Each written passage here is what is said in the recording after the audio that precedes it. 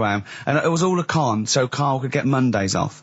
Poor Graham, the station's struggling enough as it is. Yeah. It's like running around like a headless chicken. Yeah. No one's listening. That's why I don't bother talking on a record then, because there's no loss to London. Sure. Right? It's pointless, this show. We don't do it for the money. We don't do it for the kudos. I don't know why we do it. No. Is there anything on telly at this time? I could have had a lie in. I know. But, it's all a ruse to get Mondays. He's got Mondays off now, because he has to do the show, 2 hours, right? And he's still getting paid. And it's all a con, because he knows that he's holding him over a barrel, and it's like, oh, we've got to keep Carl happy. Right? I had Mondays and Tuesdays off before Duncan got involved. No, but you know what I mean, though? And it's like, poor Graham, who's the MD, in charge of the thing, probably pulling his hair out, worrying about the station, right? You know, it's a sinking ship. And then Karl comes along, well, I'll do it, but I want Mondays off. He's probably sitting at home now. His family, he's probably ridiculed by his wife. His kids almost certainly would have lost all respect for him. He's been fooled by Karl Pilkington. He calls his mates and goes, oh, I'm busy, Graham. I don't, I just can't think. It's just... It's embarrassing. But do you know what I mean? And you think it's funny, and you think you've got one over him. He's going, Monday's off for 2 hours. Yeah, you do. You think, and now you're embarrassed because you said it on air. But you're only conning yourself in the long run. Because, do you know what I mean? I hate that sort of, the world owes me a living, what can I get out of the world? What are you going to give back to the world, Karl? What are you doing now then? Are you going to prepare Mondays? What have you prepared for this show now? You've had 3 months to prepare. Yeah. What have you got? What have you got for us? Okay, what's happened in the last 3 months? What? In this place or just my life? Well, what have you got for us? 3 months, we're turning about, you get Mondays off, you're getting paid for it, you've got a cushy deal, you're having a laugh, you're taking the piss out of the management, right? So, what have you got for us? Give it to us. I've kind of, updated Rockbusters a bit. Right, brilliant. Yeah. Right, so, and you said don't mess with it. If something's good, don't mess with it. What do you mean it wasn't good? It was never good. It was never good. No, of course we had to fix it. It was fun to do. It was a laugh. I mean, I imagine it was much more fun for me than the 450 listeners. You know what I mean? I enjoyed it. I enjoyed squeezing your head and dressing you up. No, but that's just it. When I had a meeting with Graham, right, I said, look, I'm not being funny. I don't want to do it anymore. Yeah. I've had enough of it. Yeah. And he was like, oh, what's up with you? You sounds like you have a right good laugh. I said, yeah, but that's all good acting and stuff. I said, it's hell in there. I said, like he's talking about Vietnam. Yeah. I said, having my head squoze, right? What? Squoze is still not a word. We've been away 3 months. It's still not a word. Right. Yeah. I said, he's putting a dustbin lid on my head. Yeah. You told this to the MD. He's hitting me with a tray. Yeah. He's chucking toilet paper at me. Yeah. And he said, yeah, but that's all over 2 years. I said, no, that was the same day. So, okay then, what has changed in 3 months? They're listening, they've been listening for 6 minutes now. Come on, give us something. Bit of Nickelback. What's happened in 3 play a days? record and let him 3 months? What, in my life or in here? Nothing's happened here, nothing's changed here. Right. But, I don't know, do you know last time we were on? Yeah. Right? And, I was telling you about the woman over the road, where I live. The one that walks around naked? There's a woman who walks about the flat naked, This is when, Karl was watching a woman naked, then she looked at, saw him looking, so what he did, this is the genius he did to get out of this, he pulled his pants down, so he was naked too. His girlfriend comes in and goes, Karl, what are you doing? He went, I can't tell you now, but don't look out of the window. Yeah, go on, sorry. That woman, she's bought some blinds.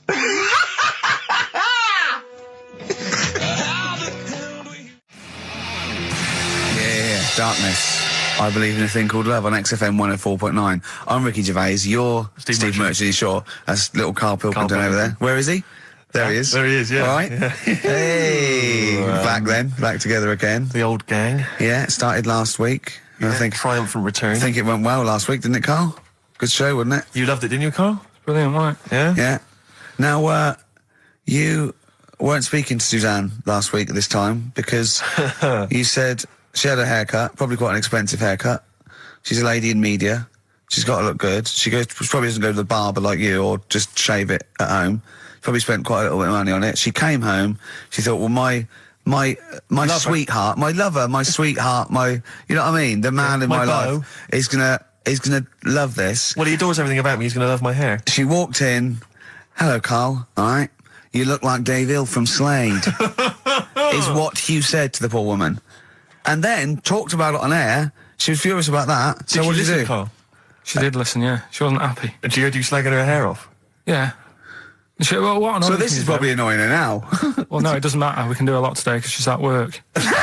So, and of course, no one's going to tell her. Let's have a chat about a fat arse, shall we? Hold on. Oh dear. You are in so much trouble. That's... Look, he's realised he is a little bit worried. Oh, didn't you go and buy her a coat or something? Took her out on Sunday and treated her to a new coat and that. Yeah. But I offered, I said as well, I said I'd pay to have it done again. Oh no! Carl, you have... Oh God! Oh my Christ! So she listened to the show. What did she say? You got home, she'd heard you slagging her hair off. Imagine that. He thinks that's a good thing. So like, we've won the polls. Brilliant. What are we doing? Well, you can have facial surgery now, love. It's sort of like, it's just, Christ. You offered to have it done again. Unbelievable. Yeah. But I got home and she's like, being moody with me, right? Yeah. You thought something's wrong. She must have listened to the show when I was slagging off her hair. Well, his first thought was she's probably looked at herself in the mirror. She agrees with me. Yeah, that barber's been round again. Yeah. And she just said, that wasn't very nice of you, was it? Oh. So I just said, hang on a minute. I said, that's what we do on the show. When I'm slagging off, Chinese people looking old or whatever, I said, you never interfere. Sure. I love the fact. She's got to get her priorities right. I love the fact that she's in the same queue as a billion people you've never met. Yeah. That's fantastic. She's in the same queue. Well, you didn't complain when I was slagging off. Carl, I don't think Carl has ever admitted he might be in the wrong. Ever. Certainly not to your eye. So did you admit... That is so true. Isn't it? That is so true. He's never admitted that he might be in the wrong. So did you, in this instance, agree that maybe you'd overstepped the mark? No, I just said she took it badly. Do you know what I mean? It's only a haircut. Yeah. Yeah. Well, See, you haven't seen it, so you can't start interfering on this one. No, okay. No, I haven't seen it, but I very much doubt she looks like Dave Hill from Slade, who, if I'm, unless I'm mistaken, used to cut his hair with garden shears blindfolded. Well. So, you know what I mean? And did her teeth stick out when she started speaking with a Brummie accent as well? I've got used to it now anyway. So. And so did you bought? So at some point you came crawling back and you said, "Do you want me to buy you a coat?" I just said, let's leave that. Let's go out and have a good weekend. Sure. But get your hat before we go. And treated her to a new coat and that. It's a nice coat, so people will look at that rather than looking at the head. So if anyone, does it do flash? It's got obscenities across the back. If anyone who knows Carl's girlfriend is listening, tell her. And maybe you're a work colleague and you're listening to the show. Because I think this is terrible. Get her to phone him now. Get her to phone him now. I mean, forget the phone on the XFM number. What's the fat ass complaint line? Because you are in deep shite. It's Michael Stipe and his boys from Rapid Eye Movement. Bad day. I hope you're not having a bad day. It's Saturday. It's 1:05. I'm Ricky Gervais, with me Steve Merchant and Karl Pilkington on XFM 104.9. Big up and a big thank you to Alex Zane for the last 3 hours. I could do it. How long could you keep going with That's that? it. That's it? That is it. Because you see, Alex Zane, we came in while he was doing his last link, and he's an absolute pro. He really is. I was watching him, and he was, at home, you probably think that he's giving you his full attention. He's not. He was looking through a listings magazine, probably figuring out what movie or theatre piece he's going to check out, with a lady later. Yeah. Probably going to cruise down there with a couple of, chicks. And he really is an absolute pro. Yeah. Looking at you, Ricky, and it's like you can sustain it for a while. Yeah. You're a talented performer, but it's sort of, I don't know what it is. Is it concentration with you? It just ebbs away almost instantly. And you try and do 2 things, 3 things at once, but normally on air, that's you eating, taking fluff out of your belly button. I never once, when we were on the set, we're filming The Office, and I'm trying to put off actors, just coming up ways, instead of remember lines, coming up ways to sort of ruin the shot or make them laugh. And you came out and went, Rick, it's like having your own TV show isn't interesting enough for you. Yeah. Just concentrate, it's lunch in an hour. I went, all right. Well, the radio show even less so. I mean, you really I can't be bored. How long do you think your interest you sustain your interest? I came in too early because I got bored just before we came on air. Sure, okay. I came in too early. I got to stop getting the cab so quite early. Yeah, so you're bored now. I think I've got to get about 1:55, and then I think that'll last me till about 1:30. Again, as he was saying that, he's not giving you his attention. He was kind of leaning back. He's put his feet I've up got now to on get the comfortable, desk. haven't I? And this CD rack's in the way. Sure. Well, you get yourself comfortable now. Get yourself settled. And then sort of... Because a lot of people will move them. It's the time that most people, I imagine, have been waiting for. Monkey news. Play the jingle. Okay. Oh, chimpanzee that monkey news. Right. Come on. Come on. Should be ready, Carl. That's amazing, isn't it? It's like Nicholas Witchell. The bomb. No, that's not the first. Come on! No, it's always difficult, isn't it, to sort of find something that's good each week, right? Last week, we did the chimp. It is for us, yeah. We had the chimps who were running a health spa. Yeah. Right. We've covered the one who nicked a car to go on to Spain. Yep. To sort his future out. All shite. The hairdresser, I think we've done that one, the little monkey hairdresser. This week, we're looking at monkeys, that they use in... Do you know, like monkeys, they know how, like... I've lost the will to live, Steve. Oh, well, I don't want to do it. Right? Well, come on, come on. What are monkeys good at? What are monkeys good at? Yeah. Well, running small businesses, cutting people's hair, and driving cars. Yeah, they love Spain. Oh, and foiling bank robberies. Yeah, they're great. Well, something else they're good at, right, is like weighing up the situation.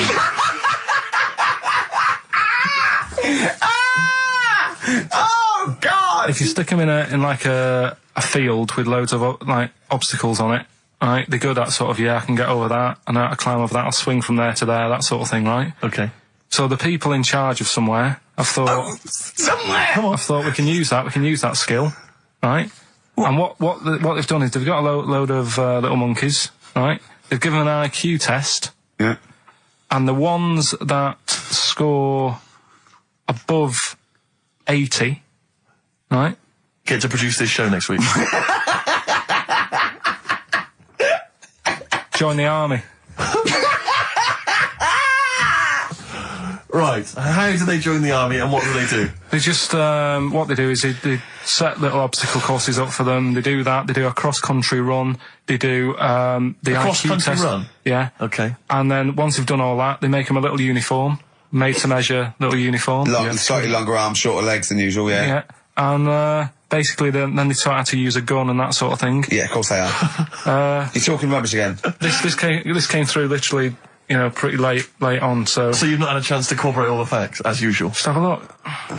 Right. It's the bit I'm looking for is, well, A, why are they doing it? Why are they doing it? Yeah. Why do we need monkeys in the army? And secondly, why are we giving them guns? I'll just check to see if any of that... I love that we only let gays in recently. Yeah. Talk amongst yourselves. Yeah. Just have a look. I can't read it. There's too much pressure. Well, it's rubbish. But it's rubbish. They don't get it. It's the way that there are things there are animal cores, right? There are horses, there are dolphins, sea lions. There are lots and lots of animals in the army, but they don't have to pass an obstacle test as such, and they're not taught to fire guns. You've straight away assumed that there's going to be loads of squads of men and then just one little monkey in the middle. Like, he came second on the test. He's in, boys. What do you think, Steve? You've read it? Well, as ever, Carl, this is an arbitrary email sent by one of our listeners. You know what Ricky and I think of them. and so we're not really basing this on hard evidence. We're basing it on the ramblings of one of our listeners. Rubbish. Once again, lazy, rubbish, uncorroborated, nonsense. The stupid test that you got wrong. Rick, that sounds like monkey news to me. I wanted to play those adverts for you on XFM 104.9. Well, that's about it. We've had some tears and laughter. I mean, the only real thing that we learned from today's show that's corroborated and is absolutely true is that, remember, Mancunians take off more sick days than any other area, 11 days per year, compared to sort of like 8 Liverpool. And from that we extrapolate, do not trust Mancunians. Well, I'm not saying that. I think that's a bit harsh. I'm saying, make sure you get in writing that they're not going to have more than sort of like the average number of days off per year. Yeah. Or if they start taking loads off, fire them. Yeah, do you know what I mean? Right, Carl, you've had a good day? We're going to end with a beautiful song, aren't we? Just to show we're all still friends. It's Jimmy Webb and his version of Galveston. See ya next week, I guess. Bye. Placebo in this picture on XFM 104.9. 8 minutes to go. Let's make it a good 8 minutes, and then we can all chill out. Yeah, enjoy the rest of the weekend. Play the jingle. Chimpanzee that monkey news. Excellent. A particularly aggressive jingle this week. Wow. Yeah, looking forward to this monkey news. Carl. Right. Come on. So, what's her name? What? We've done. Sorry, what? Brilliant. We've done a lot of monkeys who got involved in crime and stuff. Yeah. Right. We had the one on the train station, nicking a bag. Yeah. We had the one who went into a bank. Who cares? Went into a bank and walked out with the money and stuff. Yes. Right. Didn't happen either. Next. But the thing is, you never sort of found out what happened to them. If they sort of got worse, got more involved into crime this and monkey stuff. news update. That would be amazing. Brilliant. What they found out in India is Yeah. they've got a prison. It's just for monkeys. You mean wild animals? You mean a zoo? Yeah, a zoo or a kennel or something where it's been gone mental or something. No, it's a prison. Yeah, Prison. Is it? Does it have fraud cases? It's got. It's Mainly sort of animals that are attacked things. Mainly violence, I bet. That's my that and theft. Say it again. Stuff. Theft. Say it again. Theft. Say it again. Robbing. No, let's go back to that word. We're going to keep doing it. We've got 6 minutes. You're going to say the word right before you go to Hastings. Well, do you say it? No, then you know how to say it. Well, all right, Robin. Caught Robin. Say it again, though. So Who's Robin? Who's Robin? So they've got this prison, right? This is extraordinary. Say it again. No, you're not going to say it? Oh, go on then. So they got a prison for them, right? And there's 11 of them in there, 11 monkeys. Right. That are in there for life. Because that's... I think there's one just got out on parole, right? No time off. But there's 11. I'll give you the bit of paper because I thought this was... Weird. You thought it was a bit weird. Now, Carl, what are they in there for then? Because, I mean, they're in there for life, so I'm assuming it's murder, is it? Premeditated murder? They're not crime bosses, are they? They're not... Are they prostitution and gambling? Are you sure they're not just the pawns and the head sort of like orangutans up a tree going, remember, you don't know me. You're on your own. If I go down, you're all coming with me. You take some of your gorillas down there and sort him out. Oh, the great banana robbery. It's not. I wonder if they get them. Right, go on then. Okay, let me see. Now, I don't know what source this is, as ever. Is it just the back of a fag packet found in a toilet? Well, no, I mean, someone's clearly... If this is nonsense, then someone's clearly gone to a lot of effort, because it does open with the headline, Parole Unlikely for Inmates of Monkey Prison. Yeah. Officials say 11 inmates at India's only monkey jail. Officials? Now, what kind of people work at a monkey jail? Where do you work? It says officials say 11 inmates at India's only monkey jail are unlikely to ever be released. The prison in Patiala houses monkeys apprehended by game wardens in Punjab state for thieving and attacking people. The Daily Telegraph reports how the monkeys at the prison in Montebello snarl and glare at visitors from their heavily barred cages. 2 monkeys were released a year ago after exhibiting good behaviour for 18 months in the jail. They have remained out of trouble. Prison can work, that's good. So all 11 monkeys. They were aggressive wild animals that were taken away from the public for their own good. Robin and that. Wildlife officials believe part of the problem has been caused by thieves training monkeys to help them. Lorry drivers training monkeys as guards for vehicles, and itinerant entertainers using ill-treated monkeys as part of their act. It's the monkey that takes the rap. It's a shame, that, isn't it? That is awful. They didn't know what they were doing, did they? Oh, so there you go. What do you think of that, though, Carl? If you could visit them, like Lord Longford or something, what would you say to them? You go there and you get a visit a week or something. You know. So can you get us a video? Alright. Do they get conjugal rights? Do you reckon? You wouldn't be interested in that, though, would you? They get what? Would you be happy to give them their conjugal rights? Yeah, would you?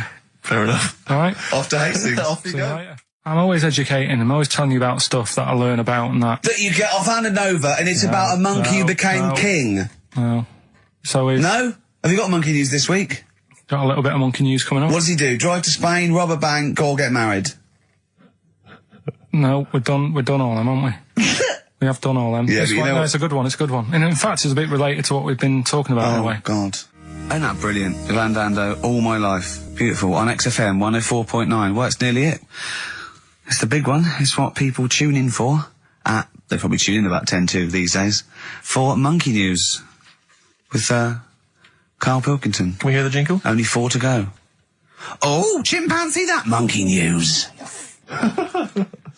Right, this one's about it's been emailed into me.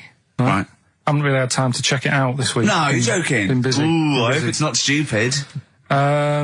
Goes back to 1908, and the person's saying it's a good story and that, and they're surprised they haven't picked up on it yet. Right. Jet, are you going to be my girl on XFM 104.9? I'm Ricky Gervais, with me Stephen Merchant. Over there, little roundy bald head of Karl Pilkington. Good news and bad news. Good news is, boys are back in town, we're here for 2 hours. Hello. Bad news is, we have no monkey news, gay fella news, or little Chinese fella news. Really? We're going to try and, leave that for a week, and then maybe come back to it. Yeah. Why do I get the feeling that within 20 minutes we'll be talking about little gay Chinese monkeys? Karl, think of that. We have got monkey news. Have we? Oh yeah. So we've already broken that promise. Oh, okay. I thought we were going to try and sort of talk about something else. I just done Jonathan Ross show, and they don't talk about the same things every week. It's weird. It is weird. But, or as Karl says, weird innit? Yeah. So, gave this show about 5 plugs. Nice one. Yeah. So, I think we'll get upward of 800 people listening. Oh, double. For the first 2 minutes. Yeah. And then turning back. They're already switching over. I'd have thought so, yeah. I spoke to my friend yesterday. He's a little bit of an old fella, and he said that for his own amusement, he had an iPod in his car, and he bought a little sort of transmitter, and he could transmit the music from his iPod to sort of just beam it, kind of as he was driving along, to sort of passing cars. What do you mean? Make their radio play it? Well, but if they had it in the right frequency, yeah. I mean, pointless, completely pointless, but not dissimilar to this show, I imagine, in terms of the number of listeners. Yeah, but I was going to say, what's the chances of people having this frequency Absolutely on? Pointless. So it's probably about the same, yeah. Do you know what it reminds me of? When I was young, I wanted to get into radio. I was excited in radio. When I was sort of in my, I don't know, I was 11 or 12, my friend and I, we got a little mixing deck, and we used to host our own radio show. Brilliant. From his bedroom. We didn't have a transmitter, so we'd put some speakers in his front garden, in some bushes, and sort of broadcast it to people who were walking Again, by. probably over the week more listeners than this show. Almost certainly. I love the idea. It never happened, but I always was hoping that maybe some girls would just come by and just sit and listen. These guys are great. I don't know where these sounds are coming from. It seems to be that bush, but or Noel Edmonds coming along going, who are these guys? Yeah. Can you get on my website? Can they stand in for me when I go on holiday? Yeah. Yeah. I did sort of pirate radio. No, go on. Got into hospital. yeah, the normal radio, but you had an eye patch on. Go on. Dad was in hospital, right? And he was having some operation done, right? And went to see him, and didn't have that much to say to him, right? So I was sat there. Well, it's awkward though, isn't it, when someone's ill? Yeah. Sure. And you don't know. Boring, isn't it? Boring. So I was flicking around on that little radio thing they have. Yeah. And he had a radio station in the hospital, so I said, oh, I'm gonna go and join this. So I wandered off to go and find it. Yeah. Sort of joined that. Did a little show on there. Thought I can sort of get out to the masses here. My mate made a little transmitter. Did a little pirate radio show from the got kicked out because they found out, and apparently I put the station at risk because all the stuff could have been taken off us. But from Little Acorn, 16 years later, he's on a show with less listeners. Yes. Brilliant. Can you imagine if you've gone into hospital, you're already pretty depressed, there's the fear of these super bugs in the hospital. Yeah. Maybe you've got some quite serious illness, you don't know if you're going to make it. His voice is what you hear to cheer you up. All right, weird, isn't it? I saw a programme about a parasite the other night. Yeah. Apparently, they get in through your eye and eat their way up through your genitals. Yeah. Anyway, You here's think you've got it Radiohead. bad? Yeah, exactly. Play a record, Karl. Stone Roses, yeah? Oh, Fool's Gold. Classic. Stone Roses, Fool's Gold. XFM, 104.9. Brilliant. Can't help but notice you've brought some sandwiches in, Rick. What's in them there? Cheese and onion. Cheese onion? Yeah. Because I've never, ever seen you make sandwiches before. I've seen you take a piece of bread out of a loaf and sort of fold it in half. Crumbs everywhere. Well, Jane made that for me because I was in a bit of a hurry. I didn't think for a minute that you Why? made Because it looks neat. Well, they're wrapped in the tin foil. A knife has been used. As opposed to chewing round the baguette. Exactly. Yeah, breaking it in half. Yeah. Albert Steptoe. Yeah, brilliant. Yeah. Nice. It's great, but the onions are strong. Are they? Making my eyes water. Yeah. If I come and breathe on you, it'll cure any sort of skin disease you might have. Skin disease. We watched that, Karl, you know, that Karl was raving about that thing about parasites, about worms coming out your brain and that. And I watched What is this? Is it a TV show? Yeah, called Body Snatchers. Right. And it was pretty fascinating. And, I mean, amazingly shot as well. I mean, it's got to win an award for photography. Yeah. And there was one bit that this little girl had been bitten by a mosquito and laid her eggs, and it went to the doctor. She had a lump on her neck, like a boil. And they pulled it out, and it was like a bullet, this maggot. And they put it down, and it was wriggling in her blood, right? But the hole left was sort of aesthetically pleasing. You know, like that feeling you get, like, I once had an ingrown hair, and I quite liked it when I pulled it out. And it's a perfect little hole. And I thought, I wouldn't mind having those as long as they sort of like healed over. What are you talking about? I don't know, it's weird, isn't it? But why would you want a hole in your body? No, it's got pulling something out, sort of like pulling something out of your body. It's sort I of don't know what you're cleansing, talking isn't it? No, but it's sort of like, I don't know what it This is it. You watch one programme recommended to you by Karl, you've turned into Karl. You want a hole in your body? No, it was like, you know, like squeezing a really good sort of like spot. I mean, I haven't squeezed spots for ages, and I'd never had spots, but maybe that's it. I didn't have spots. Right. And I always thought that'd be nice, squeezing a spot. I don't know what you're talking about. Why I would don't these know. things be I don't know what pleasurable? to- Why would an ingrowing hair? That's Yeah, it great was good. fun. That was good, because I got it. It was like a little lump, and I pulled it, and then it pulled out, and it was like left a little. I know what you mean. Because Yeah. I get thick hairs Yeah. and Yeah. like really. Oh, when they come out, it's like a bit of wax. Yeah. Like putting out a little candle. And I that's- love that. What? Yeah. Because I've got not much hair on my head, No. right? It sort of grows thicker on my face. No, not true. Sure, but go on. Yeah. No, it does. Not true, baby. Go on. No evidence for that. Just made it up.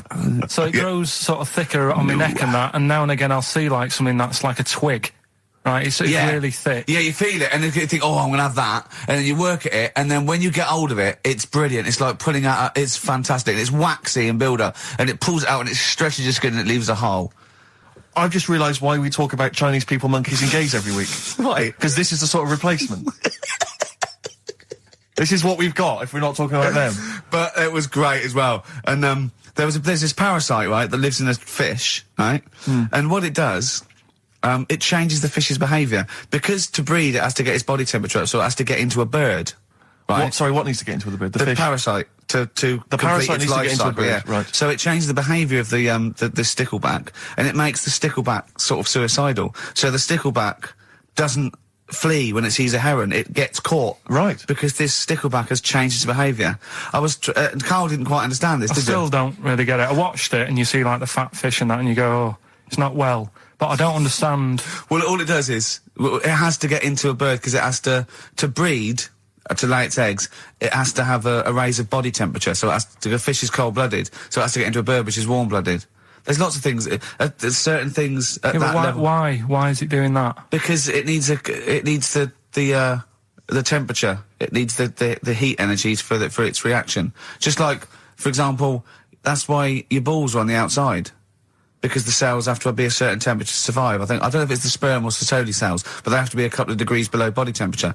Otherwise, they'd be in a nice cage and we wouldn't get kicked in the nads. What do you mean?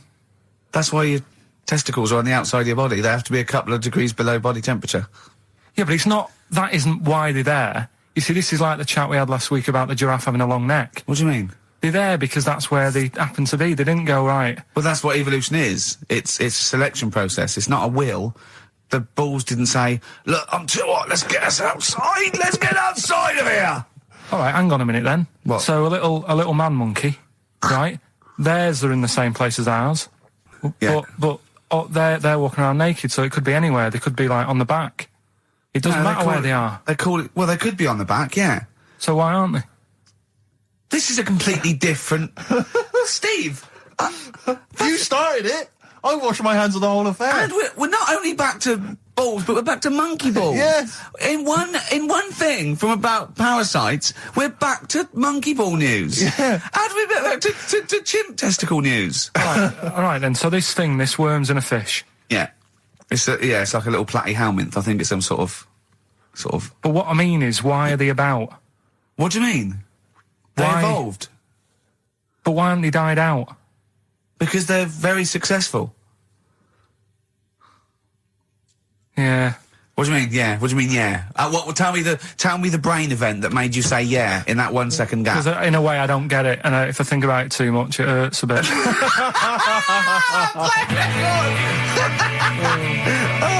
They've just been around for years, Carl. Yeah. Like Cliff Richard or something like that. Yeah.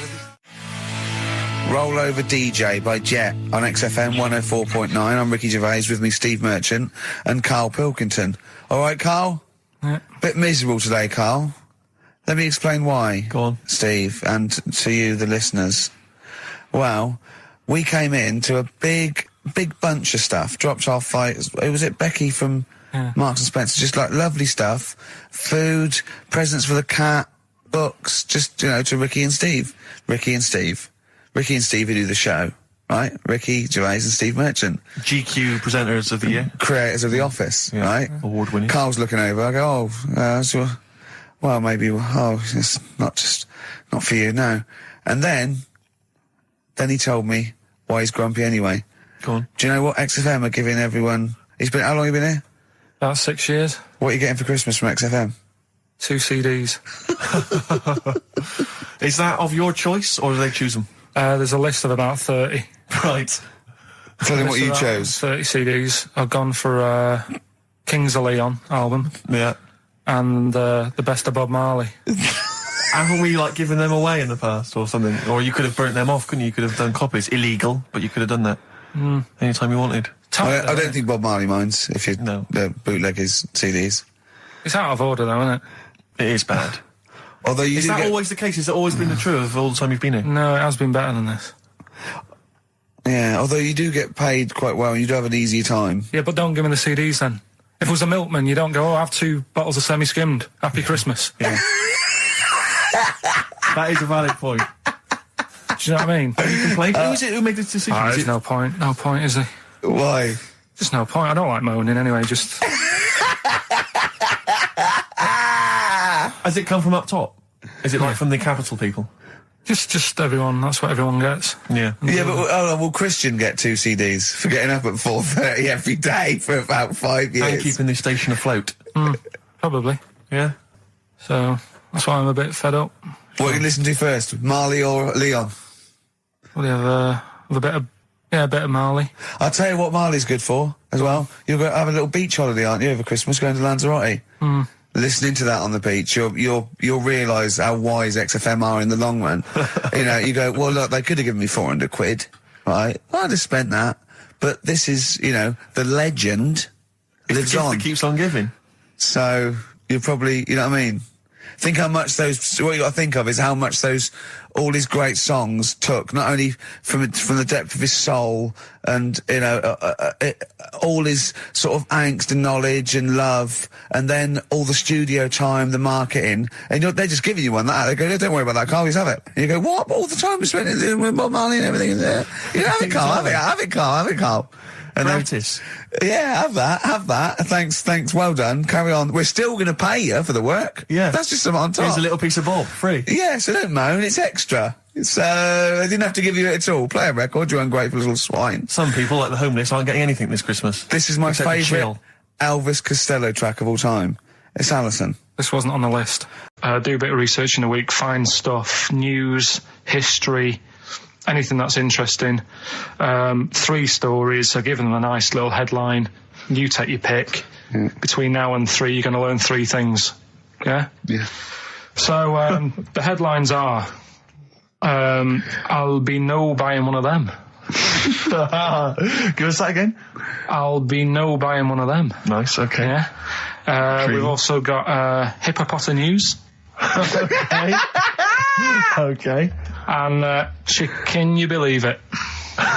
Chicken You Believe It. Well, I'm going to go for Hippopotamus News. Hippopotamus News? Hippopotamus News. Right, well, this one, it's I'm not going to take the credit here. I heard Christian talking about this on breakfast, right? Because it's a good story that happened. Basically, I don't know if I told you about it last week when we were having our spaghetti, but I think you did. Right, I know what it is. I know what this is. Okay, I've not heard this. right, there's a little midget. Right, there's a circus. I'm loving it already. Circus going on somewhere. I think it was in America. And is that present day or old times? I'm talking like in the last 3 weeks. Okay. Right, little midget. Circus, really packed out show. People are loving it. Steve, you're asked the same question I did. I know. So there's a little midget jumping up and down on a trampoline. That's what circus is. Right. I pay good money to see it. So everyone's clapping, and he's getting carried away. Because he can't believe they're loving it. I didn't know they'd like a little person on a trampoline, but they love me. But you know what it's like when if there's a crowd of people sort of encouraging you to sort of go higher and stuff. Yeah. And I'm sure he knew it was getting out of hand. But he was jumping and he was coming down the road going higher, and he's going really high in the air, right? So he's doing this. Crowd are clapping.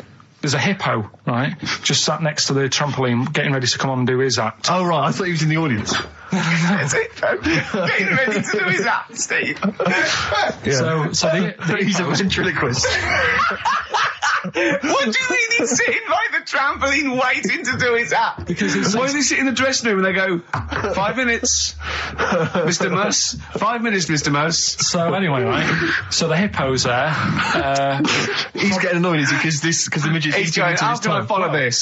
This is really annoying. They're going to be, no. So he's thinking, he's already done the trampoline, my pogo stick act is never going to work. Yeah, go on. So there's a hippo waiting. See, it's a great story, and I just know he embellishes it or it gets slightly wrong. Go on. So there's a midget jumping up and down. The hippo's getting annoyed. The crowd are going mad. The midget's loving it. Can't believe his luck. Although you think he probably knows he's dicing with danger. Yeah. So next thing you know, they're all saying higher. He gives it one big, like, heavy sort of landing on the trampoline, goes really high, but goes off at a funny angle. Oh, hypotenuse. Okay. Yeah. And sort of flies up. Hypotenuse! Sure. Flies off at a funny angle. Ooh, Hippo's there, swallows him whole. Crowd are clapping, thinking that's why the hippo was waiting there. Rubbish. Rubbish. It's not rubbish, though. But no, maybe there was an accident in a circus with a midget and a hippo, but at no point was this hippo waiting to go on, going, come on. The midget flew off at hypotenuse and landed in the hippo's mouth and was swallowed whole. This is what you embellish it. That is great. And what's I have to say, though, Rick, when I heard midget, trampoline, hippopotamus, I was thinking accident waiting to happen. Yeah. So... Yeah, maybe. I mean, it is that you should never put those three together. Never. It's a recipe for disaster. Everyone knows that. Midget, trampoline, hippopotamus. Are you mental? You're asking for trouble. Well, you know when he told me it, he said, and the midget, he didn't mention the hippopotamus, and he said the midget went on, and soon he fell off, and the hippo ate him. And I said, sorry, what was the hippo doing there? He went, it's a circus. I've never heard of a circus having a hippo. What do hippos do? What can they do? You can't train them, can you? What do you? Aren't they, like, very deadly? They're huge, aren't they? You can't have a hippo in a circus. Are you sure? You're not thinking of Zippo? He's neither kind. Yeah. No, and it wasn't some sort of where Zippo was eating a midget and it's some sort of horrible sexual act. No, it was definitely, I heard it on breakfast, right? Okay, sorry. No, it's definitely fact. Yeah, okay, right, okay, good. Gervais with me, Steve and Karl. Go on. Right. But I can't really get a question out of it. Go on, just tell us. There's a shadow somewhere. It's already good, isn't it? I'm loving it already. No, right, there's a shadow, I think it was in America. Yeah. And it's on a quiet road. I'm guessing somewhere like Boston, that's what I imagine.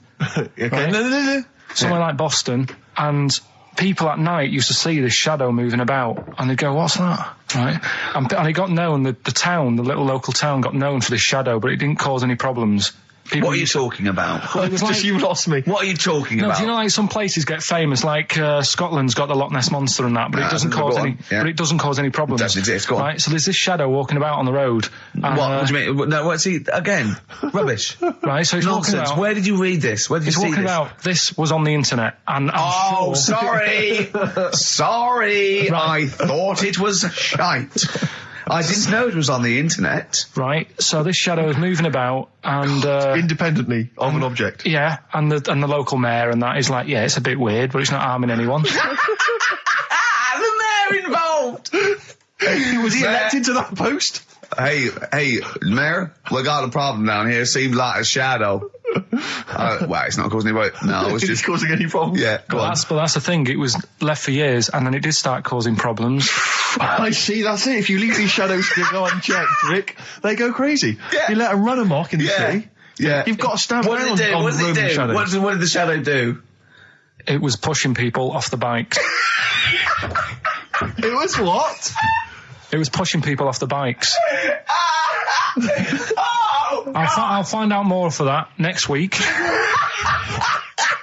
Right, that'll tease oh, them. you're a maniac. We'll do more on that. We haven't had time for Please educating. never have children. Right, listen. Karl Pilkington in the chair now. The talked about, the acclaimed Educating Ricky. Right, well, just in case anyone's new, doesn't normally listen. Yeah. Basically, I'm educating Ricky. Do a bit of research in a week, find stuff, news, history, anything that's interesting. 3 stories, I give them a nice little headline. You take your pick. Between now and 3, you're going to learn 3 things. Yeah? Yeah. So, the headlines are, I'll be no buying one of them. Give us that again. I'll be no buying one of them. Nice, okay. Yeah. We've also got hippopotamus news Okay. Okay. and can you believe it? Can you believe it? Well, I'm that's going to your go choice, for Rick. Hippopotamus news. Hippopotamus news? Hippopotamus news. Right, well, this one, it's... I'm not going to take the credit here. I heard Christian talking about this on breakfast, right? Because it's a good story that happened. Basically, I don't know if I told you about it last week when we were having our spaghetti, but I think you did. Right, I know what it is. I know what this is. Okay, I've not heard this. right, there's a little midget. Right, there's a circus. I'm loving it already. Circus going on somewhere. I think it was in America. And Is that present day or old times? I'm talking like in the last 3 weeks. Okay. Right, little midget. Circus, really packed out show. People are loving it. Right, Steve, you'll ask the same question I did, I know. So there's a little midget jumping up and down on a trampoline. What sort of circus is this? Right? I'd pay good money to see it. So everyone's clapping and he's getting carried away. Because he can't believe they're loving it. I didn't know they'd like a little person on a trampoline, but they love me. But you know what it's like when if there's a crowd of people sort of encouraging you to sort of go higher and stuff. Yeah. And I'm sure he knew it was getting out of hand. But he was jumping and he was coming down the road going higher and he's going really high in the air, right? So he's doing this. Crowd are clapping. There's a hippo, right, just sat next to the trampoline, getting ready to come on and do his act. Oh, right, I thought he was in the audience. That's it. Getting ready to do his act, Steve. Yeah. So He's a ventriloquist. What do you mean he's sitting by the trampoline waiting to do his act? Because why does he sit in the dressing room and they go, 5 minutes, Mr. Muss, 5 minutes, Mr. Muss. So anyway, right, so the hippo's there. He's getting annoyed, is he? Because the midget's He's going, how can I follow this? How can I, this is really annoying. They're going to be, no. So He's thinking, he's already done the trampoline, my pogo stick act is never going to work. Yeah, go on. So there's a hippo waiting. See, it's a great story, and I just know he embellishes it or it gets slightly wrong. Go on. So there's a midget jumping up and down, the hippo's getting annoyed. The crowd are going mad, the midget's loving it, can't believe his luck. Although you think, he probably knows he's dicing with danger. Yeah. So, next thing you know, they're all saying higher. He gives it one big, heavy sort of landing on the trampoline, goes really high, but goes off at a funny angle. Oh. Hypotenuse. Okay. Yeah. And sort of flies off. Sure. Flies off at a funny angle. Oh, dear. Hippo's there, swallows him whole. Crowd are clapping, thinking that's why the hippo was waiting there. Rubbish. Rubbish. It's not rubbish though. But no, maybe there was an accident in a circus with a midget and a hippo, but at no point was this hippo waiting to go on, going, come on. The midget flew off at hypotenuse and landed in the hippo's mouth and was swallowed whole. This is what you embellish it. That is great. And what's I that? have to say though, Rick, when I heard midget trampoline hippopotamus, I was thinking accident waiting to happen. Yeah. So.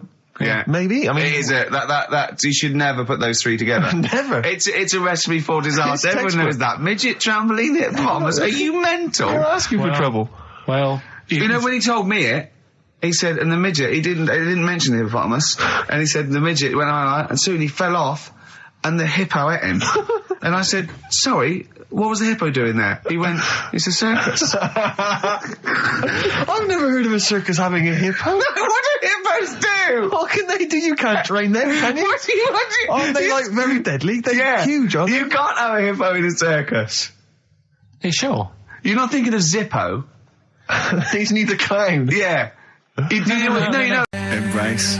Glorious day on XFM 104.9. Rick, there may be listeners tuning in thinking they've got something better to do, for instance, switching off the radio and just staring blankly at the wall for the next half an hour. But no, because what they're going to miss is our grand finale to this, which is, of course... Sponsored by Lindauer's, the sparkling wine solution to a hot summer's day. Yeah. That we're going to be firing a cork. Did you just make that up? Yeah. Pretty good. Please, yeah. Good.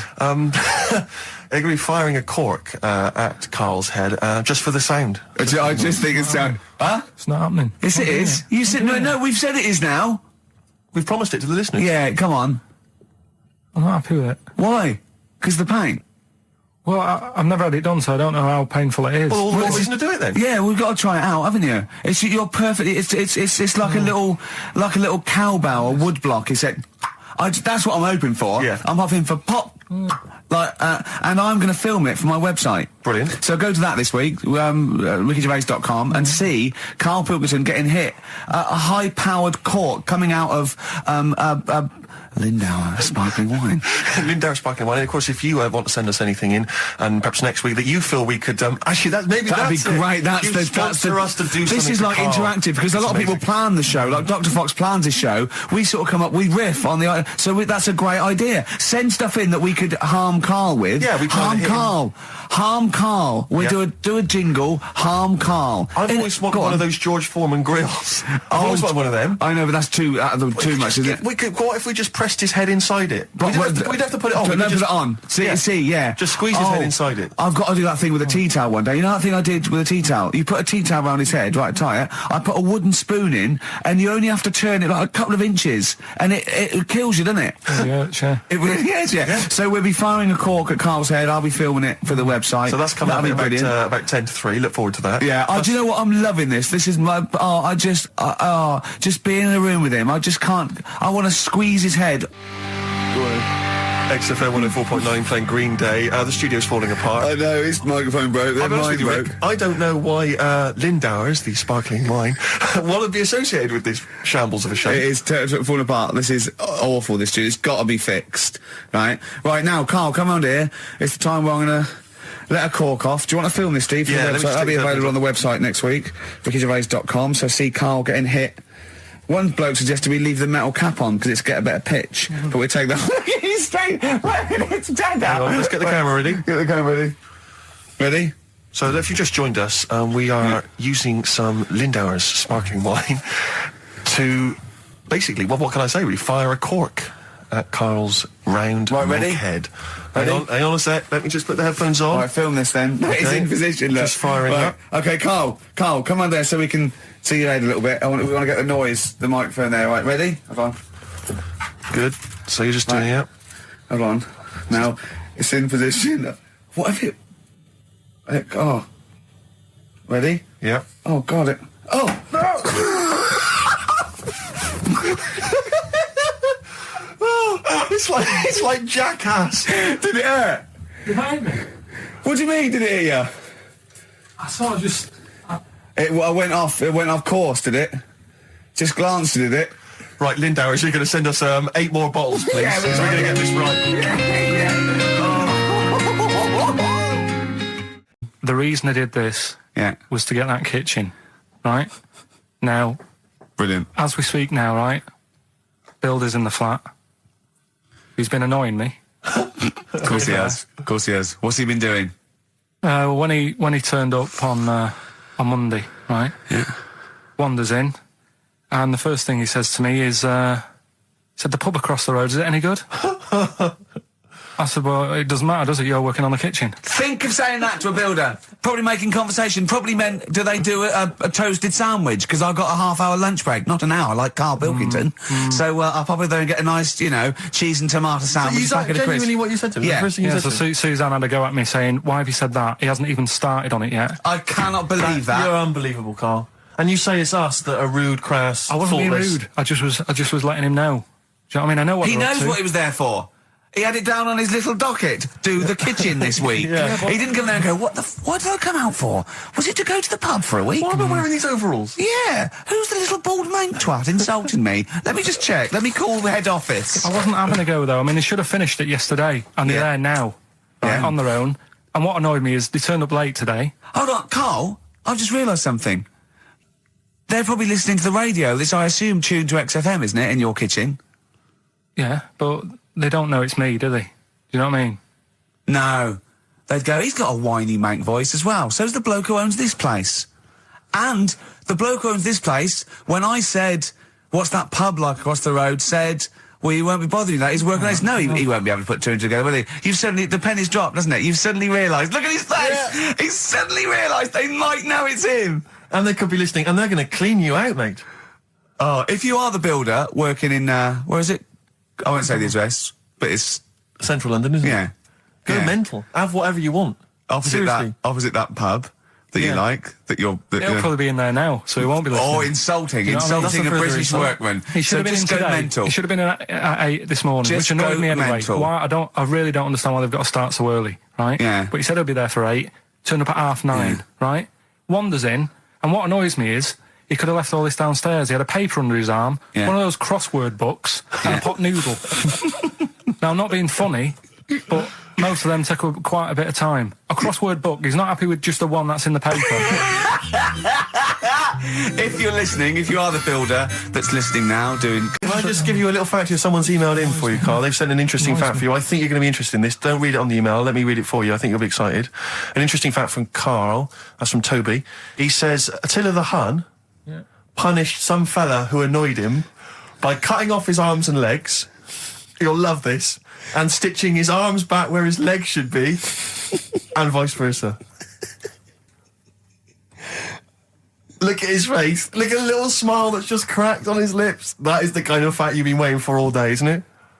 So go on, again, so... Attila the Hun, right? Some guy didn't like. He cut off his arms and his legs, and he stitched his legs on where his arms should be, and his arms where his legs should be. Look at him looking at his body, trying to picture it. Yeah. I'll let it sink in for a little while, then I'll ruin it for him. Karl, what are you thinking? I'm just picturing it. Well, he would have died. It would have been tokenistic. There's no way that person could have lived through it. So it was just for Attila the Hun's fun. He probably put him on a stick outside his gate or something. There's no way in those days that he could have gone through complete limb amputation and... So would he have wore a jumper for pants? I'm Ricky Gervais, with me Steve Merchant. Hello there. Karl Pilkington. All right. Don't be nervous. We might see a difference in Karl. He's a little bit shy. There's someone here from the BBC filming this, part of that celebrity boxing thing, The Fight, I think it's called, and they want to get a little clip of this, so we're going to let them film for a minute, and then they're going to go away. Is that all right, Karl? Yeah. He doesn't want to be on camera, do you? Do you? I think it ruins radio, doesn't it? Do you know Well, what I not mean? for the people listening, it doesn't. Yeah, but it does, because people are like, oh, he sounds like a bit of a looker. What, you? Yeah. And then they'll see it on the telly. and they'll go, God, yeah, his head is round. It is round, though, isn't it? So, guess what? I got a call yesterday. You'll love this, Steve. From MTV, and they were wondering if they could screen test Karl. That's outrageous. I'm loving it, and I was going, yeah, and I said, yeah, it's fine. I'll come down with him, and I was saying, what about this and that, and they were loving it. I called him up, he went, oh no.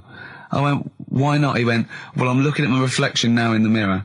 He said, I shouldn't be on the telly. What would you wear for your screen test, Karl? What kind of look would you try and cultivate? Because you've got to bear in mind that the audience out there, they don't know what you look like. So, would you be a snappy dresser like, say, Jonathan Ross, or would you go for your kind of street cash look? Can't wear a suit. You can't wear a suit? Don't hold it well. So, I'm thinking, I don't know, I'll probably wear my woolly hat, because that takes some years off me. It does. He looks about 10 with a woolly hat on. Yeah. Okay. And, is it quite a cool woolly hat, or has it got a bobble? It's charcoal. I'd say it's in colour. Yeah, okay. And I'll probably wear me anorak. Right. Oh, he's going for he's going for glam. He's going for quite a glam look. Well, no one else dressed for a jumble sale. Wow. Yeah. But I'm not that happy about it all, to be honest. Are you going to do it? You're not going to do it? Well, I'm sort of stuck in the middle, because throughout my life so far, I've never planned for anything, right? It's just always happened. Yeah. The time, you know what I mean, being in plays at school, never planned it, but when I did it, I went down the store. It was a triumph, yeah, we all remember that. So... as I remember, you did Little Donkey.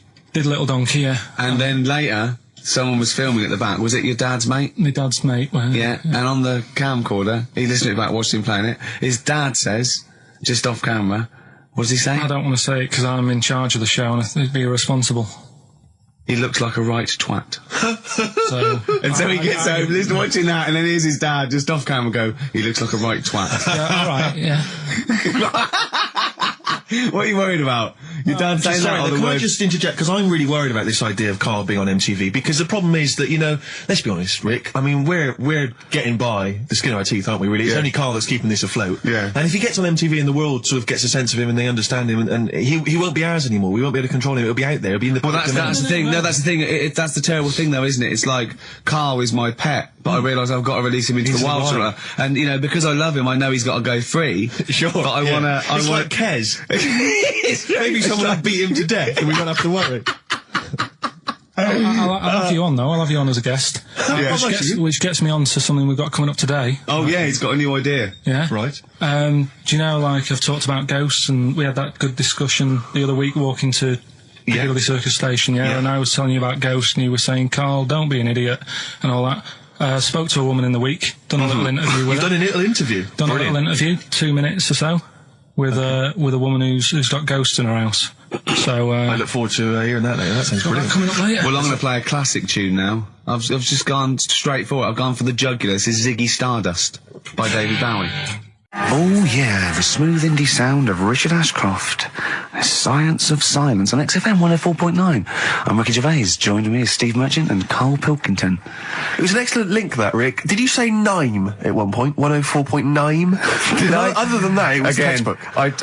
a desperate attempt at being articulate. Sure. But let myself down. With your See, this is the good thing about the boxing thing, because there's no chance of me, slurring the words. No, I already slurred my words. Yeah, so no one, any damage will be totally fine. Yeah. Oh, the doctor's rushing in. I think there might be some kind of concussion. Jane just going, no, that's just the way he talks normally.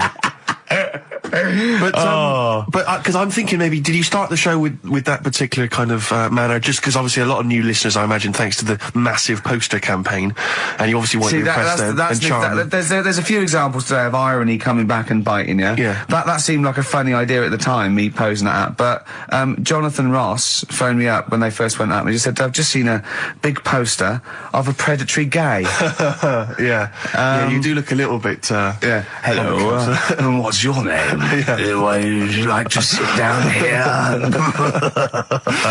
And then you're in the background. And also, I think the funny thing about having you as a partner, I mean, the only good thing is that you look weird and tall, like too freakishly tall and lanky. But in that one, no, because your background and you're smiling, you don't look as weird as you do in real life, or as freakishly tall. So it sort of ruins it a little bit for me.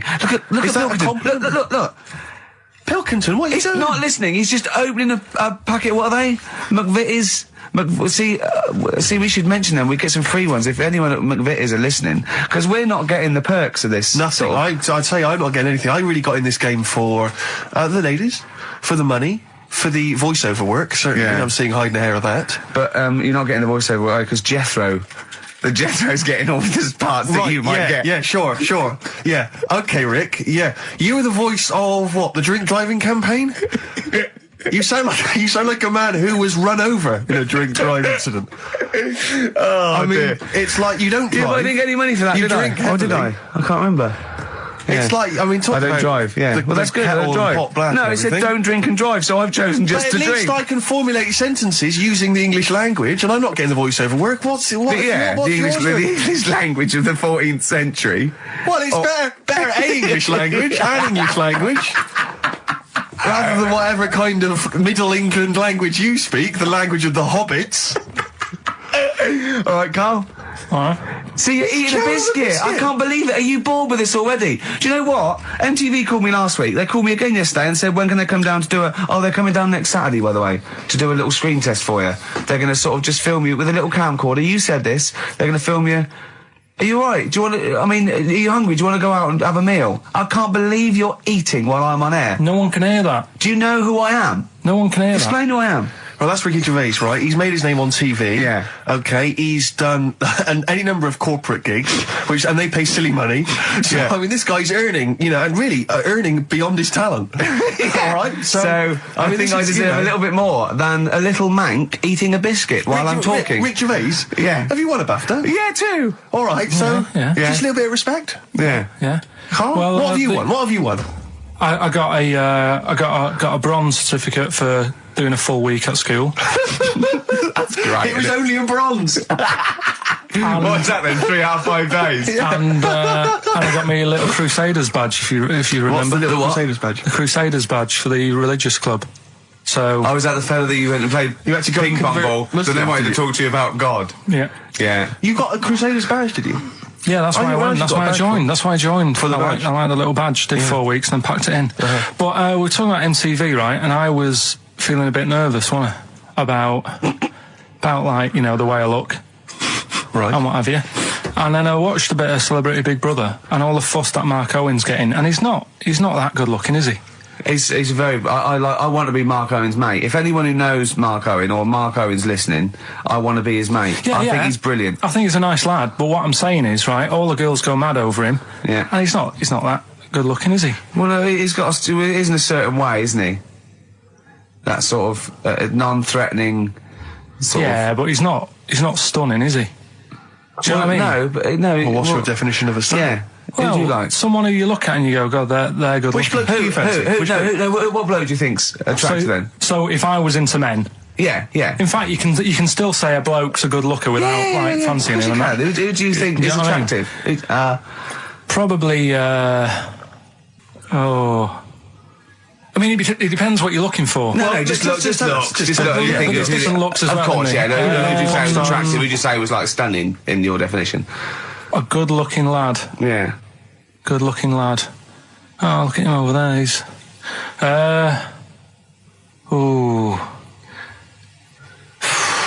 Do you find, Robbie Williams? Do you find him attractive? Boy Next Door. Look. No. Who do you? Carl, hurry up, because it's we've only got 2 hours. Probably. I can't think of one offhand. Mark Owen is pretty good looking then, really. There's not. Just name one bloke that you think's an attractive guy. There must be one bloke that you've either met or that you've seen in a pub Who do you think on a is poster. Attractive? Tell you what. Go on. Tell you what. Works here. Young Alex Zane. Well, we know, Alex, maybe we can fix you up. Oh, I love you, Alex. You've got so much. Richard Ashcroft, Science of Silence on XFM 104.9. I love that. Yes, correct. He's one of my favourite artists now. I just think, he's so, I don't know why he's not ballistic. He's got everything. He's like one of our best rock stars. I'm Ricky Gervais. Hello there. You're Steve Merchant. I am indeed. Karl Pilkington over there. Big day today. Really? Yeah, for Karl. He hasn't been looking forward to it. He's been whinging in the week couple of things. He thinks he's overworked. He thinks he's overworked here, and he's stressed, and he's got to do DIY. MTV are coming in, right, to give him the chance of his a lifetime to do just a little screen test, and he's going, well, I'm not going to look good, am I? They're not going to have a why. He said, well, I've got a round head and I'll be wearing headphones. And he's not made an effort. He thinks, they'll put him off. He said, they won't even press record. He's got a spot on his head. I mean, you know, also... Carl, you're not looking forward to it? You're not excited about it? It's a great opportunity. Why is it a great opportunity? To get on MTV? No, but... It's money for old rope. Yeah, but look what's happened to people like Jeremy Speak, whatever his name is. And all Jeremy that. Speak, yeah. Yeah, and... yeah, slightly different. Why is it? Well... See? You're making it in the industry, and you've got something to give. He happened to be around when they were filming an airport. Well, do you see the difference? All right, the other one then, who's on a boat. Same thing, although at least she had a skill. She had a skill, you know. She can sing, you know. Well, it's just. I think it can all go wrong. Do you know what I mean? Well, of course it can. So can sitting in your little room moaning about nothing happening in the world. You know, he wanted to stop educating Ricky because nothing happened. He said, look what happened last week. I scoured the net. He said, all I found was a dog in a car wash and a parrot and a vicar. Right? I'll tell you what, there ain't much more going on this week. Well, you're talking... listen, me and Steve, yesterday, we took a day off to prove you wrong, and we've come up with two of the most incredible things I told you about, and they're amazing. So there are things out there. Always, but just go for truth. Go for truth and science and discovery. Fact is stranger than fiction. You don't have to revert to sort of like God and ghosts. I know, yeah. Do you know what I mean? But the funny thing is, you know, like... last couple of weeks I've been saying there's not much going on. Yeah. I found out when I was looking that there was a day in 1930, right? It was a Good Friday. There was no news. There was nothing going on. They had to put a music video on or something on the telly because there was nothing going on. Play a record. We're going to play some classic tracks today. This is Debaser. Pixies, Debaser. I was looking forward to playing that. Came and said, Carl, I'll play that. I was looking... he put it on. Lauren just called through and said we played that in the last half hour. Embarrassing. Yeah. So what is the point of having a producer if he doesn't check things out? So, I mean, it's a good track. I mean, I'm sorry if you heard that twice in the last hour. Go on, listen to everything all the time. I've been running around. I get in early on a Saturday. You got in about the same time as me? I went out and bought you some biscuits, so you're happy. I put the coffee on. Yeah. I've sorted what prizes we're going to give away. I've been running to the library getting you certain tracks. Yeah. I can't listen all the time. I'm doing my best. Well, I'm not sure it's good enough. I mean, I'm worried when MTV come in, if they've heard this kind of shoddy production, they're going to start to wonder what... Is it the same songs every 5 minutes anyway. Sorry, are you sort of overworked? Let's play a record and come back to this, because this story's going to just unravel and unravel. It's going to go on for hours. Let's play a track, deeper Carl. and deeper. It's like an onion, isn't it? We've created a whole world here where there's a man living with a horse. Just walking around the lounge. I come from the West Country, I've never heard anything like that. I just think of a big sort of like orange carpet and it's got a rediffusion telly and this horse going, I'm fed up in here. Exactly. This is really... I am not taking the rubbish out again. Yeah. Right, play a record. Let's have Velvet Underground. We got that lined up. Oh, yeah, the classic from the first album. I'm waiting for the man. Let's come back to the horse in a second. Little flowers in pots. What do you mean? Well, that bootleg's going under the name of Nothing, Miss Jackson, I think, by Meats and Poultry. So there you go. I do love these bootleg things because they're so pointless, but they're so enjoyable. Yeah, it's great. It's fun to do. Yeah, exactly. They're really good fun. Great. But not as much fun as White Van Carl. White Van Carl, absolutely. Do you want to explain the premise? Well, we take the Sun, ask someone else, and ask Carl. It's simple as that. The Sun have just taken a normal person. We flipped it. We're going to ask Carl the same questions about the week's news. Yeah, just basically your opinions, Carl, as ever. What do you make of, well, obviously the big news, David Beckham's broken foot? Is this a big concern for you? No, I mean, it's sad. You know, it's sadder for him more than anyone because, you know, to like be in the World Cup is like the main thing for him, isn't it? Yeah. But he's still a young lad, and I don't think he'll give up. I reckon he'll still turn up. He'll be all right. And yeah, good luck to the lad. You know, I like David. I'm not going to slag him off. Wise words. Yeah. He says that like he knows him, like he's popping round for drinks later. Yeah, like we tried to stitch you up. Go on. But obviously yesterday, was it yesterday? I think maybe Thursday. The Sun printed a big picture of David's foot and encouraged everyone to touch it at midday, because hoping that this would somehow, if we all thought and prayed together, somehow that would help his foot heal. Do you believe in that? No. Any belief in that? No, you're going down the old like your Regella route, aren't you? Sure. I know it's stupid. Yeah. I'm sure. I mean, it's nice effort and everything. It sort of cheers everyone up. Hold on, you believe in ghosts and warlocks Yeah. and licking toads. Why is that any more stupid than all those things? It's not going to work, is it? All right. Fine. It's rubbish. Okay. What about this then? There's apparently now available £1.5 million apartments available on an exclusive ship which sails around the world. Yeah, it's like What do you make of that? it's a huge thing, and you live on it, and it's. I mean, in theory, How big is it? it's mental. Do you know it's when- like Huge a luxury town liner. centre. Do you know how Because- like people said that the Titanic was the biggest ship? Was that only then? They've got Yes. bigger ones now, haven't they? Yeah, A lot bigger. oil tankers are much bigger, and yeah. No, but actual Liners are big. Yeah. It was the biggest then. Yeah. Because my mum told me that there was one that was that big that it had like rough areas on it.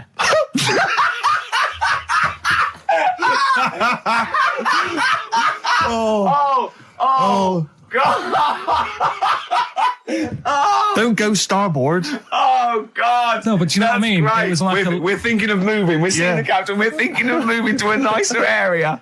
Oh, yeah. I've heard they're very rough in aft. Oh God! Oh, that's They steal your fantastic. tyres. A ship's so big there was rough areas. Oh, how big is this one that you're talking about? Well, I don't know. It doesn't give me the specifications here, but they're it's huge. huge. They're huge. In theory, I mean, it's that thing with it's obviously marketing, but they're gonna solve the overpopulation crisis, where soon we'll all be floating around the sea. Yeah, But yeah, I can see that. Shining there on XFM 104.9. We're doing White Van Karl. Got another one there? Well, it's just your thoughts really on the Queen Mum's very British send-off that she was given this week. Yeah. What do you make of all those people queuing up to see her? Did you think that was incredible? Right. Well, what we said last week, there was I don't quite understand why there was so many people there who were like getting really upset. Do you know what I mean? Really upset, crying and stuff. And you can lose someone who's like related to you, and you don't cry like that. You sort of sit there and you think back to what you did with them and stuff, and then that's it. But the queue thing, wasn't it like miles long and stuff? Yeah. It was, yeah. Right. I was sat watching this with Sue. 12 hours queuing. Yeah. It never got to And- 12 hours. It did, but It that was did. the estimated time. No, but how long is a queue when they're just like, walking along? Think how far you can sort of like, stagger in 12 hours. Incredible. It's been ridiculous. God. Yeah. But again, if they want to do that, it's their time and that, isn't it? And Yeah. it was at the weekend, so they could have, it's not as if they got out of work to do it. No. You know what I mean, they used their own time, so good on them. But I thought, right, what they could have done, remember when I studied Che Guevara? Yep. Yeah. Right? And don't be offended by this, it was just an idea, because they did it with Che Guevara. Remember when they cut him up? Yes, Remember? they cut him up, yeah. What was the reason for cutting him up? Well, they cut up Che in order to try and... you told us that they were going to send bits of his body to Fidel Castro and various other people, wasn't that right? As a warning, wasn't it, though, to all to people, like, one to... Yeah, my understanding was that they cut him up in order to so they could bury him in different places, so that there'd be one shrine. There'd be not one place that you could go to in order Right. to Well, a sort little of make bit it into like a that. martyr. A little bit like that. I've like I can 6 vaguely queues. see where this is going. 6 queues, and it's like, number 1, you can, go and pay respect to her head, or whatever. Oh, God. No, but I just was thinking the way of speeding it up. I'm not having a go, I'm not, because they haven't done it, so it doesn't matter. But God. they did it with Che Guevara. Yeah. Everybody would have felt like they've got close to her, and it would have speeded it up. No, I mean, but I can understand. Can I just say that genuinely, Karl is not being disrespectful here. This is his best idea to cut down the queues. So don't phone in. He's not suggesting we should have done this. He genuinely Well, he is. But I mean, he's not doing it to be nasty or wacky or he thinks this is a good idea. So Can I just throw a Because they did it thought with at Che you? Guevara, who was like a powerful man who did a lot for the world and what have you. yeah. And Have you heard that? I feel slightly responsible for this because have you heard of the quote, a little knowledge is a dangerous thing? yeah. Okay. Steve, next one. No, just a very quick question. I can understand those that have queued for 12 hours to see the head. I'd be a little bit annoyed if I got there to find a toe. I'll tell you what, though. I'll tell you what they could do without chopping her up. They could put about 9 queues. Each could see each hip she had. That's true enough. Because she's had about 9 of them. Yeah. So it'd just be, if you want to see the whole body, it's a 12-hour queue. If you just want to see a couple of the hips. Here's another suggestion for you, I've just thought, right? What? Instead of everyone queuing to see her, why not put her on a trolley and wheel her past everyone else? Running. So yeah, you could have some students on Rag Week. They can combine it, like when they're always pushing a bed. You know, they could just run it along the queue. No, that'd be fantastic. That'd be disrespectful. Right, as opposed to the chopping up. So, Sure. no, Right. but just an idea. Just I apologise now. If anyone's offended. Anyone offended, I'm sorry. But Yeah. No, okay, we just do White Van Carl then. This is your opinions. You can't be wrong on this, can you? There's no right or wrong answer here. Okay. Right. But so this is where we ask Karl his views on the big news stories of the week. Basically, we've stolen an idea from the Sun newspaper, and So this isn't cruel, this programme, is it? I don't think so. picking on me. It's not, is it? It's weird because a few people have said, "Oh, you're picking on me." It depends how you look at things. Isn't Sure. Yeah. But you do like it.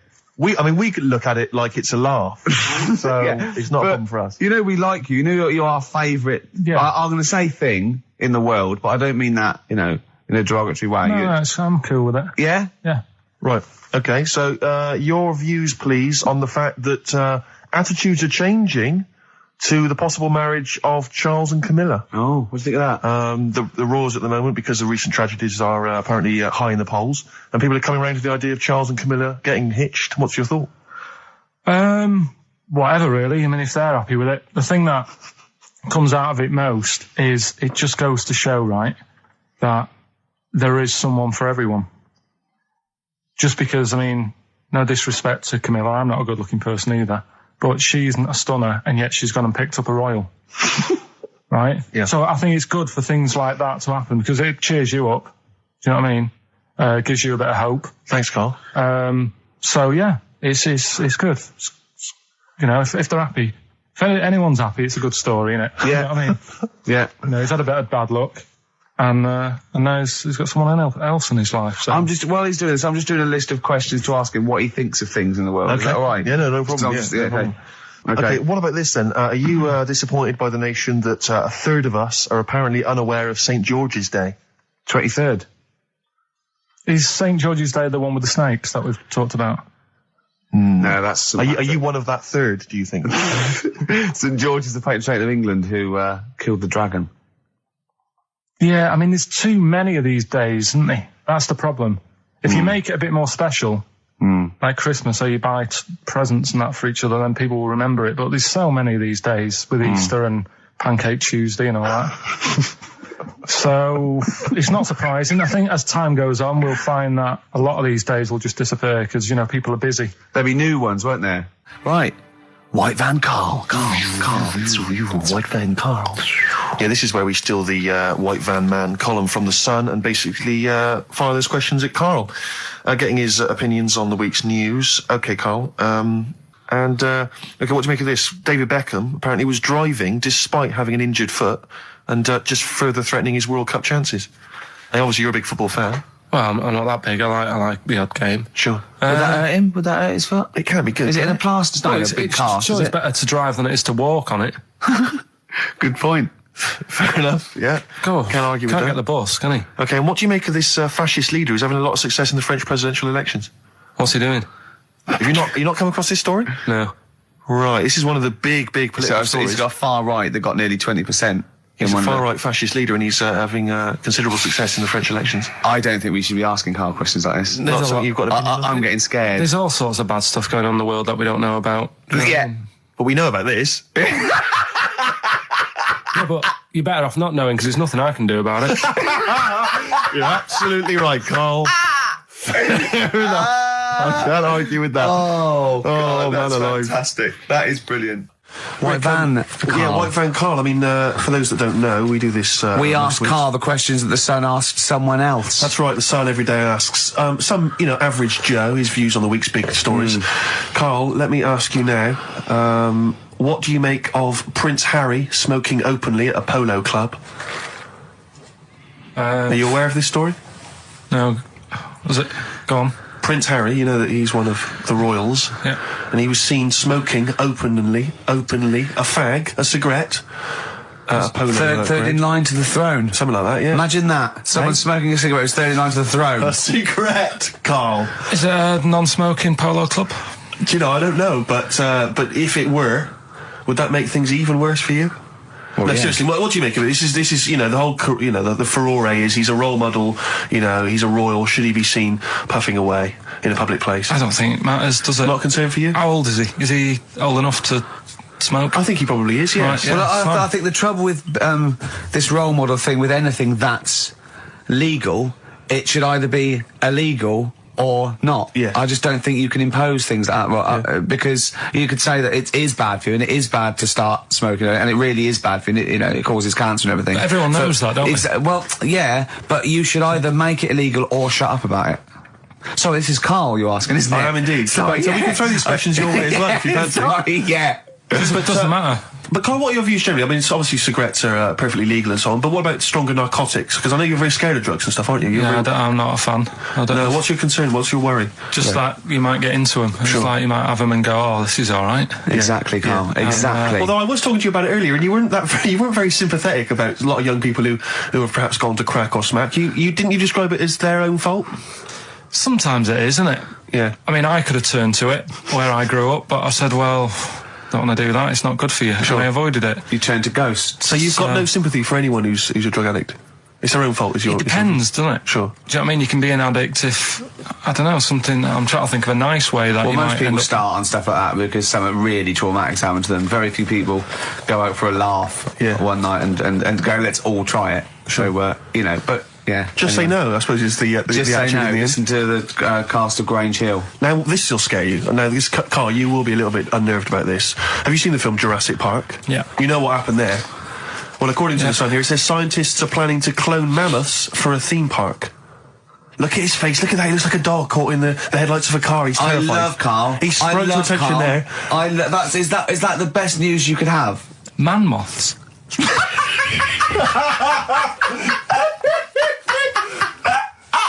Right. Yeah, man moths. I Man love moths. the fact that that's why he was so excited that they bred a man moth. What is this? Yeah, it's a human being that hides in your wardrobe and eats the entire jacket in a day. Yeah. What do you mean, man moths? Mammoths. Mammoth, the big hairy Have you heard cow of a from the mammoth? Ice Age. I mean, elephant. You're not so excited about that, then? You can take or leave bringing back mammoths to life, but a man moth... A man moth is a different matter. Oh, if we'd have never brought that up, he'd have gone and told someone now. Yeah. You know, they've bred an half man, half moth. This and is that's what we That's how mean. things start. This is what we mean when you hear these ghost Are you stories. slightly deaf? Is that it? When you hear these stories, you're slightly deaf. And his head was in the basket, and he went, count how many times I blink. Is it? Carl, is English your first language? Are you actually foreign? Is that the thing? Yeah. Should we speak when we say slower? foreign, we mean not of this planet. Yeah. Should we speak slower? Would that be a help to you? No, go on. Next What do you one. make of Do that? you think that's good? The Do you think idea that's of good to bring back mammoths? prehistoric animals. These giant elephants. They're slow, aren't they? It's not as if they're going to, like, get out and run fast and they can't capture them. They'd probably be a like fence, to be elephants, honest, aren't Carl. They'd probably be a fence. No, but you're asking it as if, like, oh, it could all go wrong, but it couldn't, could it? Well, Really? but the point was about Jurassic Park is they thought it wouldn't go wrong. They thought they had it all under Yeah, but control. that was and Have you dinosaurs. learned nothing from Jurassic Park, Carl? Dinosaurs would say, oh, think about it before you do it. But with a hairy elephant, it's not going to... Not a concern for you. Would you go along to see him? Would you be interested in that? If it was in the area. He's great, isn't he? I'd love a queue. Nothing right? impresses No, him. but what I'd like to do is Carl sitting like Yoda in a little cave, and I'd just like to see people like Tony Blair and Stephen Hawking's in a queue, and they go and say, "Carl, got a bit of a problem." And thinking of cloning a man and a moth. Problem? Not an issue. No, if I'm in the area, I might cruise around and have a look at it. Otherwise, just don't send it near my clothes. Oh, that's fantastic. So it's just for a second. As the words "man moth" came into your head, how excited were you? I mean, were you both terrified and excited? For the moment when you thought that they'd cloned a man and a moth? I pictured... What kind of face did he have? Did he have the moth's head, or was it a man's head? just a little man head. Right, what was his face? What did it look like? He just was like a bit shocked. Perplexed, yeah. Yeah, it was like he'd been grafted onto the body of a moth without his consent. And when he was asleep, yeah, he'd woken up. he just went in to have a goiter removed, and they said, "We've He replaced woke your up with goiter with the body of a giant momoth." Yeah. Is that all right, Mr. Jenkins? So he had the head of a little. Was it a little boy or a man? Little man. Right. Okay. And he's just bumping into a lamp. He's just bumping into a lamp. If you went into hospital and they'd done something, what's the worst thing they could do, right? What would you rather have done, right? You wake up and you've got lobster claws for hands. Right. You wake up and you've got duck's feet. Or you wake up and you've got one horn coming out of your head. The worst thing, Yeah. probably the horn coming out of my head. Why? Get in the way. That'd be useful, wouldn't it, in fights and stuff? And for like parties, people would play Well, I suppose quoits. the lobster claws would also be quite handy there. Definitely. Listen, we haven't done it for a while. White Van Man. I thought there's some interesting questions raised today, and I think it might be nice to throw them Carl's I think we direction. set Carl up again in the last hour as a person that people want to know Yeah, they want to his know what he's opinions thinking. on the They wanna world. know what- Yeah. Well, if you're not familiar with it, on Saturdays, the Sun newspaper asks a typical white van driver questions his opinions on the week's news, and we thought we'd throw these in the direction of Carl. Yeah. And then, what do you make of this teenage thug, Carl, Mickey Carroll, who spent 4 months in jail and he's won 9.7 million on the lottery? Is that justice? When you think of all the good people that are going hungry, and there's a lad there and he's won. Did he buy the ticket before he 9.7? went in? No, I think he bought it once he'd come out. So he's done his time. He's done his time. Fair enough then. He's been punished. Yeah. Right. He's bought a ticket. He's had a lot of bad luck. Mm-hmm. Now he's having a bit of good luck. All right, next one. Are you concerned that now he's got all that money, he could turn into like a sort of mastermind villain? You know, like a James Bond style villain? He's got a criminal streak, we know that. Is that a concern for you? I mean, Well, we imagine don't. that he could build some kind of underwater We fortress. don't. With my lawyer's hat on, we don't know that. Yeah, well. Well, he'd have to prove that he didn't have a criminal streak. I'd say you've been in jail for 4 months. Yeah, but sometimes people are bad because they haven't got any money, so he might be Interesting an point. angel of gold now. Or whatever Yeah. it is. It's a long time since we've had any white van, Carl. For those that don't remember this particular hot feature, we basically ask Carl some of the questions that are asked of a white van driver in the Sun. They always have this on Saturday afternoons. Anyway, here's the first one. They're not fascinating, Carl, but I'm just interested on your take, really. Yeah. What do you make of Cilla Black quitting Blind Date after her husband sent a message from beyond the grave? Are you familiar with this I didn't story? know that. What's that? She went to see a medium, and supposedly her husband passed on information through the medium, which was incredibly vague, but persuaded her to quit live on air. Well, it's about time, isn't it? If even dead people are saying, enough's enough. But I'll tell you what, though, talking about ghosts and that, do you know how I'm into them? Yeah. Right? How weird do you think this is, right? Well, it's not true. Before you say it. Excellent, good old Pete. Hey, Nice to have him back. Good to see you, Steve. Got something here. Brought in. It's just a normal soup. It's Rooster's Pride. What flavour soup's that, Steve? Oh, I know you brought that, and it's all it's a genuine article, and it's cock soup. Can I have a close look at that? Maybe there's some more humour I can draw. What, you want a closer look at my cock soup? Just a cock soup. Let me just. It says here delicious, appetizing. Oh, 3 is to it? 4 servings. Because you know what I'm thinking of when you're talking about the I'm soup. trying to think of innuendo. I'm just thinking of a man's cock. Penises, yeah. Let me just. It's the darkness. Use Rooster's Pride cock soup as a snack with crackers or toast. Still thinking of a normal knob. An appetizer again, or a soup base. That doesn't really work as an innuendo. No, That's disappointing. We'll work on that though. The darkness growing on me on XFM 104.9. Going well, isn't it? I've enjoyed it so far. It's been a bit naughty and everything. Yeah, a bit like, smut. Nothing wrong with that. No. Carl, Alright. having a good day? Not bad. Yeah. What mood are you in this week? What we mood always is have that? to try to assess each week. You know, I was a bit edgy. He's got a red head. What's all that? You've got a red head all around the side and the front. What's that? Sunburn? No, I think I'm allergic to having my head rubbed. Right. Right. Now, who would rub your head? That sounds a bizarre thing. Your girlfriend? Weird, isn't it? Yeah. Who's been rubbing your head? Well, yeah, but I was squeezing his head, fair enough, and he was screaming in agony. And then he went and made me a cup of coffee. And as he came over, just spilt boiling hot coffee on my legs. I'm all wearing shorts. And he went, sorry, just like that. Just, it's like a series of Jackass out there this morning. I mean, my legs are burnt, your head's a little bit red. But apart from that, having a good day? Not bad. I was on the way in today, right, Steve? Walking in. Walking in, always walking in. I get left early and stuff. I like to get in early, get some bits done, that. Monkey News, songs of phrase. That sort of thing. And living in London, right, there's a lot of shops that open early and stuff. Do you know what I mean? People say that's the good thing about London. Yeah. It's almost like 24-hour city and stuff, right? I'm walking in and there's like, you know, you've got your news agents open. Obviously. You know, selling newspapers and that. That's good. They've got to be open early. Then you've got your coffee shops, your Starbucks. Have a cup of coffee in the morning. Do you know what I mean? They're doing well in the morning. Then you see like the odd restaurant and you think, well, maybe they sort of got the doors open, but they're preparing for lunch. So you think, fair enough. Yeah. I'll let that pass. Yeah. Carrying on walking down the road. Bondage shop. Open. Sure. About 10:30. Yeah. Busy, was it? There's a couple in. Really? Some good offers. About 10:30 for a bondage shop. I'm assuming if you're into bondage, though, you stock up at any time, day or night. I mean, you don't... Yeah. Well, I assume it... I suppose you get up and you go, I've got nothing on, I need to be a bit tied down. Yeah.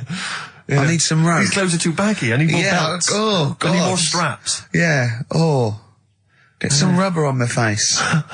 Weird, though, isn't it? What were you doing in there? So, just having a browse. But, it's a bit worried, really, because the things that I've noticed this week, like that's probably a little bit small. You've brought your soup in. I just found it out there. Sorry, yeah. It is Rooster's Pride, cock soup, noodle soup mix, chicken flavour. But, I mean, do they not know that is obviously just going to be used on the Graham Norton show and Chris Tarrant when he's doing his show abroad? Yeah. I mean, do you know what I mean? Well, how could they call it cock soup in this day and age? Don't keep saying it. Well, no, it's fine, because you can say cock as long as it means the male, we've done this. Oh, do you mean the chicken? Yeah, look, it's a picture of a chicken. Yeah, sorry. What did you think it meant? No, I don't know, I thought it was in my head. Okay. Sorry. Yeah. But, there's something else that's a bit sort of... A bit blue? A little bit blue, but then it's real as well, do you know what I mean? Well, it's a that problem. excuses it. Johnny, I don't think he's mine. So he did all this... I don't even know why I'm telling you about tattoos. No, nor do I, Carl. Hey, to be honest. Donald Blitzen from the About a Boy soundtrack by Badly Drawn Boys. Christmas theme there. You spotted the Christmas theme? Yeah. Carl's not really in a festive mood, but, I can't imagine Christmas is your time of year, is it, Carl? Well, I'm not sure any time of the year is, really. I liked it when I was about... I think when I was about 7, I enjoyed it. Was that the one? Was that the year, the big year for You you? get loads of stuff, you don't have to worry about anyone else, but once you've, got a job... What did you get when were you doing your paper round? How old were you then? I was about 13, 14. Well, that was then you were a man, weren't you? I had to buy stuff. Oh. But you're still not You're quite a having a good selfish time. man, aren't you? I didn't realise this. No, it's just that And Christmas... that's coming from him, Carl. My dad always said... All right, steady on. Dad said Christmas morning was for, for me, so he used to stay in bed. So he never... That's brilliant. That's a great thing to say, isn't it? Yeah. Christmas morning's for you. Run wild. Do what you want. Just don't bother me. I'm going to Honolulu for 2 weeks. That's great. Dad, it's Christmas. Do I have to do anything? No. So my mum used to get up, because she used to like to see my face light up, when I opened the presents. And then, to keep fireworks. And then I'd have to go to my bedroom from about 6 o'clock onwards, because my mum and dad were into having big Christmas parties, and I wasn't old enough to go. Right. So they'd say, right, you've had your fun there, you go up to your bedroom, stay in there. Really? Yeah, I remember one year, right, I got a train set, that's what I wanted. Yeah. Right? It's brilliant. Playing with it all day. I thought, I don't mind about the party, I'm happy staying up here playing with this. Brother comes in, he's had a few, right, he's going, yeah, give us a go on your train. How old is he? He's a bit older than me, so he might have been let's see. Well, let him be 18. Probably about 18, 19, And how old something were like you? that. I had a train set, so, I don't know, about 14. something like that. Yeah. Right, so I'm playing on that, loving it and stuff, and then he comes in and goes, give us a go. He turns the transformer up to 14. He went really fast for about 5 seconds, broke it, and then he went back downstairs. Wow. So Christmas, I hadn't even got to Sounds Christmas like Day. the Conservative government with British Rail. Satire, that is. Rick, I just thought that there's satire. If there's any satirical shows listening or it magazines, doesn't work in any way, because there's the analogy falls down apart from there being a train. think it through though. British Rail was trains, Yeah. and the government broke the trains in many. Well, they didn't break them, like not officially breaking them, but they kind of. It does work, it's perfect. Oh, I'm pretty pleased with that. And I can't, and no one's asked him to be on Have I Got News For You. It's weird, isn't it? 'Cause it's strange that when you've got a satirical mind that's as quick as that. Yeah. All And right. he's broke your little train set. So what did you do? I just like watched telly and had some sausages. I bet you were happy with that though, weren't you? It's a bit annoying though, isn't it, when your main present of the year has been broke. And did then, it ever get it fixed? No, that was it. Put away. I'm intrigued why your parents wouldn't let you come and join in the festive fun. Was it like really debauched down there? Was it like eggnog everywhere? And Well, no, but I mean, that's fair enough. 6 is a little bit early, but I just think, you know, if you're your kid, you know, he had his fun, put him to bed at 8 maybe. And he you think won't. so on Christmas Day? I thought that was a day for family. Well, not if there's a party going on. And Well, don't have the party on to Christmas Day. Well, that's another option. Yeah. Your parents are weird. Aren't they a strange breed? Well, I think that was the year, right? You're talking about buying presents and stuff. I think I did treat my mum to. I didn't buy my dad anything. I think that was like when I got a bit older, he used to get me dad something because he wasn't that bothered anyway. No. So, got me mum. There was a cheap shop, right? Of course. Thank God for that. Called Snips. Right? So I went in there and I thought, let's see what I can get her. And remember Victoria Plum? I don't think so. Well, it's like a fairy character. Right. Right? I mean, mum's into gnomes and stuff, right? So I thought, right. She must be pleased with you then. Victoria Plum. I was thinking, is that one of the neighbours? Is it like a brandy Do you liqueur? remember Victoria Plum? Victoria Plum. Victoria Plum, yeah, it's like a little fictional sort of character, right? Okay. So I saw it, I thought, yeah, she'll love that, right? So I did my paper round, saved up for 2 weeks, right? Oh. Got that sorted, went to Snips, bought the Victoria Plum. Next day, I'm in town with her, right? So I think, I know what I'll do. I said, come in here a minute, right? So we go in and we're looking around, and I tested her, right? I went, look at that there, that's all right, innit? And she goes, oh, it's bloody awful. Oh, Carl. Oh, Carl. Oh, God. So then Christmas Day comes, I said, don't bother opening it. She said, no, why? I said, Oh, "Don't no. Why did you still give it to her? So, well, it's too late, I'd already bought it.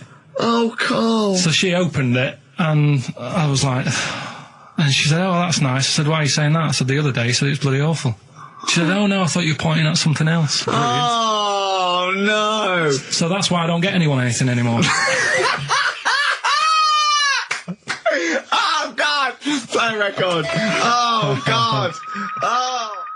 That's good, isn't it? Not bad. Gold Rush. Let you down. I'm actually quite affected by Carl's Victoria Plum scenario. Just the fact that, like that eagerness, he wants to make sure it's a great present. He's saved up his paper round. He thinks it's like a gnome, but modern. I'm worried that you're using it as an excuse now, and that's why you're not buying anyone any gifts, because you had your fingers burned once. I mean, you were 6, 7 years old. To be fair. No, you weren't. You were about 13, weren't you, if you're doing your paper round? Yeah, I must have been, 11 or 12 then. All right. Yeah, so I'd saved up. Oh, no, I'm not using it as a thing. It's just that. What did you get your mum this year? I've sent them some money so they can get a passport. So they can get a passport. What do you, where are they? Immigrants? Are they trapped No, 'cause they've somewhere? Well, they're in a holding bay somewhere in Dover. Yeah, I got What a do you friend mean? who's a truck driver who's going to sneak him across. For New What Year. do you mean? So they can buy a passport. What do they do? Sell it when they were No, a bit down in their luck? No, they haven't got that much money, right? They've never been abroad, and the mate said they might take them next year, and they said, oh, we haven't got a passport, so You've I got to thought, buy a passport, have you? Isn't you that got- your God-given right as an Englishman? no, you've got to pay for them, they're 30 quid each, so you better add to, otherwise they're conning me. Right. They So said you it's sent them 30 quid. 60 You don't quid. get born with a passport, of course You you sent them don't. 60 quid in an envelope, have you? Well, check. Right. I love that. He'll be watching telly and France will come on and he'll go, oh, what do you think of that? She goes, it looks bloody awful. Yeah, Oh, you don't go, open it. no. Don't open it. Don't open it. So you've not paid for a holiday for them. You've No, I'm you've just given sorting them- out well, it's the better prize, isn't it? Because they can't go anywhere without it. Well, the passport keeps on giving. Yeah, It's perfect. so- 10 years. That is, yeah. So, but no, I never used to. I mean, I can't think of other things. I used to get me dad once I started getting him stuff. It used to be a dressing gown, and then. But as an extra surprise, he used to put like a cigar in the pocket, so he'd think that was it. Yeah. Then he'd put it on and put his hand in the pocket. Right. And then he just hit you because he thought you'd nicked it. Oh dear. So you bought him a jacket with a cigar? That's quite thoughtful. Did you sneak a cigar once on Christmas? Yeah. Well, that's when they used to have like the big do's, like I say. You know, they were known for it. Like the whole estate used to know that. You know, we were having a party. Yeah. So they'd all come round. So they'd all come round and have food and drink and that. I can't imagine. I cannot imagine how unpleasant that must have been. Awful. And you locked in your bedroom with a broken train set. Yeah, crying. And looking at Victoria Plum, whatever that was. In the bin. Oh, in the bin, yeah. And hear a mum saying, and he got me this. Isn't this piece shit of rubbish? You could hear him just throwing it against the wall and laughing. And all the neighbours laughing. And you'd come down just be in pieces with loads of spit on it. Just loads of gob on it. Eyes. And all the Polaroids of them just like laughing at it and pointing. Stamping on it. Yeah. All right. It's all flooding back. But no, I used to get up in the morning and then like they'd still sort of all be there asleep on the floor and on the sofa. Oh, that's awful. Oh. That's terrible. Christmas is surely the one day a year which is a family thing. It's for the kids. They're the ones that was Boxing Day. Well, I know. Oh, that's all right. It's over. Yeah. Back on the bike. All right. Who's going to pay for this? What, me? Yes, Carl. You're doing 2 rounds today. Yeah, was your paper round supporting the entire family? Yeah. No, so I used to get up and like go downstairs and they'd be asleep, so I'd be mooching about trying to find like another present that's still working. I love the idea that these people from the estate had like squashed his presents. So I found a cigar that had been sort of lit up and then put out, so I thought, I'll have a go at that. I went outside and had a go, and that's the last time I smoked. Right. I tried it, I thought, I don't like that. I love the fact that he does everything once. Yeah. In his life, it's a line of, I've done everything once. I don't need to do it again.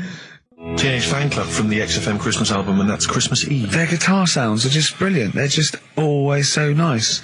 All right, Carl, would you like that? Would you like Teenage Fan Club? Yeah, they're good. Carl, I feel like you've never kind of enjoyed the wonder of Christmas. I can't ever get the sense, maybe except when you were very, very young, you know, that kind of bright-eyed, you know, thinking of Santa, you know, kind of landing on the roof and coming down the chimney and drinking the sherry or whatever. So I like the idea of it, right? Sure. The sort of, you know, I used to get a couple of annuals every year, you know. So did I, yeah. And I was allowed to open one. This is what it's like about getting presents and stuff, right? With my mum and dad. Go on. My mate, Colin, right? Colin Makin? No, Colin Bailey. Oh, right? yeah. He had a little Sinclair Spectrum, right? Yeah. Computer, Yeah. which was like the thing to have at that time, right? Yeah. You used to always go round to his house. The deal was... Not the one you had to play through the window because you weren't allowed No, that's another lad. Oh, right? yeah. This is a different lad. And the deal was, he came to our house, and my mum gave him a pie. And then I'd go round to his, and I'd stay there for a few hours playing, you know, Hungry Horace and stuff like that on it. Sure. Right? Now, my mum and dad knew that I really wanted one of these computers, right? So I waited about a year. Came round to Christmas Day. I thought, I reckon might have one. Turned out they bought me the wrong one. They bought me a ZX81 instead of a Spectrum, right? And Christmas Day, I'm there trying to load the games up. It's not working. I'm thinking, what's wrong, right? And the thing with me when I was a kid, I used to get quite sort of agitated. This is the moment. Right? I found out that it needed a RAM pack to make it work, right? Looking in the thing and it's saying, and make sure you put your RAM pack in the back. And I was like, oh, where's the RAM pack? And my dad's going, I don't know, I've got you the main bit. That's it. So I was that wound up, I just was sick, right? Just sick. I didn't feel sick or anything, I just was like, oh God. Went to the sink, just sick. Because I was that on edge about it. I said, come on, we've got to get one. And my dad's like, Tandy's shut, we're not gonna get anything today. Ruined again, Christmas Day. That was after the year when my train set got blown up by our kid. The following year, no RAM pack. And now you ask me, why don't I get good presents? He's scarred. He just I'm gonna die. Honestly, I'm gonna die. He's just being sick. Yeah. There's no RAM pack. Did you get to the bottom of it? Why wasn't there a round pat? You have to buy them separate. Oh, It's one and okay. cons. What do you mean I can't play Frogger? Oh, no. So, wasn't there another incident when you threw up? Spontaneously threw up? Through sheer anxiety? I do get it. It's not so much now because I've relaxed a bit, but as a kid I used to be quite on edge all the time with certain things. Do you think that's what happened to your The cat wind. that kept being sick? That it didn't get the food it wanted? And it just threw up? Do you remember that? Yeah. God, so they shaved it. No, like, again, I spoke to you in the week, and I had much better things, like when I tell you about Brian Blessed climbing Everest, and for some reason it made him, it played havoc with his belly, and he followed through, and he had to clean up. Shut himself? Yeah, using ice and snow. Why are you telling me that Brian Blessed... in what way is telling me that Brian Blessed shit himself once in any way educational? Because I was saying how he was climbing Everest, right? Right. I give it to him, he's an actor and that, but he gave that a go. Yeah. Right? It played... What's you the know, point of that, you'd say, wouldn't you? You'd say, God, he's you know... Oh, so he's alright. Me doing a boxing match, there's no reason is rubbish, but him climbing Everest and shitting himself... Yeah, he did that. Is commendable. Right, and he's only going to, like, go and do it again. He's going to climb it again. Yeah, but he might not shit himself this time. Yeah, but what's the point in going? Nothing's changed up there. Yeah, good point. Yeah, Where's you been? Well, it has. They've probably cleared it up by now. Right, but it's slip on it. I can't even be bothered. Read about Brian Blessed. Is it actually true, or have you libelled No, someone else? it was an interview with him in it. And what did he say? Oh, Come on, what did he say? He said I climbed Everest and I played havoc with me belly. Let's talk about it next week. Maybe it'll be a Christmas edition of Rockbusters. And I'd already sorted them out. I wouldn't worry, Carl. Well, what I've done, I've cleverly tweaked them to make them Christmassy. So the Christmas bit in it has got nothing to do with it whatsoever, but I just thought... So you mean the clues have a Christmas element? Well, yeah, But it's the bands nothing aren't to do with the necessarily- answer. nothing, yeah, it's nothing to do with the answer. Right. So why don't you just ask the normal ones, and I'll ring a bell. I'll shake some bells. Well, it's the ho, ho, equivalent ho. of that, but in sort of speech. Right. Brilliant. So the first one, there's a load of letters there asking for advice. Put them on Claire's desk. Oh, and have a good Christmas.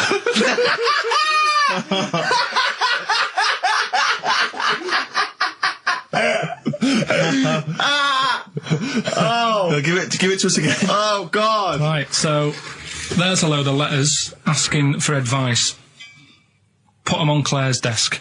Oh, and have a good Christmas. Right, but bear in mind, people, that the Christmas element may not be relevant to No, these that's got clips. nothing to do with it. I don't want to. Okay. You know. And the initial letter is F. Right. That's F. All right. Right, the Next second one. Ask your mum if you should, after you've wrapped the presents.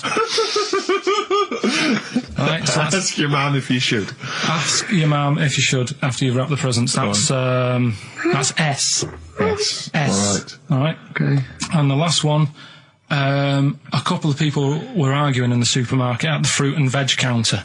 But it's busy in there because it's Christmas. That's probably what brought it on. So that's B. Right? B. Oh, God! So they're the three. Will I just recap? Yes, please. Yeah, I have no idea. so I the can't first even... one. I don't know what to start thinking. Well... Right, there's a load of letters there asking for advice. Put them on Claire's desk. Have a good Christmas. Have a good Christmas. Second one, ask your mum if you should. After you're at the prison. S. And the last one, a couple of people were arguing in the supermarket at the fruit and veg counter. But it's busy in there because it's Christmas. Because it's Christmas. That's a B. So they're the three things. It's email only, this one. Please remember that. ricky.gervais@xfm.co.uk. ricky.gervais@xfm.co.uk. Yeah. Brilliant. Carl looks happy with them. He looks he's really very happy pleased, with and them. rightly so. They're cracking. They're good. Yeah. They're good. Pleased with those. So, All right. Is there going to be more Rockbusters in the new year? We're not sure. I'm still, thinking about new ideas that we can do. Okay. Are we starting Ridiculous today? Have you done Couldn't be anything? bothered. Couldn't be Right, bothered. couldn't be hard. Look Right. forward to Ricky Dickinson. Well, he's worried about... He nearly said asked, and he just stopped. Because he's worried, because he's the producer. Yeah, well, I've got to set a standard. haven't Oh dear. Carl, you have, mate. You have. I? So that's that. We've still got to come... Oh, I'll tell you what. Why don't we have a lovely tune, right? You make the tea. We're opening these biscuits from Alexandra. Yeah. We'll be enjoying that, right? Maybe segue so we can have a nice little, rest. I don't want to talk through it. It'd be rude. And then we're coming back, and as part of, like, Parkinson, and Do We Need 'Em, Do we need them? Yeah. Carl has interviewed an expert on jellyfish. Brilliant. So we've got that. Plus, of course, we've got a two-part Educating Ricky. You got Educating Ricky still to come. With a Christmas theme or not? And we've still got things like the Pogues, John Lennon, Joni Mitchell, just David Bowie. Are you suggesting there's going to be some great music and some Great fun music and chat? some fun chat. Lovely. Let's do a classic. Let's do a big stomp in one of the best Christmas songs of all time, shall we? What are you thinking? Fairy Tale in New York. Excellent.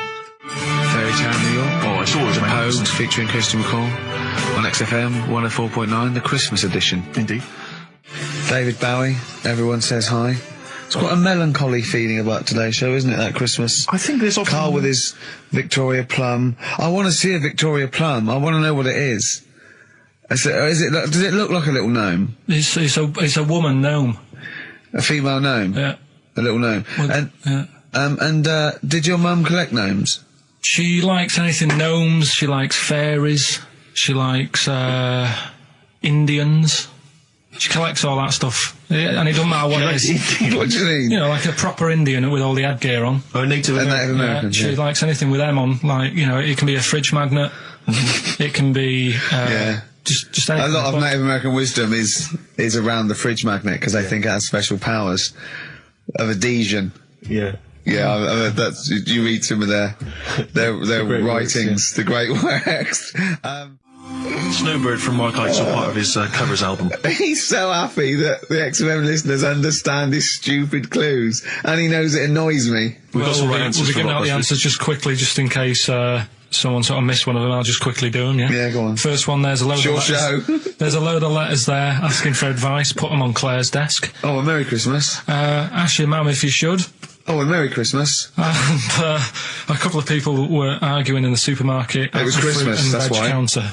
And that's B. Okay, we'll give those answers out shortly. Yeah. I just have to show you something, Rick, before we move on. I know we've got another Educating Ricky, but someone just sent this in. Ricky Gervais, Steve Merchant, Karl Pilkington. Well, look at him yawning.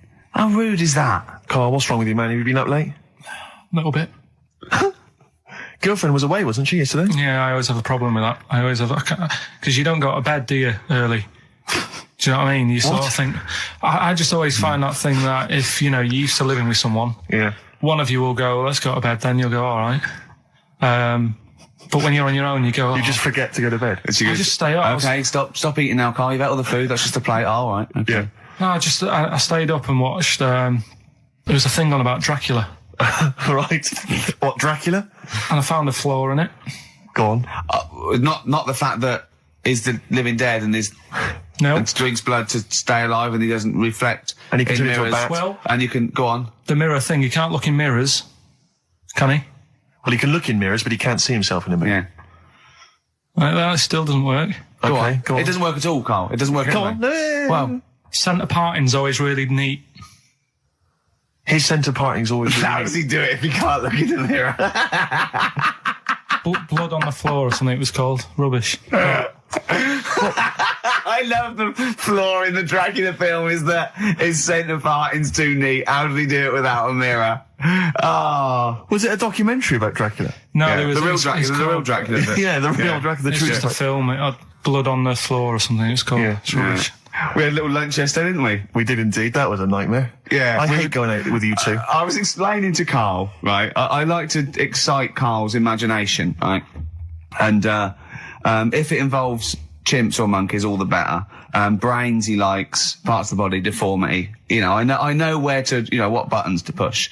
And I told him about this thing. I don't know if any of you out there know about this, but there's an experiment they did in the 50s, a clinical psychology experiment where there's your two hemispheres of the brain, okay? They're joined by a thing called the corpus callosum, right? Which is just a little flap of skin, like a little scarlet lead that joins your two hemispheres. And what they did, they cut that in half, and they thought it was a cure for schizophrenia, but what it turned out to be, or epilepsy, I think, I can't remember, was that your two sides of your brains didn't function together. You couldn't get information. I was telling Carl all this thing, and one of the things I told him was that they did it on a monkey, and it fought itself over a nut.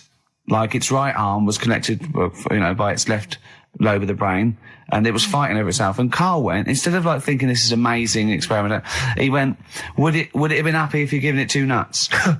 Yeah, I know. Well, you started off by explaining it. And I remember you mentioned, because I was watching the two of you as you were describing it to me, you said, of course, one side of the brain deals with symbolism. And as you said the word symbolism, I noticed Karl drift away from looking at you, pick up his mobile phone and start pressing buttons randomly.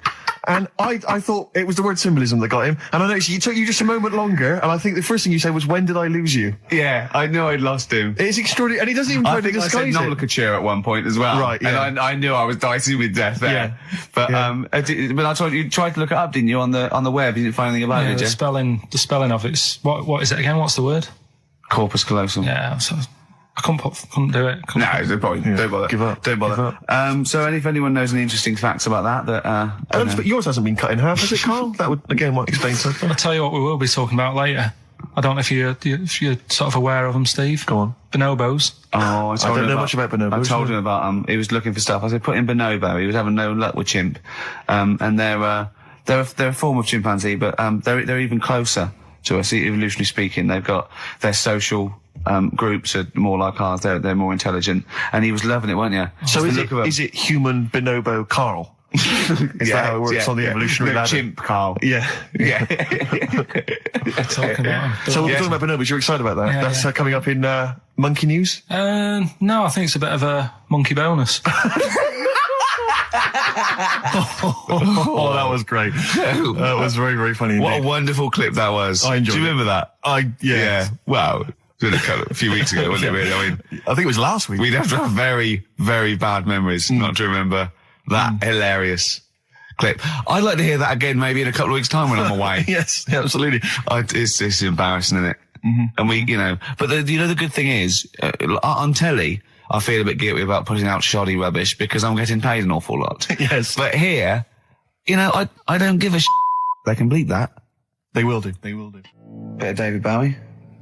When's that ever at anyone, Steve? Never. Lady Stardust. Can I just ask Karl how he got on over Christmas? Because the last time I spoke to him, you hadn't bought a present for your girlfriend. I have to say, I was on tenterhooks all Christmas. Well, you changed it. After that show, I felt bad, even though I shouldn't have done, because... Because you hadn't bought your girlfriend a Christmas Yeah, but present. I said to you, I booked a table at a hotel in Covent Garden, had Christmas dinner there, which was nice, right? It's good food and everything. Didn't feel like enough to me. Well, then I went out and treated some stuff, and then... No. A couple of days before Christmas, he went, I took Suzanne to that hotel we're going to go to for Christmas dinner. We had tea and cakes.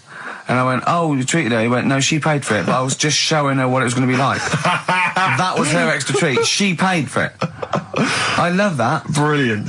Yeah. Well, it was a dear. It was like 150 quid for a meal for two, which is pretty dear. So I'm not going to buy her cakes as well. I love that! All right, love, have anything you want. You pay for your own pudding, I'm not mental. So you treated her to some other yeah, stuff? some bits and bobs. What, And then so yesterday, she chose them and you paid for them?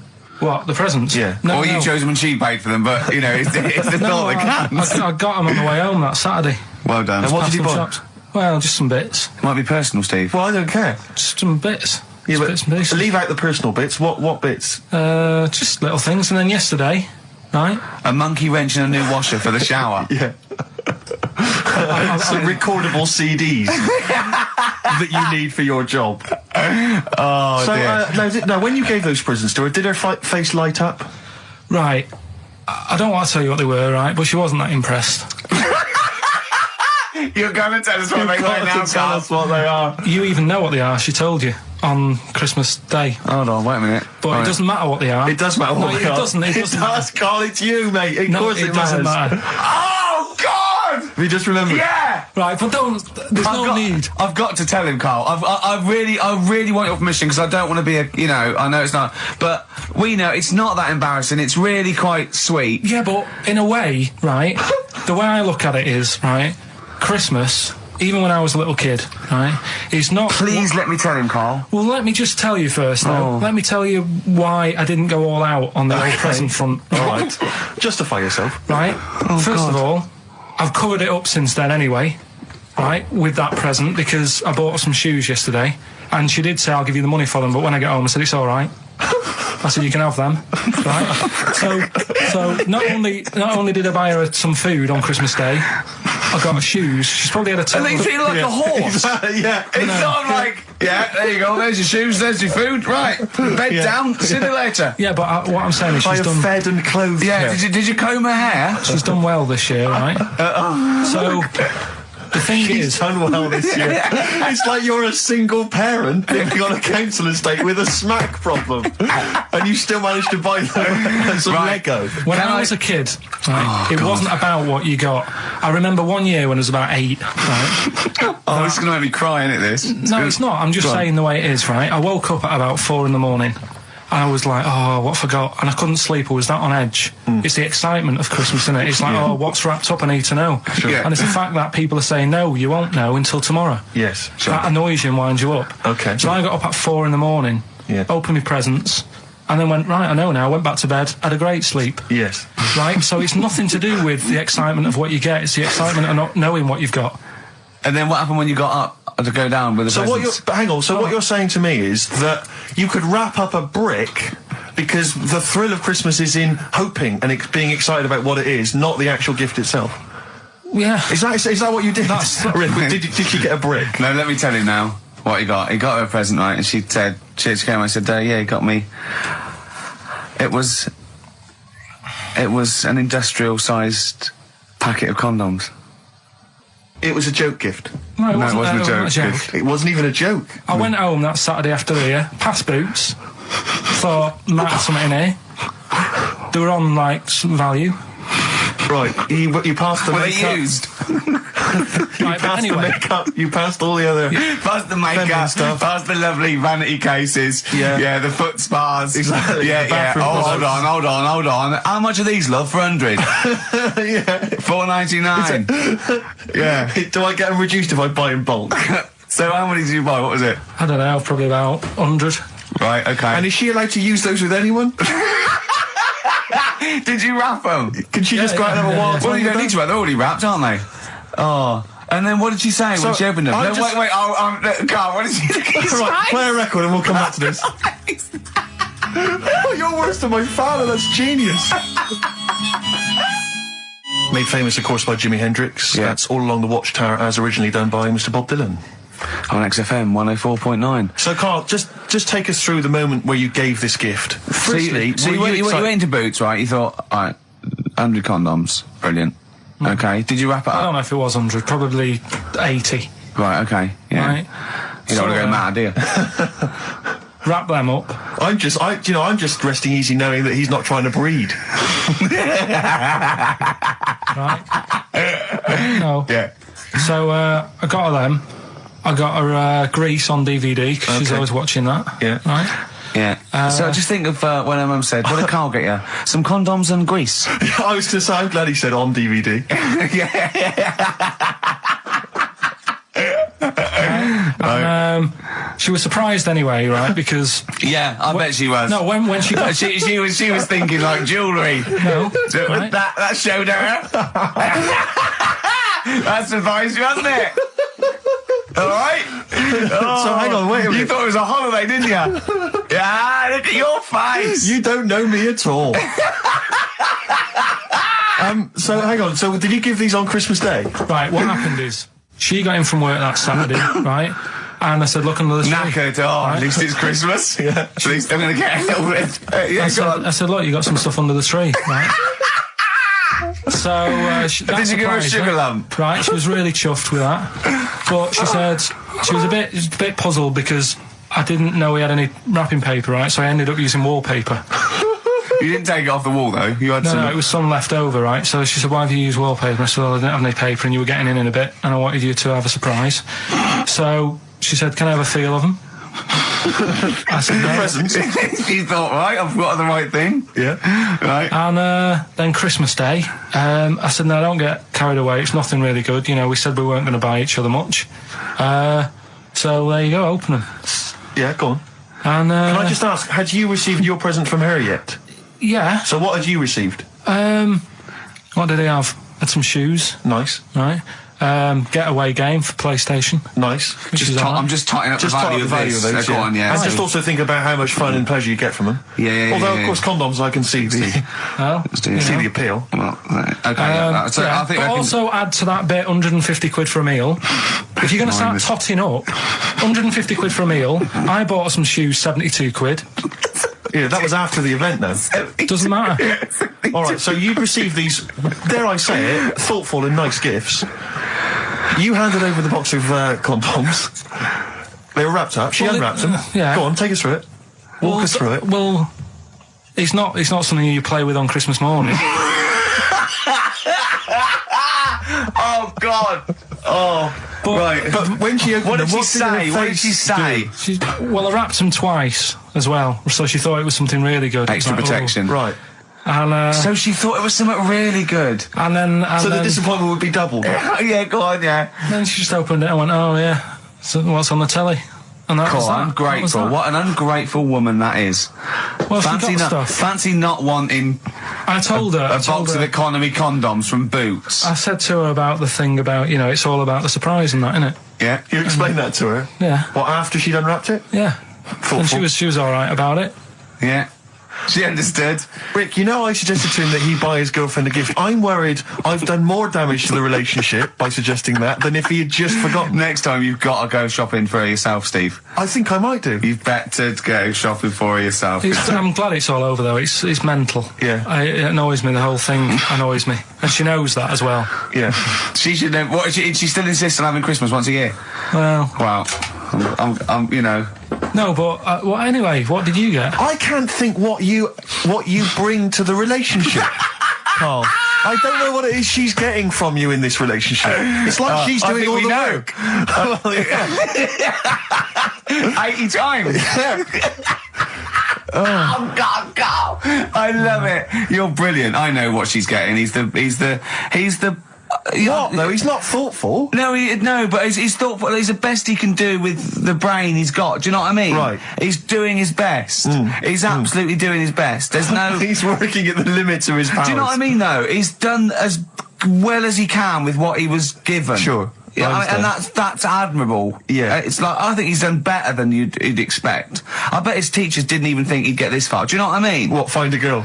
No, well, yeah, a job, a girl. Yeah. Do you know what I mean? Clothe himself. He's done really well. What do you think, Carl? Do you think you've done well? I think I've done all right compared to some of my mates. What are they doing now? Probably not that much. Do you know what I mean? Mrs. Matthews said I wouldn't be an high flyer. I think I'm doing all right. Yeah. Do you know what I mean? I have a holiday every year.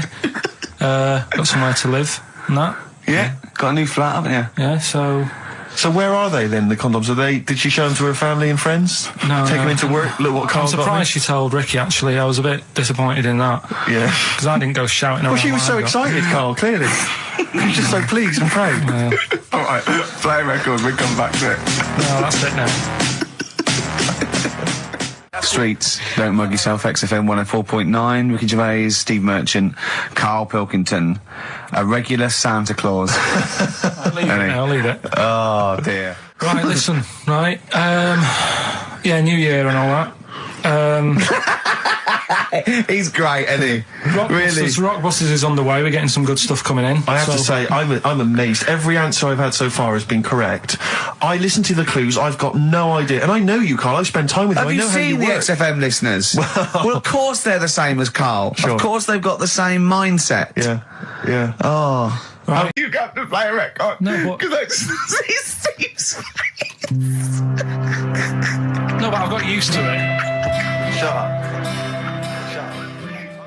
Wait, what were you thinking during the quiz then, when the questions were coming out? What were you thinking of?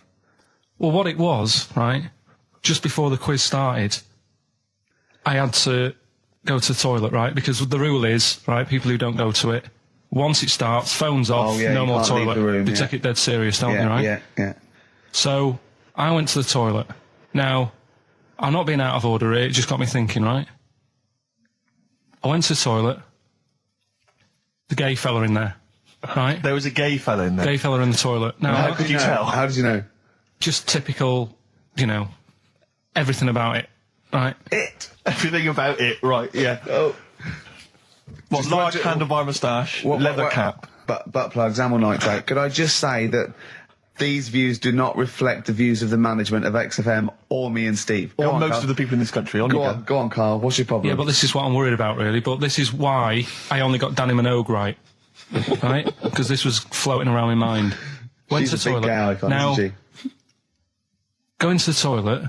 They have like men's cubicle and they have women's cubicle. Yeah. Now, without sounding out of order, is it wrong for me to think gay men should have their own little cubicle? Call in. They should have their own... Well, not cubicle, you mean an actual toilet, I suppose. When I was at the urinal, Yeah. normally, there's a fella there and then you go, all right. And there's no pressure. But I couldn't go. I was thinking, should I wait? If I go into the toilet, it'll look obvious. Yeah. I had loads of pressure and But this was what were going you on. worried about? So sorry. What were I'm you so concerned sorry, about? viewers? I'm so Well, sorry. it's like, right, listen, when I was a kid, right, and it's all right for you to go into women's toilets when you're a kid, it's like, oh, it's a bit cute, Yeah. right, as long as you're not, like, over 15 or something, right? Right. But when I was a kid, I went into a toilet, and women, when they use their little cubicles, they don't shut the door. Some of them just sit down on the toilet, Yeah. right, and you see everything. And, no, seriously, that's probably one of the first times I saw, like, a woman. Yeah. That, right, and my Auntie Nora when she was staying over. What happened with your Auntie Nora? She was, she's into wearing caftans. Into wearing what? Caftans. Oh, yeah. What caftans? Big, bellowy sort of dresses. Right. And, yeah, I used to sit on the floor at home in front of the telly. Sure. She was on the chair behind. Yeah. She did a bit of a sort of a Sharon Stone scene. Oh, God. Yeah. Did you see it? There was no underwear. No. What age were you? What was it like? What age were It you? was like a ripped tennis ball. What? Right, we're off air. We're off air. Either that or put us in for the Stonys. This is the Best Of Show on XFM 104.9. I'm Ricky Gervais, with me, Stephen Merchant. Yes. I hope you're enjoying the Best Of. Oasis, Live Forever on XFM 104.9. Right, we're in the swing of things. It's mine and Steve's favourite bit of the whole show. This is what we do this show for now. Educating Ricky. Yeah. Go for it, Carl. You said that learning can't be fun. Yeah. Yeah. Okay, I'll go for the one... What's the one about the butcher, going down the butcher shop? You've got to get your kit on, we're off down the butcher's. Yeah. You going for that one? Yeah. Well, do you know the saying, don't let the cat out of the bag? Yeah. Do you know what it means? Yeah, well, don't give away a secret. Right. Well, do you know how it came about? No. Well, ages ago. Before, like... Ages ago. 17th century?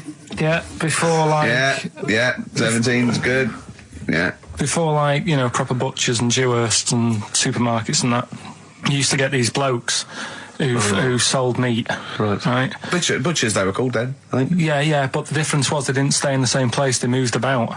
Right, so they'd turn up on a street corner, right, and he'd have, like, loads of carrier bags of, like... Carrier bags? Yeah, with meat in and that, and people would Plastic be like, carrier bags? Yeah, with whatever. mobile butcher on them. Yeah. Right, so... And an people- email address. Yeah, go on. people went, right, yeah, I need some meat, right? So they'd go up to this bloke and say, what have you got? And he'd say, well, I've got a you can have a bag full of pig, or you can have whatever, a bag full of chicken, whatever. Yeah. And they'd go, yeah, how much? They go, call it a fiver, whatever. Yeah. And they'd buy them, and to make more money, they didn't always fill the bag with what they said was in it. I thought that might be the case. Right? Yeah. So what Did they they used ever to do... put cats in there? Yeah. But I don't see what... Okay, so sometimes they would put a cat in the bag They'd put a and cat pretend in it the was bag. chicken or whatever else. Yeah, so Why was a cat any cheaper than a chicken? because cats are wandering around the streets, aren't they? Chickens aren't. So they'd get a chicken, they put a chicken on the top so that when they look in it, they'd go, yeah, that's all right. Got a bag full of chicken. They'd get home to make the dinner, and they'd be like, what are we having tonight? And they'd go, well, you'll never guess. And they'd have, like, well, you can have a chicken leg, and, But it wouldn't be, it would be a cat. They'd have to defrost a pizza. Yeah. Did they mind that they were eating cat then? In those days? He didn't say. He just was saying about the saying, don't let the cat out of the bag. It's like, if they see that, they're going to go mad. I'm mildly disappointed with this story. It's all right if it's true, but there's something about it. It's just... I want to know more. He always leaves it. Is it Karl doesn't quench your thirst for knowledge? He creates more. I don't know if that's a good thing or not. Well, yeah, he's like the pot noodle of information. Yeah, do you know? He never. I want to go. I'm not nourished by it. It's like if for every fact he tells me, there's 10 others that spring up that I have to get clear.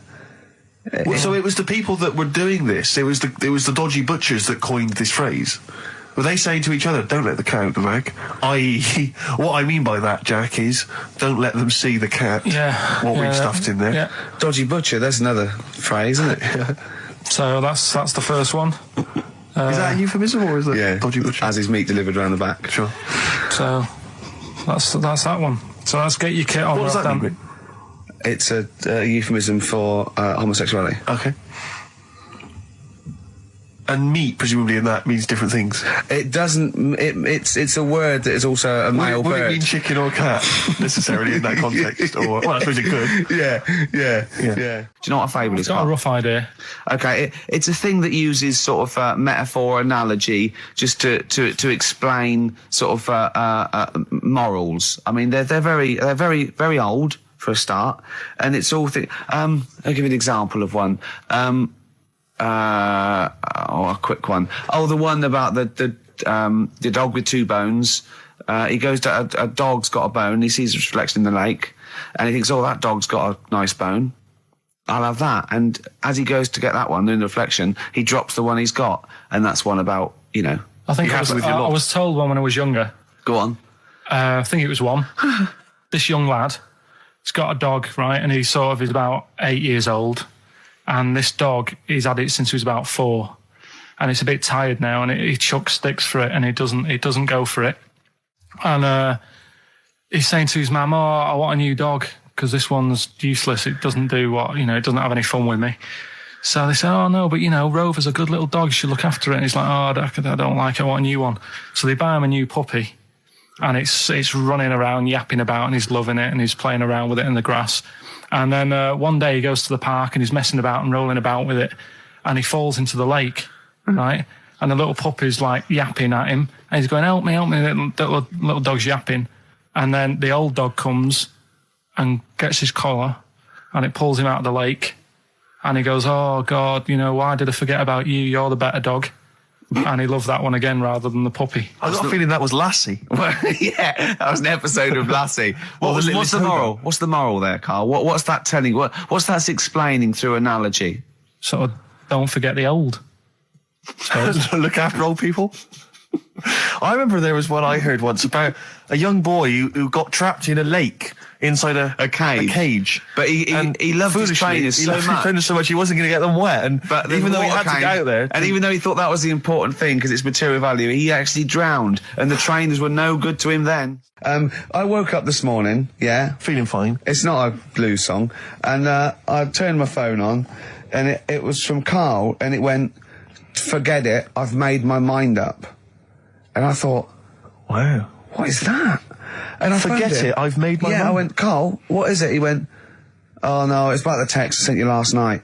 I went, "Well, what was it? I just got this text." He went, I was just wondering, I was thinking last night. He said, "Supposing you had to have your hands removed." Sure. Right? And the doctor said, "Well, you can either have them stay like that with stumps, or I can sew feet there. What would you have?" And I was bleary-eyed, and I went, "The stumps." He went, "Yeah." I went, "All right." He went, "Yeah." And then what was his follow-up text to that? And then I got the text. It was obviously before it, and it went, and it was like quite serious. What would you do if surgery not doing your hands? Would you have stumps or the feet? Right now, the way when I said he's made his mind up, and I went the stumps, he went, "Yeah." I think secretly he decided on the feet, but was too embarrassed to tell me. There's a little bit of what would you do? Because But why did you think of this? Why did you think of this? Girlfriend's away, right? Yeah, no, that's not why you start thinking bizarre surgery devices. Right? I'll let you into my little mind, right? Last night, I had some beans on toast, right? She was away. It's good already. She was away, she had some beans on toast, she went wild. Yeah. Right? Now, I was stood up. I live on on a high street, right? So I'm washing up. I'm looking out the window. First thing that had me attention is I can look into other people's flats, right? Yeah. And it was weird how all these different lives were going on. I was watching them, and everybody had the telly on and was watching Volcano, right? Which was on last night. Right. And I thought, that's weird, right? I can see them all watching it. And it was like a little Chinese lad who was dancing around in some underpants. Yeah. And then there's a little old woman who lives downstairs who was reading a book, and she's always reading a book every night. And it's like, I have a better life than her. And then there's like some sort of bouncer who's always getting ready to go out late at night with all the black on. He looks like a bouncer. So I was watching all this life going on. I thought, did you witness a murder while you were doing this? Yeah. It was like that sort of Sliver film where that bloke had loads of tellies watching people's lives. So that was going on in my mind. And then I was washing up, and I picked up the plate, and I thought, it's amazing, isn't it? The human body, the way you can just sort of, I want to pick that up, and you do. Yes. And the way your hands work, right? Yeah. You've got 5 little digits, but it's just the right amount to do to do what you've got to do, right? So I'm cleaning the plate. Sorry, Carl, stop. It's just the right amount. Might be one of the most genius things I've ever heard said. I would love David Attenborough to phone you up and say, Carl, how do I word this about the evolution of the mammalian front limb? Just go, we'll just say it's the right amount. But it is. One of course extra it is. would get in the way. Yeah. And one less would just make it that little bit more tricky when picking up a bit of a slippery dish. Sure, or buying gloves. Yeah. A slippery dish. And then the other thing is, the one that I was reading, the world record with the fellow who's pulling a train with his teeth. Does that make any difference that he's done it with his teeth? What do you mean? Well, what difference does it make? Well, isn't it? It's quite hard to pull a train with your teeth, I imagine. Well, it's pretty hard to pull a train.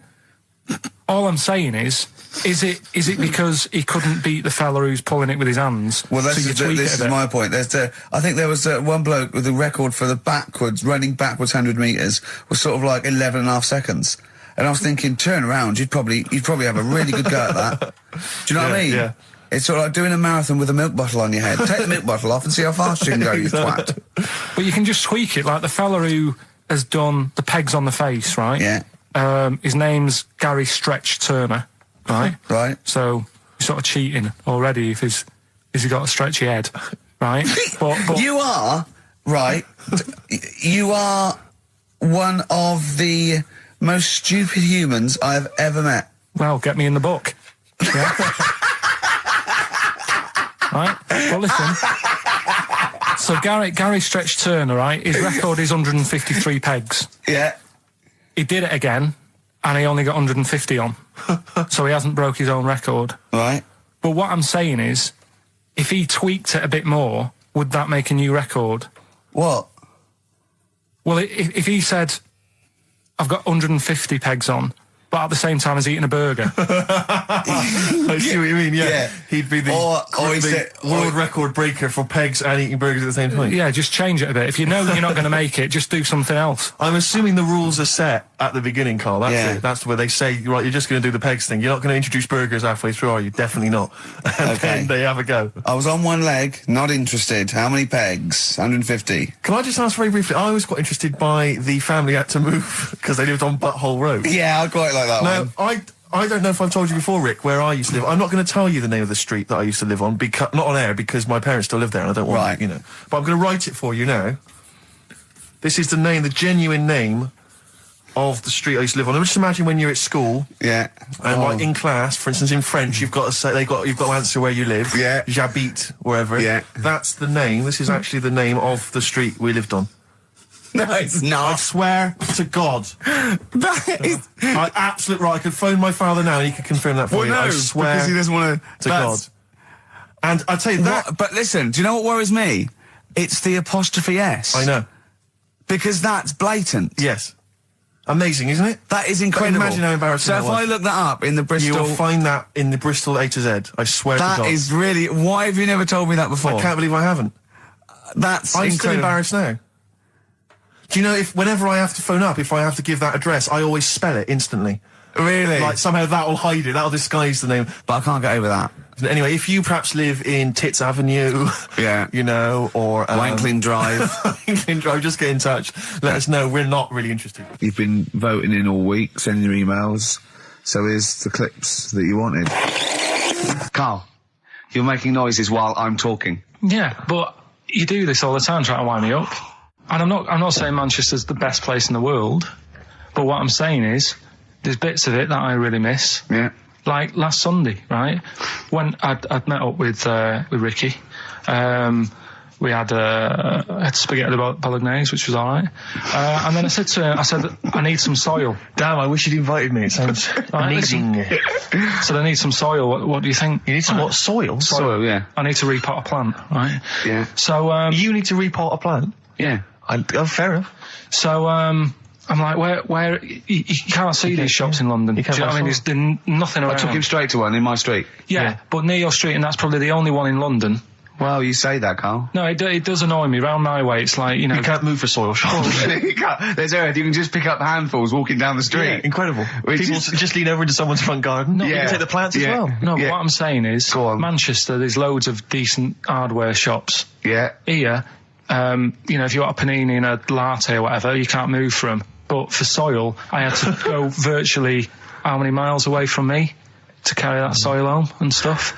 Yeah. It's not good. I mean, London's all right, but if cities were sort of marked, It's neglecting the peat market, really, Well, isn't there's barely any mulch available in central London. I'm sick and tired of not getting a good, decent compost of a Sunday. Indeed. So, It sickens you know, me. I'm thinking of moving to the north, where there is loads of soil and gravel Indeed. and animal shite. whatever. Yeah. So, Sorry, you were going to say if you were marking cities out of 10, what would you give London? Well, if you were marking them on, like, you know, on what they have, Right. as opposed to what? well, as opposed to How The you name. spell it. say, like, I think the greatest city in the world is Rome. Right, Okay. it's pretty amazing. Yeah. Have you been? What? Yeah. Why do you think that though? Just because, like, you turn a corner and there's something there that's really old.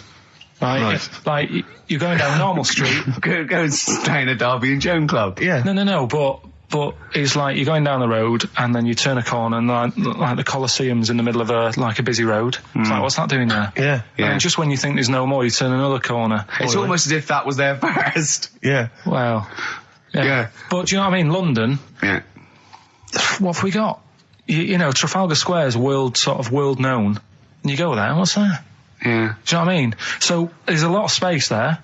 Get one big B&Q In Trafalgar Square. to cater for the whole of people who live sort of central Londonish. Yeah. Yeah. And then I'd be happy. But what I'm saying What with is, Nelson just popping up through the middle? Because you can still see it, couldn't you? Yeah. yeah, It's a great idea. B&Q, so B&Q could be like the whole sort of flat thing and make it sort of grey so it looked like rock, and then Nelson popping Make it up. classy is what you're saying.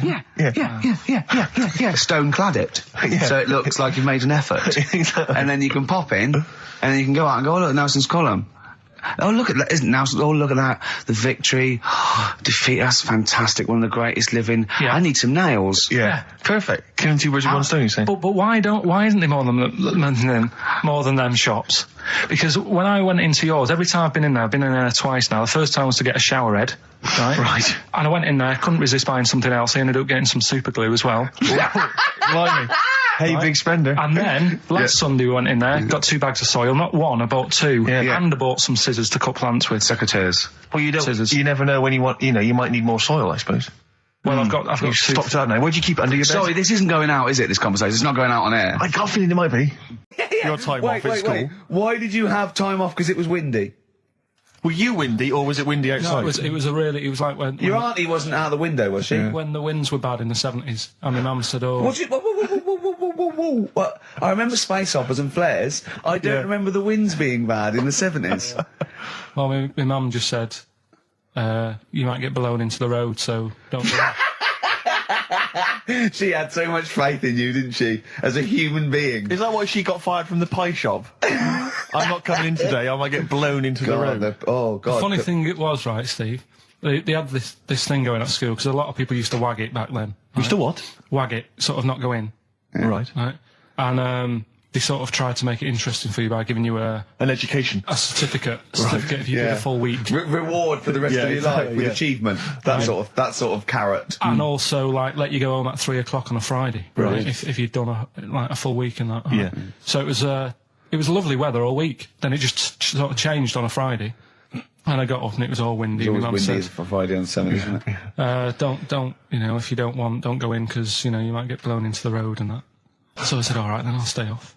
And so why did you told you to hold on to a fence or walk you there? What's this? Don't go out. Immediately give up. I love this getting blown into the road. Is that based on your cats that kept getting blown into the road? Well, so I got to school on the Monday, right?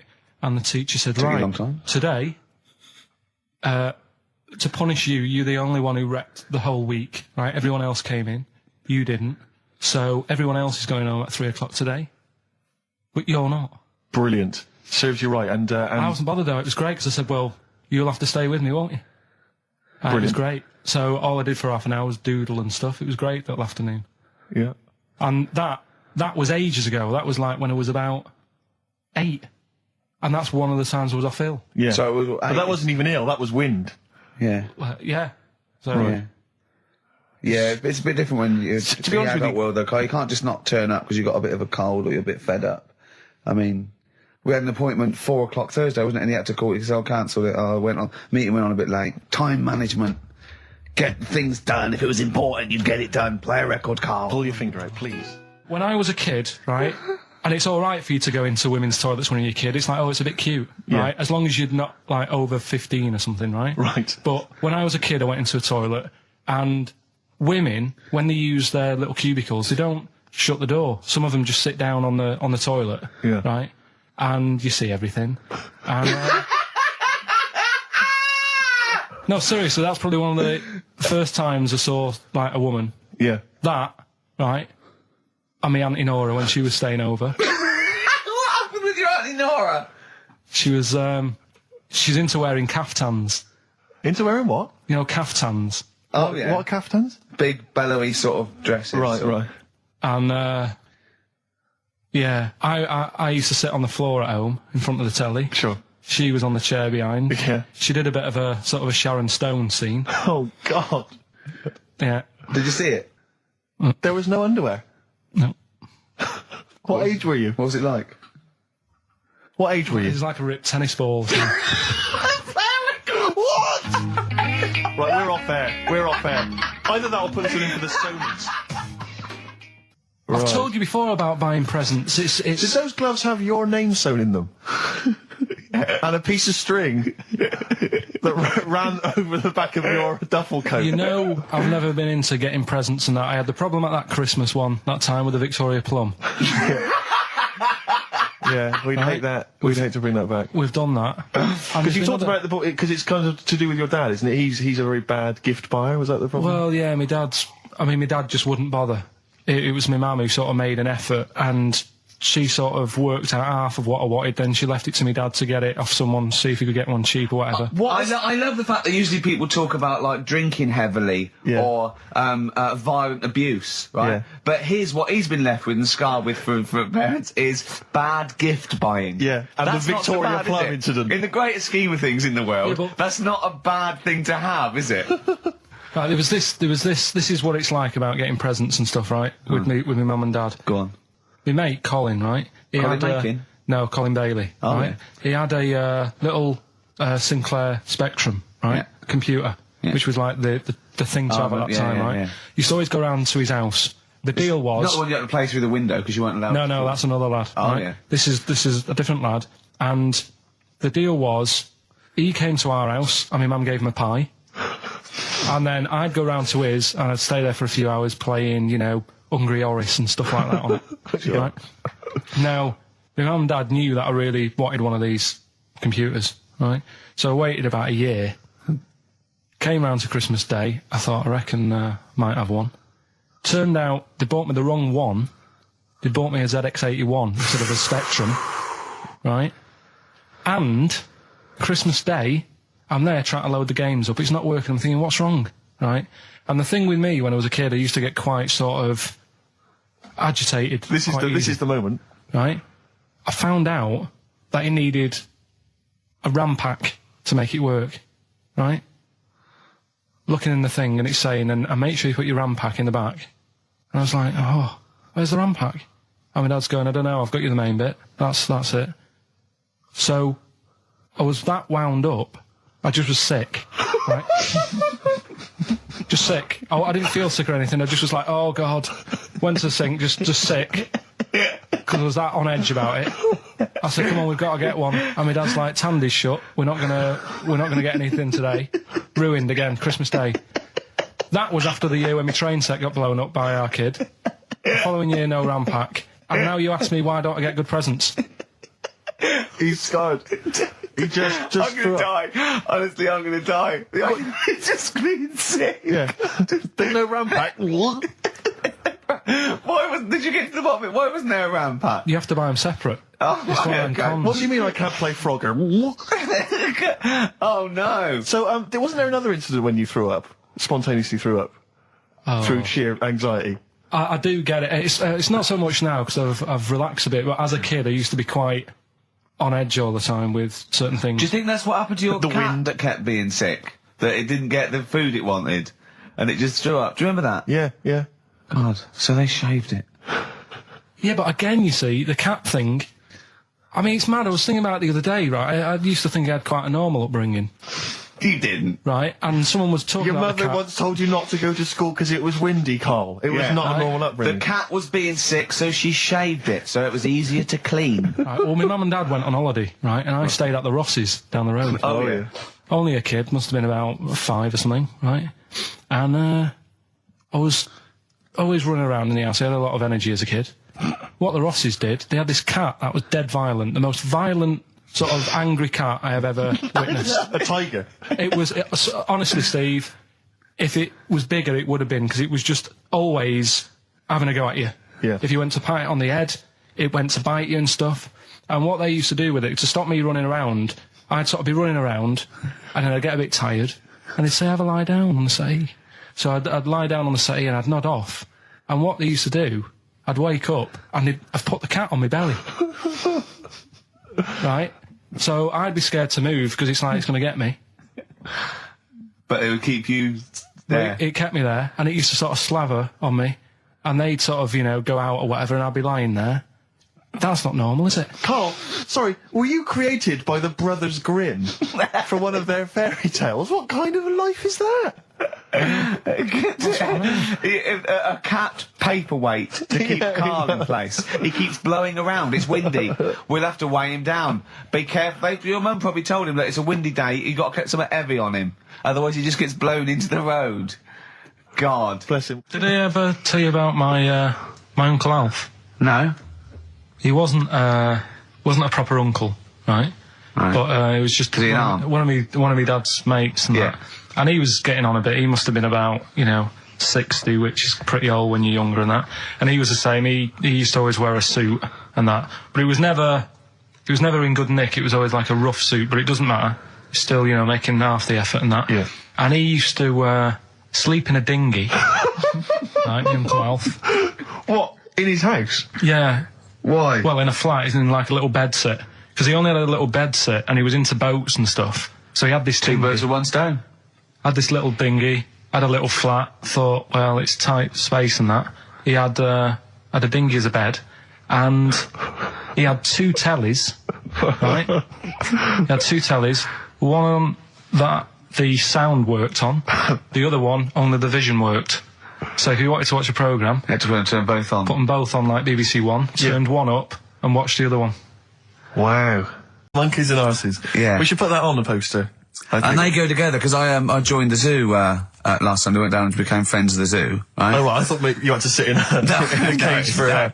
And that thing happened. I went straight for the chimps, Of course. right? And there's sort of like 3 sort of big sort of adult ones there, and there's people with their kids, and I could see the people just putting their kids away as one of them went up and started putting his face up the other one's arse. Sure. And it was sort of like, I just can't be bothered to explain this to Yeah. my children. Yeah, exactly. So I hordes of people just moving away. Oh, come on then. There's the lions. You're going to have a look at the lions. Yeah. What are they doing? They're just sniffing each other's asses. Yeah. Yes. I remember when I used to go to the zoo, I always felt there were certain animals that weren't getting a look in, really, that no one was particularly interested in. The tapir. Exactly. We were going straight to the snakes. We were interested in birds. I don't remember being particularly interested in birds. Big cats, although it's a bit depressing. Great apes. Reptile, you're right, reptiles, yeah. Birds, unless it's a big one that you think could rip vulture. a dog apart. Yeah, a vulture you go, or an eagle, brilliant. Yeah, exactly, yeah. Owls are brilliant. Yeah, owl's great, but I've always wanted a little owl on my desk. I'd like be doing work and there'd be a little owl there and I go, can you get that pencil? And it just sort of goes over and gets me a pencil, goes, cheers, and it just watches me and it thinks I'm brilliant. Do you know what I mean? Not really, no. No? No, I've never had nurse to have any kind of animal sat on my desk. No, Carl? You'd like a little owl, wouldn't you, that helped you? No, I had a little magpie, didn't I? We've talked about that. Oh, he came down and started pecking your grifter, didn't he? Yeah. What was his name? Maggie. Sure. Brilliant. Inspired. And you took it to school and it didn't come back once. Didn't come back. Didn't see it again. Oh dear. Did it ever peck your head? Because you used to have hair, didn't you? Mm. Yeah. No, it did. It started getting a bit violent. Really? Yeah. Was it becoming sort of age when adolescence, probably sexual frustration sort, because I think magpies go for shiny objects, don't they? And you were probably sort of, probably losing it a little bit then in the front, and so when the sun was out... There's a bit of a sheen on the front. They saw a glare and thought, I'll have that. Yeah. What is that? That's brilliant. Yeah. Or as it was sort of pecking away, it mistook it for a tree. Yeah, because of the noise. Because of the noise. Yeah, the hollow sound. I squeezed his head yesterday. We should just point out, if you're a new listener to XFM, you might not realise that one of Ricky's many sexual peccadillos, I'm assuming it's a sexual thing, I can't justify it any other way, is to just squeeze Carl's head. Yeah. Front-wise, sidewise. I don't know what it is. I don't know if it's sexual, like when you've got a little kitten, you want to squeeze his little face. Do you know what I mean? Do you know what I mean by that, Carl? Yeah, I said that before, squeeze a little head. Yeah, exactly, and I feel that with you, because it's sort of like, he gives so much. Look at Carl's face, he gives so much. It is like he can understand what we're saying. Yeah. And that's what the connection is, I think, between me and Carl and other animals. It's like he can understand what we're saying. But I squeezed it yesterday, and Carl went, I definitely had something crack. Yeah. Because I'm trying to see how hard I can squeeze it. Yeah, I think that was you just thinking, Carl. To be fair. I think the cogs just started to... No, I mean, I think there is a danger, because I think there is a danger that you could squeeze it too much. Yeah, I know. He did a good deed today, the other day, didn't you? Was it? Yeah. What were you up to? You were just, you were talking about, like, being hassled in the street and stuff. And, I get hassled a lot by the homeless. Don't we all? You should go home to sleep. Yeah. I'm here, mate. But no, I do treat them a lot. You treat them. I love that. You had a good day? Yeah. You've been good? Yeah. There you go. That's 50p. Suzanne does the Save the Children thing. You were talking about, charities hassling you all the time. She does that. And I sort of say, well, you do that. I'll look after you. You'll take care of the homeless. I'll take care of the odd tramp around where I live. And how do you treat them? Loads of different ways. 50p I might give them. Yeah. Or I might, they'll sort of say, have you got any money? I'll say, what for? And they'll go, I'm really thirsty. So I'll go, well, hang on a minute, and I nip and get them a little Diet Coke. Sure, Diet Coke? Yeah, they want to watch their weight. Yeah. They're going full fat. Oh, what an insult. Yeah, exactly. To a man like me. Yeah. I'd rather treat them than... Because a lot of people spend money on, problems abroad and stuff. Right. Oh, I just God. think, Yeah, famine I'm relief. just saying. Oh, God. Like what? What do you mean? Like famine relief? Well, you do get sick of it, don't you? You know what I mean? It's that... You get sick of No, it. I'm just saying. Wait. Go on. I'm just... I know, just let whatever you do now, Steve, don't interrupt, because I'm scared, but I just think it's worth it. There's so many issues. There's freedom of speech, there's we're not responsible, there's he'll get away with it because he's a buffoon, Yes. and it is entertaining. Exactly. So, go on. All I'm saying is you're saying, who do I give me money to? Is it little, sick kids or whatever, or is it old people or whatever? HMV. That's where he gives his money to. Chiefly, they get a lot of it, yeah. Yeah. And for me, I just get sick of, problems abroad. It's like, what do you do? What do you do with famine and that? What are you meant to do? How can you solve it? It's gone on for years. Yeah. And it just keeps going. We keep giving them money. They keep spending it. And you're not getting any return for your cash. Well, it's just how many times, they've got to learn. What do you mean they've got to learn? What, are you going to teach them a lesson? What do you mean they've got to learn? What do you mean? Well, what are they doing with it? Yeah, they must have like better interest accounts or something where, look after, put the money in the right things. Sorry, do you think that Bob Geldof sort of writes him a cheque? He goes over and he's in the helicopter and there's millions of them, and they go, it's Geldof from Boomtown Rats. Brilliant. I If there's one man that can help us. Yeah, I hope he doesn't sing. He's not going to sing. He's got some money for us. And he comes down and he goes, do you want a check or do you take Switch? They go, we don't take Switch. He goes, there's a check. They get He's things doing like... it again, though, isn't he, as well? I Is mean, he? I like, you know, he used to work here, Bob. He's a lovely fella and that. But, Yeah, he's a lovely man. but how many times can you save the world? You know, Yeah. he's over there again helping out, and it's like, well, you know, what do you do? Are you saying don't bother because it keeps happening? Not well, I'm not saying that. You know what I mean? I'm not daft. But that's what you're thinking. And Carl, you are daft. Yeah, exactly. I don't know what the answer is. Do you know what I mean? So you're just saying wash your hands of the whole affair, leave them to it. Yeah. Sure. Are you really just saying it's sort of, it's nature, it's tough luck, just don't interfere? Like a wildlife programme. Is that what you're saying? Don't interfere. Are you basically just saying it's not my concern? This has got a bit heavy. Can we do Cheeky Freak of the Week? Let's play a record.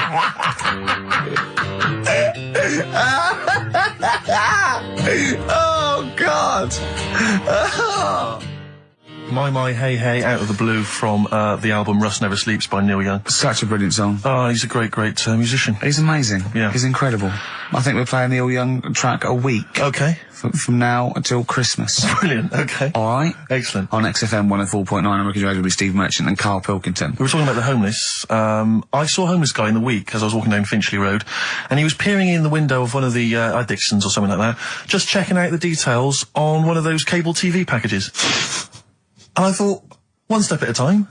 I mean, firstly, I don't know, start eating your dinner off a plate. Yeah. And then work your way up to, you know, a house, a home, a widescreen TV, A roof. digital television.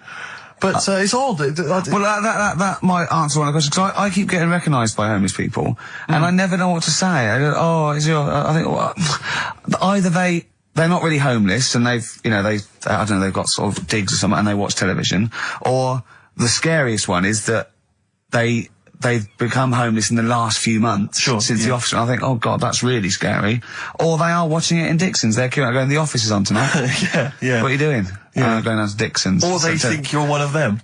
Or that, well, I am. 'Cause I mean, the way you dress. Well, no, some that are probably not quite, got their faculties, so maybe a little bit worse for wear, think they recognise me. And they whole scenarios where they're going, remember we were chatting, I was going, yeah, how are you? And it's just they recognise someone. Right, yeah. But that's a bit weird. But I mean, I think that's the worst thing. On a serious note, it is outside health. Well, we're talking about charity, and I don't know, I sort of, got these standards where I've been sort of like caught in the street. But the ones that I'd choose, I'd always think, charity is what touches you. You can't change the world, but you can change your bit. So cancer, obviously, because I'm so I give to cancer. And I think outside health, the next one must be being homeless, because there's nothing you can do. It's got everything.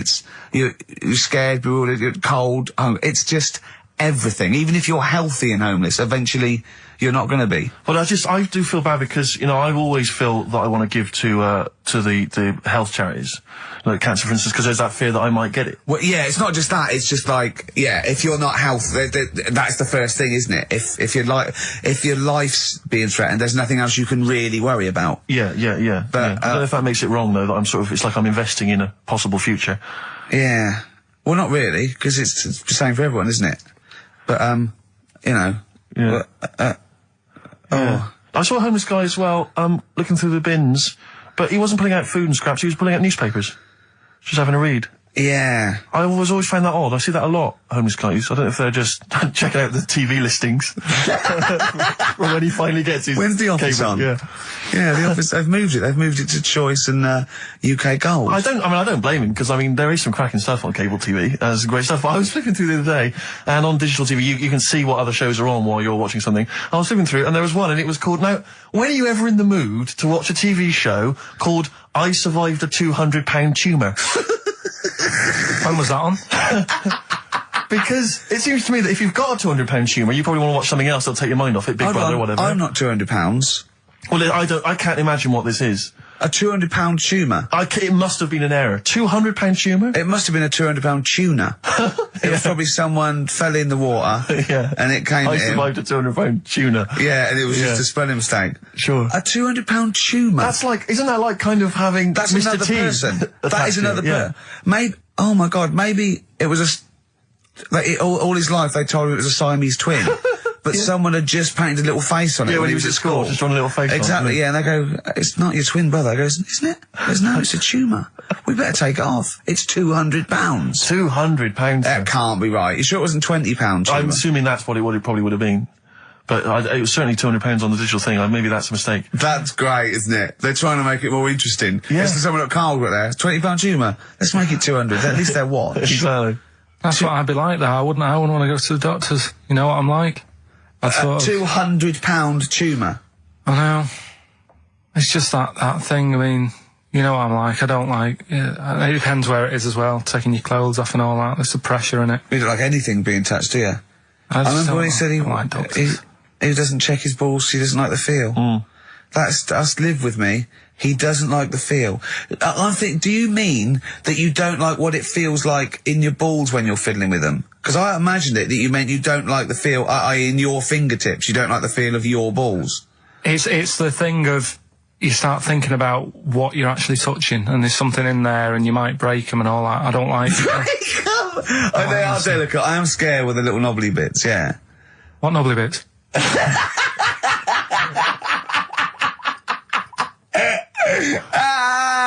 But I'll tell you what, it's that thought at the doctors. It's that thing of it's not taking your clothes off in front of him, right?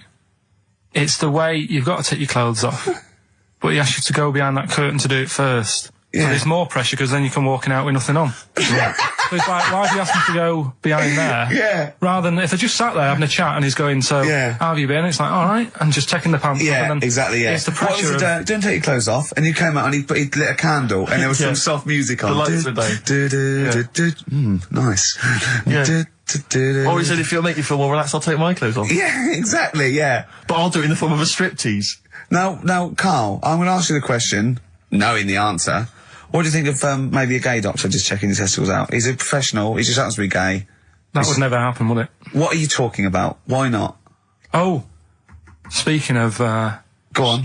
Doctors. No. Gay people and that. Do you know when we discussed gay-only toilets? Yeah. It's only... it looks like it's coming into action. No, it doesn't. Right. No way. It was mentioned again. Where? On... Your head. No, I think... Do you think that people in positions of power are listening to this show getting ideas from you? Tony Blair. Makes you wonder, doesn't it?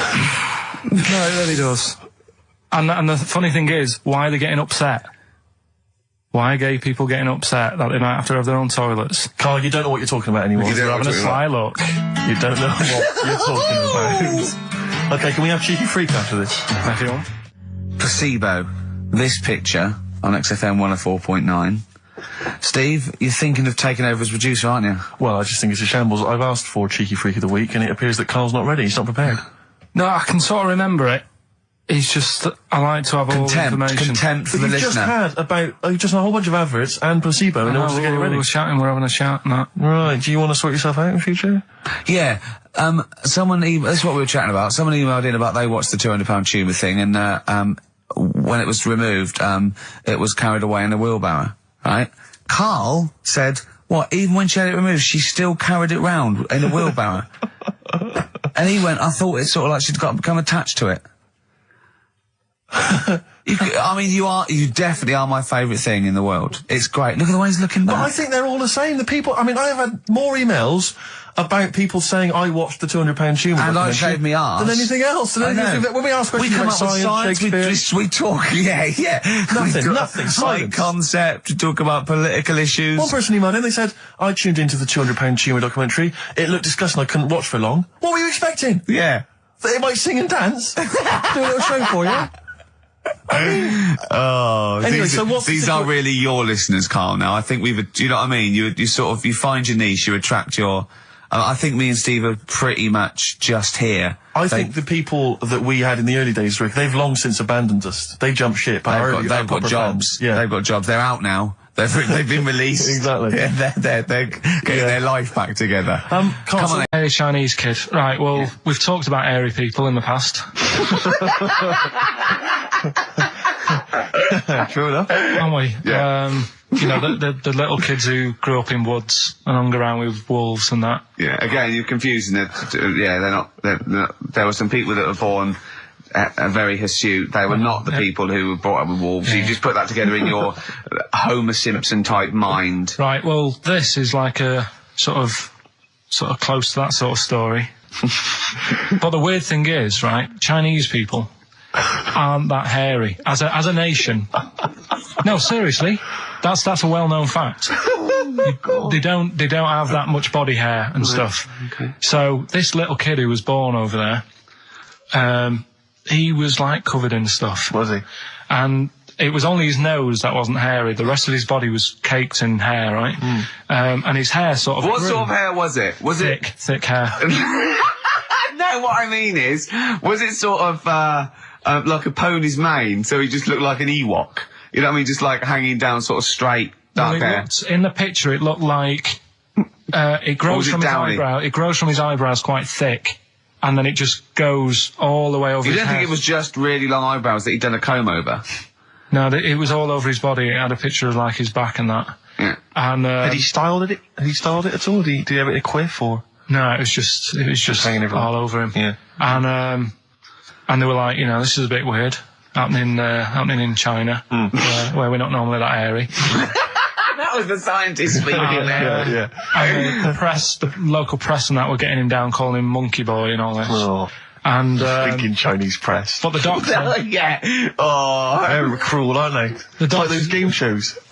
That's Japanese, isn't it? Yeah. That's what. Yeah. and the doctor said, I was talking through all that time while we were just like talking to each other then. Because I turned round and I still saw he was talking. Go So on. anyway, the local press came in to see the hairy boy, the monkey yeah, boy. and they were like being tight, taking the mickey out of him. And the doctor said, Showing him nuts. he's only hairy. Said he's a healthy young kid.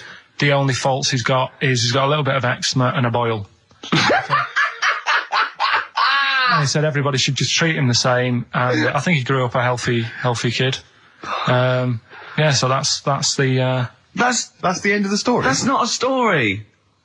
why. But I've got nothing. I don't know what to say to that. So someone in China was born slightly hairier than the rest, and he was normal apart from eczema and a boil. That to me isn't a story.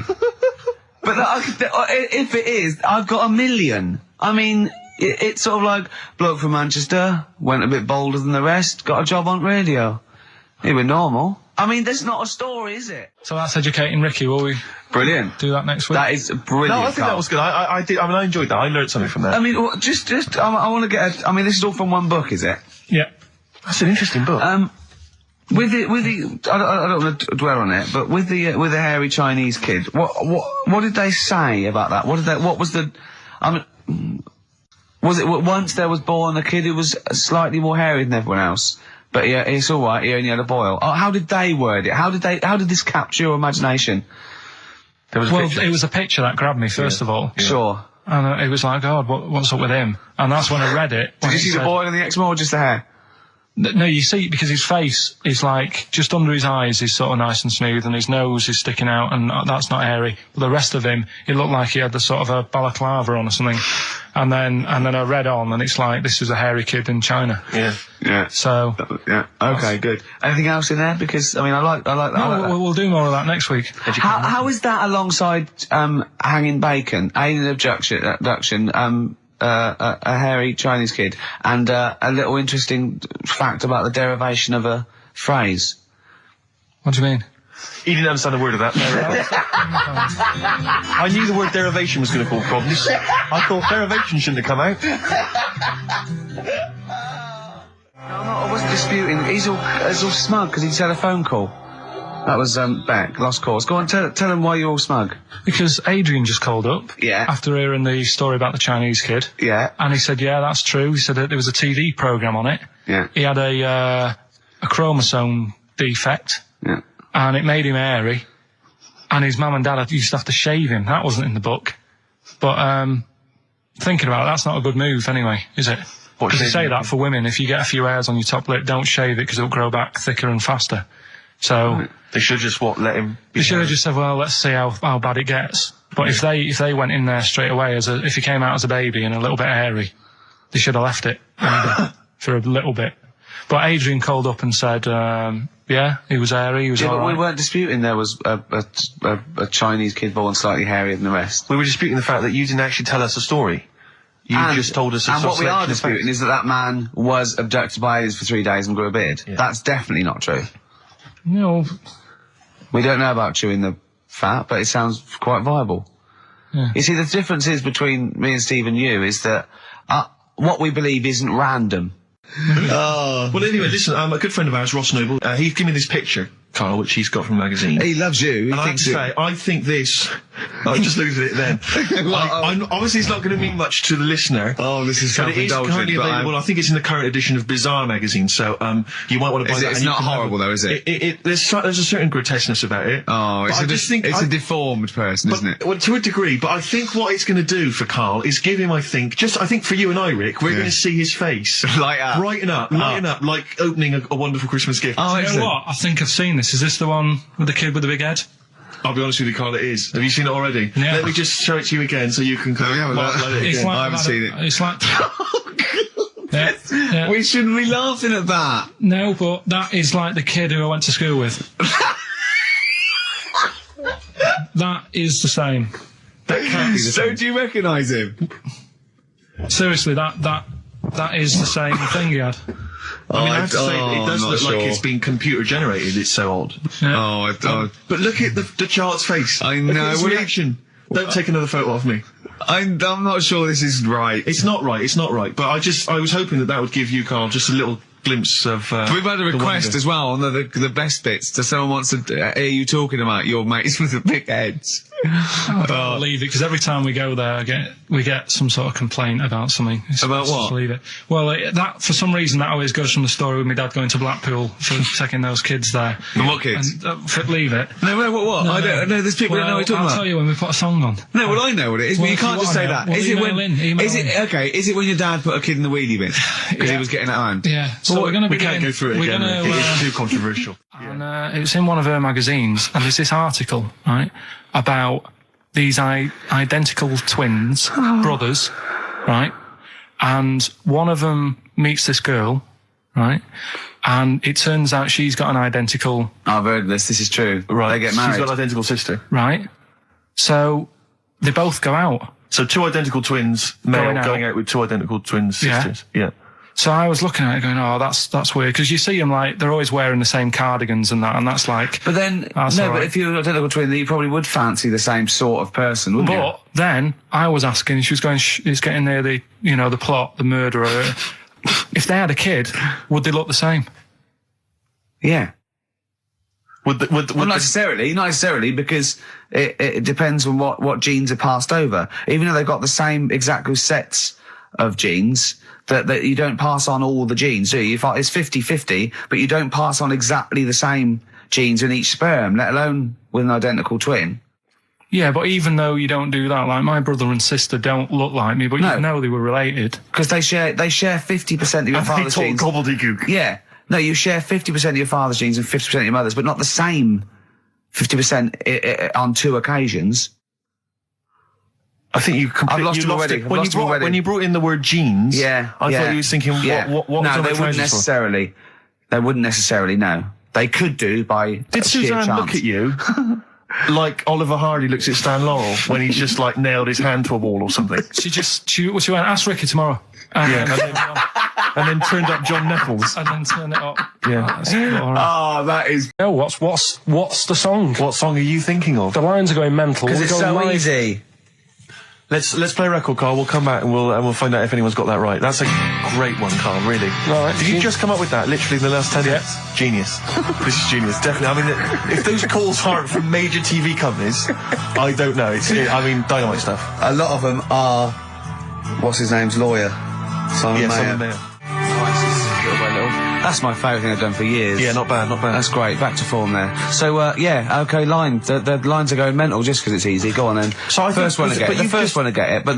Well, it's not that though, Rick. I mean, Carl has just decided to revise the actual rules of the competition. Yeah. So that, we've decided, is very easy. So that's now a qualifier. And so then they have And to whoever- answer one live. Exactly. So whoever gets that one right can Is play it for a quick big money. one as well? Because some people will lose the will to live. Yeah. Just cut to the chase. And because they've got qualify now. We're throwing an Office DVD that aren't You'll ready sign yet. that, won't you? Yeah. Yeah. No. That increases value by 42 pence. Right, go on. We'll just go live, yeah? Hello, XFM. Yeah, hi, how's it going? Not too bad. Not too bad. Listen, A very, very quick recap, Carl, if you will, please, for the people listening. Very quick. Right. A man ends up in a loft. Man's, after moving into this house and he's in the loft and he's tidying up. His missus is downstairs doing the kitchen because that needed doing. He's up there, he's cleaning up, emptying the boxes. He finds a little... He rubs a lamp, a fella comes out wearing 501s. What's the song? What's the song, mate? are you talking to me? Yeah, sorry, yeah. Well, look, I'm sitting in this bar, right? I'm not ringing up relating to anything that's going on right now. I'm after one of these armbands to go and meet Bowie on Monday. Can you help me out? What? What? Piss off. You can't say that to our public. Yes, I can. What I can't bear is people begging, Rick, on the radio. You know, I can't bear it. Is that the Australian People bloke just who's got the Bruce scrounging Springsteen over tickets? Hello, XFM. Hello. Hello. Are you phoning up for an armband? No. No. Okay, great. Gene Genie, of course it is. Well done. Well done. Right, what's so your name? Everyone else can ring off now because this. Well, she might not take the challenge. What's your name? Hello.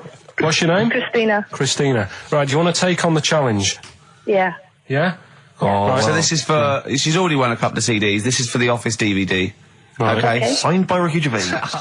So she said, yeah, it's a nudist beach. So I said, well, why, what?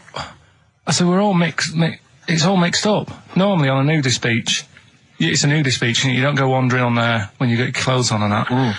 So it annoyed me a bit, because there wasn't any signs. So this fella's getting closer. Well, the knob out was a sign. Yeah. Right, so he's getting closer. And he walked past me, it was an old fella. And he walked past and he had a hat on and a little pipe and a big rucksack on his back. Right, so he got me thinking. Not strictly naked. I'm walking along and I'm thinking, right, why do people want to do this? So straight away, I wasn't on holiday anymore, because most of the time when I'm on holiday, I don't think about anything. Right? Your mind's a blank. I just switch off. Right? But all of a sudden, this has got in my head now, and I turn around to look at him, and Check out his arse. and this bag, right? I swear, That's his ball sack. it was massive, right? What? You had a massive bag? The bag, His rucksack. his rucksack. Oh, right, okay. 'Cause when he said there was an old couple coming towards me, I said, what was lower, the bloke's bollocks or the woman's tits? And he said, well, that was another point. She might as well have worn knickers. Because I was so naked. That's what he said to me. So you saw the bag. So it annoyed me, yeah, because the whole idea in it, this is what I think, I mean, I might be wrong, right?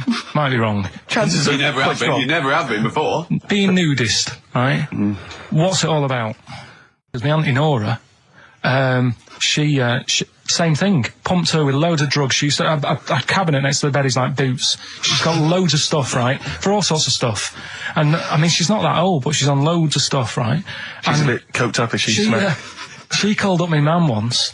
And, Yeah, you told us this. Go on, tell it again. and she said, oh, how are you doing and that? She's all right. Bit worried though. My mum said, why, what's up? She said, I've been breaking wind. So she goes, well, you know. She says, no, but this one is going on and on and on. And she was like, she was like, what do you say? What's like passing wind, farting for 5 minutes. one thing, not like, you know, trumping and then nothing. Yeah. Continuous. Continuous drone of a fart. I'm eating. Hey? I'm eating. So am I. Carl, you have to carry on. Right, yeah. We're all eating. Those crisps, food crisps. So last week, yeah, you were playing your feature, that song I shouldn't switch off because I'm enjoying the story. Yeah. And we played Living for the City, only you played the single mix, which doesn't have the entire second act, if you will. Yeah. So, Carl, you've not heard it before. I've never heard it before. You're excited to hear the second act, because as far as you're aware, there was a young guy, he's living with his family, they're fairly impoverished in Mississippi, but, you know, they're happy, they're getting on all right. But you're not even aware that he's moving to the big city. No, it just fades out. Well, that's the city in question. I mean, I've liked this song for, must be, 3 or 4 years, and I've always listened to the single version. I had no idea that I didn't know the full story. So, Yeah. It's not, I mean, and I know your attention to detail, you like to know the full story, like, where everything was. well, the whole idea of the feature is to say, you know, you've got to listen to the song. Where was the lead plate thing? Where was the lead plate thing? That was like a few years back. Where was it? In Britain and Scotland. Yeah. It was a problem all over the world. They had to deal with it. You're making it up now. Is it something you saw in Lord of the Rings? Yeah. Right. So anyway. Yeah. So the Lion and the Witch, go on. Go on. So far then, what did we learn in this story from We Stevie learned so Wonder? far from Stevie that there's a young lad, he's, as I say, he's got a family, he's fairly happy, except they're very poor, and they struggle to get by, but they're happy and they're doing it anyway. He's moving to the big city. Carl, this is the bit you didn't realise. Just play the track. Okay, here we go. So this is halfway through. This is now, halfway through the tune now. This is, you've not heard this before, have you? Let's Okay. Sorry, I accidentally played an episode of Kojak. By mistake. We were going to play a song. Carl, what did you make of that then? Yeah, what's happening there then? Eh? He was living with his family, he was fairly impoverished. He went He's on a moved bus, to that the new... bus he was on, was it? Right, so what's your take on it, Carl? After hearing that, what I've worked out by it, the first part that we heard last week, everything's all right, but it's not that great living in Mississippi, right? So he goes, I'm going to go to New York. There's plenty of work there. Yeah. They'll sort of accept me as, you know, and everything. So he goes there, and the weird thing is, he's hardly, like, been in New York for a second. He gets on a bus, all of a sudden some coppers arresting him. He's like, what's going on? And then he's got 10 years. I mean, what you can't hear, because the levels are quite bad. I mean, I work with sound. I can't really hear what's going on. You're criticising I'm Stevie sort Wonder of now. guessing that he didn't pay his bus fare or something. And 10 years. He got 10 years for that. I really don't know what was going on. And the last one... I've got that one. That's terrible. That's terrible. Okay, quickly. Oh, God. And the last one is that bloke who does... Come on! He's making me laugh. Come on, Carl, be professional. Right, the last one. Right. I can't do it, it's making me laugh. Oh, come on, I'll come and read them then. No, hang on, Come on, Carl. Right, here we go. They don't do this on Blockbusters on TV, do they? No, come on. Right. That bloke who does sport on telly, he's got a little kid, right? Initials DC. What? Is that, was I'm that the completely clue? confused by that. Was that the clue? Yeah, that bloke who... Night Swimming by R.E.M. Well, before we played that track, you remember Carl was on the, right, teetering on the cusp of telling us why he's annoyed at going all night. I assume you mean... intervals. Relations. Yeah. What do you mean? What annoys you about that? What? Sexual relations all night. The concept? Or people keep you up? Is it your next door neighbours or something? No, just that thing of people who say, oh, was that it all night last night? Who says that to you? You know, lads who think they're, you know, they think they're a bit of a lad and think that means it's good. Well, like Sting and his tantric sex. Sting. Yeah. Well, to be fair, it goes for 8 hours, but only 3 minutes of that is going for it. The other sort of, you know, 7 and a bit is sort of laying next to each other, isn't it? Right. Or sometimes in a different room. Yeah. Yeah. Is that why it's called Sting? Hey? Well, if you're at it all night, bet it. It's gonna sting. So what's your problem with this notion of going at it all night? It's just that thing of, you know, get it done right the first time. Do you know what I mean? Get it done. Yeah, get in, get out like the SAS. Once you've done it, you've done. You know what I mean? Yeah, no fanning around. No messing about. So, yeah, it's just that, isn't it? It's like, you know, do it right the first time. Once you've washed up, right, you put the pots away, you don't dirty them again. What a lovely analogy. That's one of the great Is that what you metaphors. say to Suzanne? Come on, love. Once you've washed up, I've already washed up. you don't dirty the pots again. Go. What a romantic Ding dong. song. Hello, is there a fire? Oh. Hello. Did he have a moustache, the fireman? Oh. Play the jingle. Oh, is it? Is it? Brilliant. Oh, chimpanzee that monkey news extra. Well, Is there monkey news? I tell you what, I've been having a bit of a problem this week. Why? It's just been a struggle. Normally, I can come into work on a Monday and there'll be something that's happened over the Saturday, over the Sunday night. Do you know what I mean? Over the weekend, the monkeys have done something. Been very quiet. I thought I'll be all right. Let's see how the week goes on. I don't know if they've caught on to the fact that we're giving this coverage now, or I don't understand. Normally, people are emailing me stuff all the time about monkeys. Been very quiet week. Been checking, I was looking in books last night and stuff. Is there any monkey news?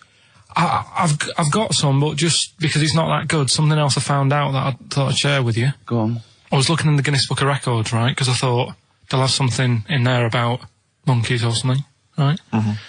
And there's a little monkey, I think it lives in Asia, right? There's loads of them live in Asia. Might just be travelling, but yeah. And something they found out, I don't know if they've got it right, and that's why I want to bring it up. Apparently, it's the mammal, right, that's got sort of the pointiest eyes that pop out of their head. Steve.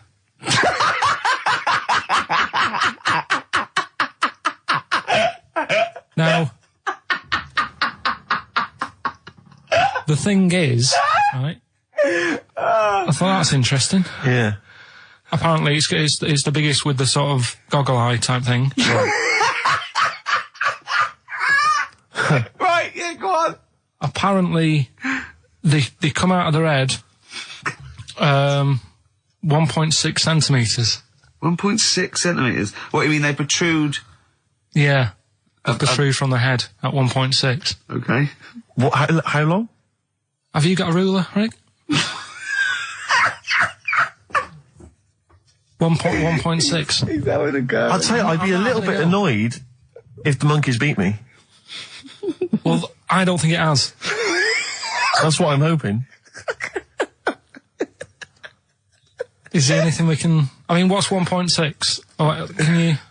It's about... Drop your trousers.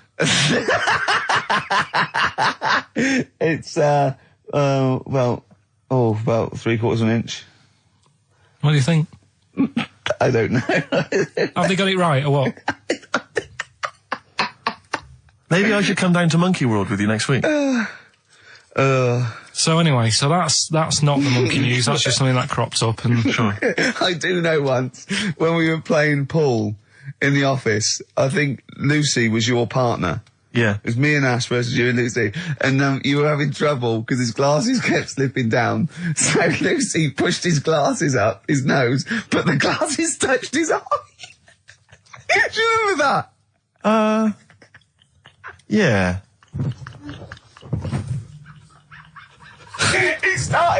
He started it. Well, you're the one who joined in. No, I know, and I feel bad now. Yeah.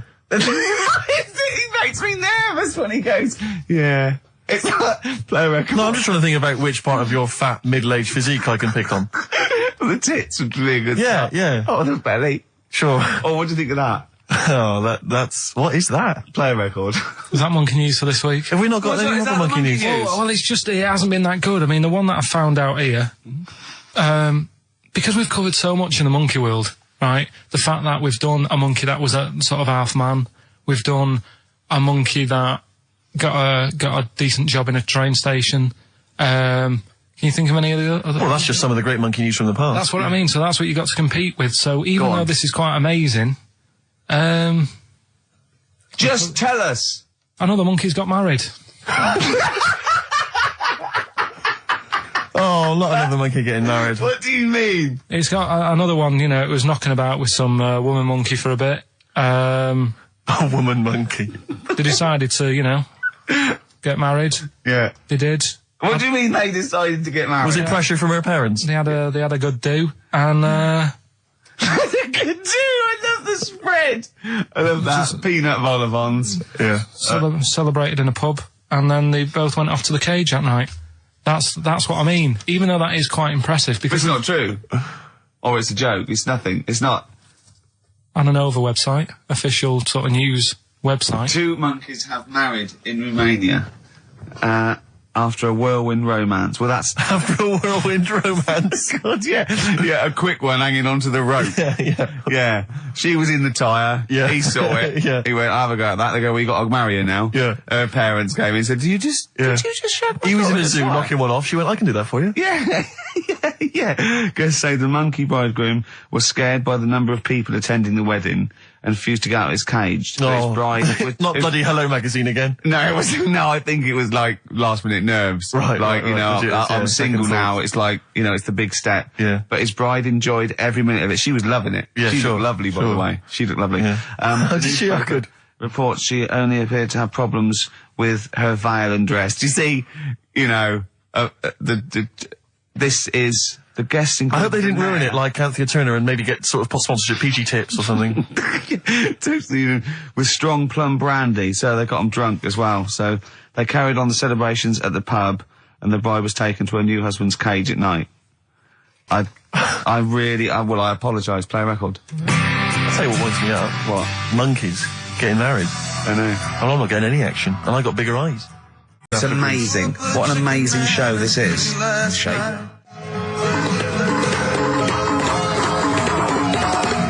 Oh, chimpanzee that monkey news! Excellent. So monkey news time on XFM. Karl Pilkington, the man in the hot seat. Karl, what have you got for us? Okay, monkey news this week. We've covered a lot of stuff. We have indeed. Now, do you know, like, there's places where you can go for, like, weekend rests and stuff, Sure. and you relax, you sit in a little spa, you might have a swim and stuff. Well, they've got a place done for monkeys. Of course we have. Right, they can go there, they relax, forget about all the stuff they've got going on in their head. They can have a manicure, Right. got nice meals, It's not called a manicure though. It's called a chimpacure. beauty them. treatments. Yeah. Right, they look good and stuff. Yeah, well, look good, feel good, yeah. Now, you might think, well, that's pretty normal. Well, The bit I haven't told you about is it's actually run by a couple of chimps.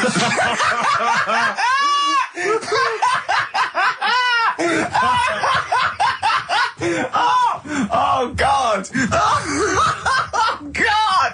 Oh God! You're a maniac! right. Oh, for Christ! Oh. Let's just... It's like coming a chimp. Right, Of course it's not. No, it is, because think about it, right?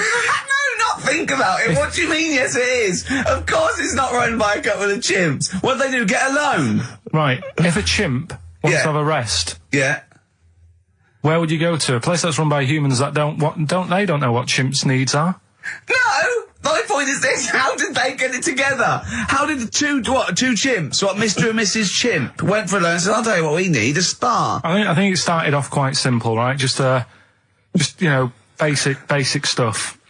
But they've expanded over time because it's become so popular. It's gone mental down there. Sure. Go! I They've all don't heard know. about it. Now, the thing is, the problem is this, right? That isn't even the top and bottom of it, right? Oh, Christ! The problem is, it's been going on and on and on, right? It's been earning a lot of money and stuff. The monkeys are happy. The monkeys that go there are loving it. They're telling friends and stuff. They're all coming to it. Now, the problem is, it's this little monkey, little man monkey and a little woman monkey, right? Yeah. Who were sort of girlfriend and boyfriend. Sort of. It's an open relationship. They can play around if they Well, want. the problem is they're not married, right? Now, Trouble brewing. the lad monkey, fella monkey, he's getting quite old.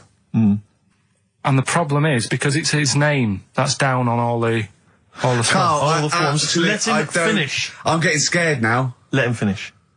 It's his name on the business, and the problem is his missus is kind of like, what's going to happen? Sure. What If are you he getting passes this? Where are you away. getting this from? Internet. Carl, I don't know where to start. No. This is the. Can we this just is hear the- the end? This is ridiculous. So the problem is, the Female girl- monkey is worried that the male monkey she's worried. is What's going to die. going to happen with the business? What's going to happen? Of course. Right now, What do you mean the business? the health There isn't a spa- business. It's a joke. Health Rick, spa. you're not listening. His name's on the form. The male monkey's name is in his name. Now the problem is, the woman monkey has got some kids, but because they're not blood relatives, it's not going to be handed down to them. And the What, courts, they're kids from a previous monkey marriage. yeah, Right. so that they're not going to get it. Let me just check this out. Yeah, otherwise you don't want to check the facts, otherwise Yeah. you could look like a twat spouting shit on the radio. Please check the facts for scientific And security. they're just a bit worried because they're saying that the people in Ohio, which is where they've got the little health thing going on. So that makes it more believable that it's Ohio. Mm-hmm. I thought you meant it was Berkshire, in which case it would be rubbish. It looks like the local people are trying to get in there. They've seen the success of it. Sure. And they're They want a trying piece to of go in and action. take it over and stuff. Yeah. So, Give me the piece of paper. Throw it away. Play a record. That's the worst one I've ever heard. And there's something wrong with you. You're educationally subnormal. Final tune from us, Tim Buckley. Lovely song called Wings. Back next week? Yeah. Yeah. See you, Carl. they've just counted how many fish are in the sea and that. No, they They've haven't. just done a census. A census. What, a fish? Yeah, some fellas have gone in the sea and they've got to work out. There's about... Mrs. Spratt, is this your son? No, he's a lodger. Okay, well, let's mark him down. That's 2. Oh, I've lost count. 6 million, 4 and... Oh, darn. So how many are there? About... There's a lot. Oh. Well, there are more species of fish than bird, mammal and reptile put together. Can I ask a question? That's on my DVD of animals. That's still available in the shops. Stuff like that. Probably find that online. You'll get that slightly cheaper. $15.99. What? Go on, ask me a Special question. features of Ask me a which question. Ask me a includes question. Karl Pilkington's also on the DVD. Yeah. That's a perfect Christmas gift. Yeah. Long and Winding Road. I love that, but I don't like the way McCartney sings here. There's just one, he goes, you leave me waiting here. Well, he's always got that slightly affected. But it sounds style, like doesn't it? Richard Burton or something, here. Yeah. But it's only one that does it, but I don't know why.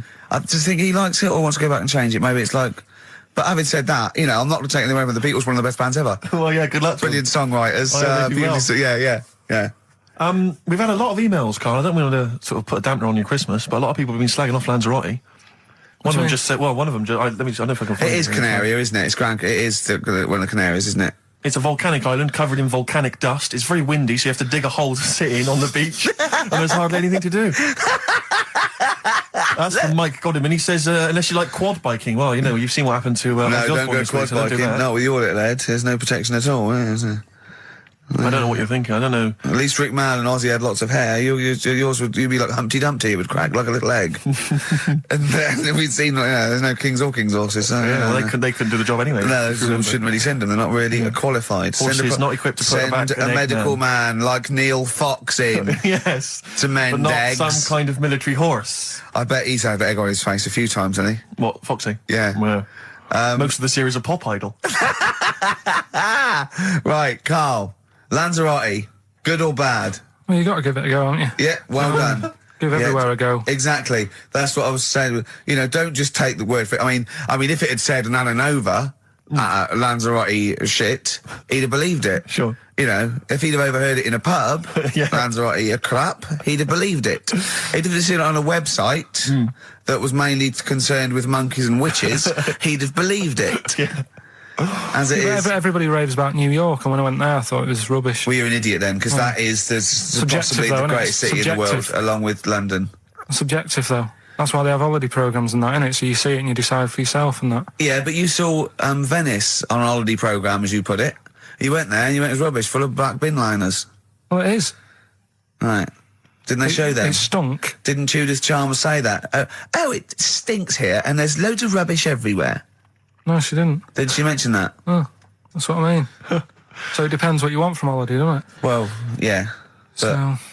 you're an idiot if you don't like New York, so next. Anyway, come on, break up, guys. Kiss and make up. Right back, just for Christmas. Brilliant. I've only got 2 really, because what? I was trying to work one out before, right, in my little room. Yeah. I was looking at different band names, thinking, what can I do? Yeah. Couldn't concentrate because Ricky was in there trying to spray deodorant all over the place.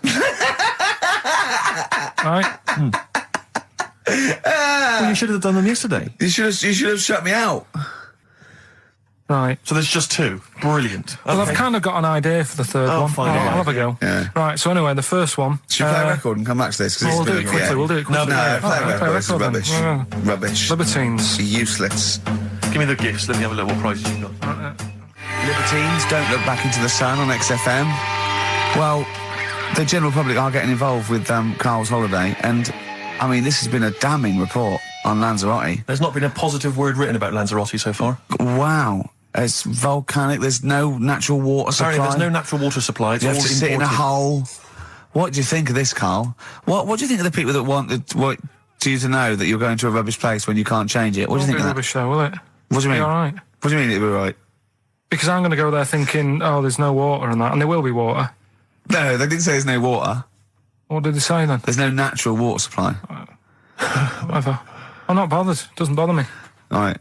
I'm going to have a good time and that. What are you going to do? What do you plan to do? Got a book. What book you got? Rich Hall book. I'm just going to read that. Brilliant. And the weather's better than here, isn't it? Yeah. So... Someone, Carl, you know our mate Johnny, he's a Doctor Who fan. Yeah. Do you remember, he bought, the Doctor Who magazine, and he went, to the toilet, and Steve got post-it notes and put geek on every page. And Johnny opened it on the tube, right, and it had geek and everything. And Johnny bought in the new Doctor Who magazine, I think this week's or this month's, right?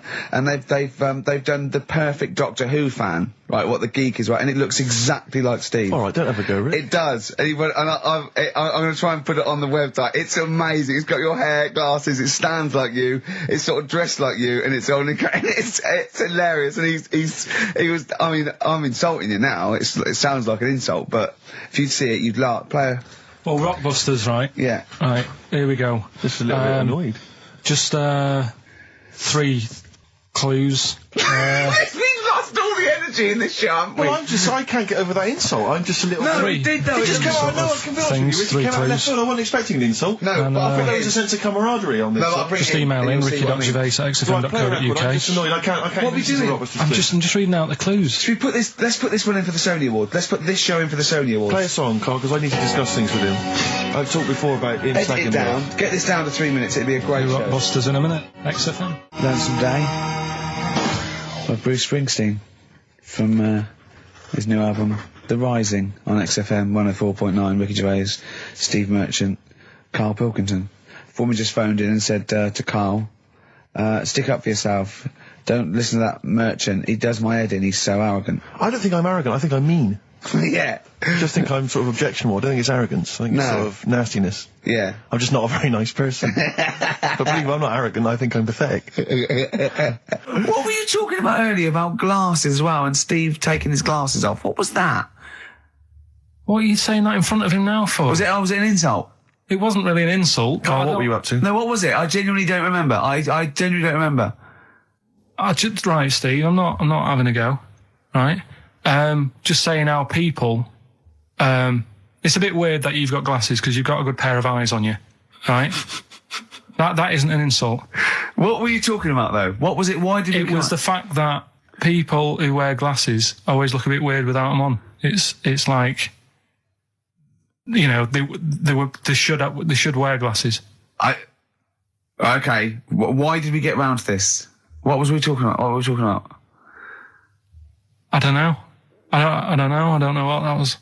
It sounds like an insult, even it wasn't No, intended as it one. wasn't. It sounds It like an wasn't. insult, Carl. It does, yeah. No, it wasn't. I But should listen, be allowed to punch you every time you insult me now. No, but I'm not I'm having a doing it. go. I'm going to give you a dead arm. Look, Steve, It sounds it's like an you. insult. You And always even if just... it wasn't, you intended it to be one. What you... Oh, that was real. Play a record. But It's That's what you mad. get every time you insult me from That's now on. mad. Oh, is this the Cardigans? Great. Brilliant. I didn't even say anything. It makes me feel better. It makes me feel better. I can enjoy the rest of the show. Yeah. Before we carry on with anything, I should just tell you, we're on the subject of emails. There's one emailer we're always looking forward to hearing from. Dickers! Richie Anderson. Dicky Docky Doo. Richard Anderson, thanks for emailing. He's my biggest fan. He's now. one of the biggest fans. He absolutely loves me. But not afraid to offer some constructive criticism. Go on, That's what's the he great said? thing about Dickie. And from Anders this week, he says, Ricky, I'm lazy, I talk nonsense, I'm badly organised, and I believe in ghosts. Can I have a job working on your show?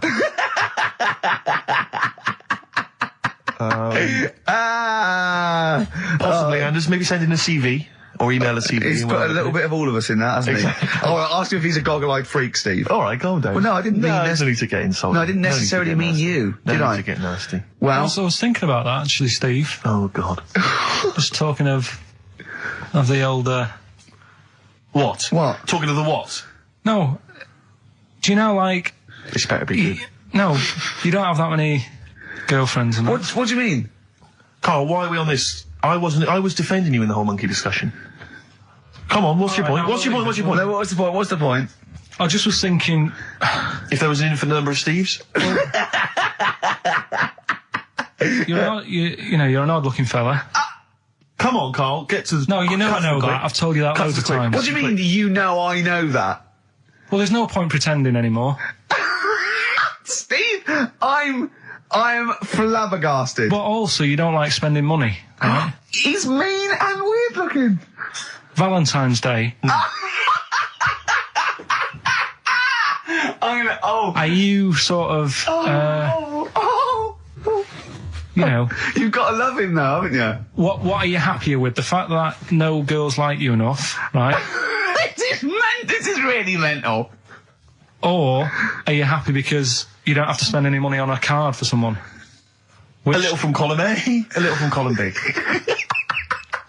Wait, let's have more monkey news. What have we got? No, we've got so much to get into this show. Insults. We don't need the stupidity. insults. I think we've got enough. We don't need the insults. Yeah, there's no more insults. No more What insults. angers me with Carl is he's been planning that. No, I haven't. I was thinking about it on the way in because Valentine's Day is coming up and I'm not a big fan of it.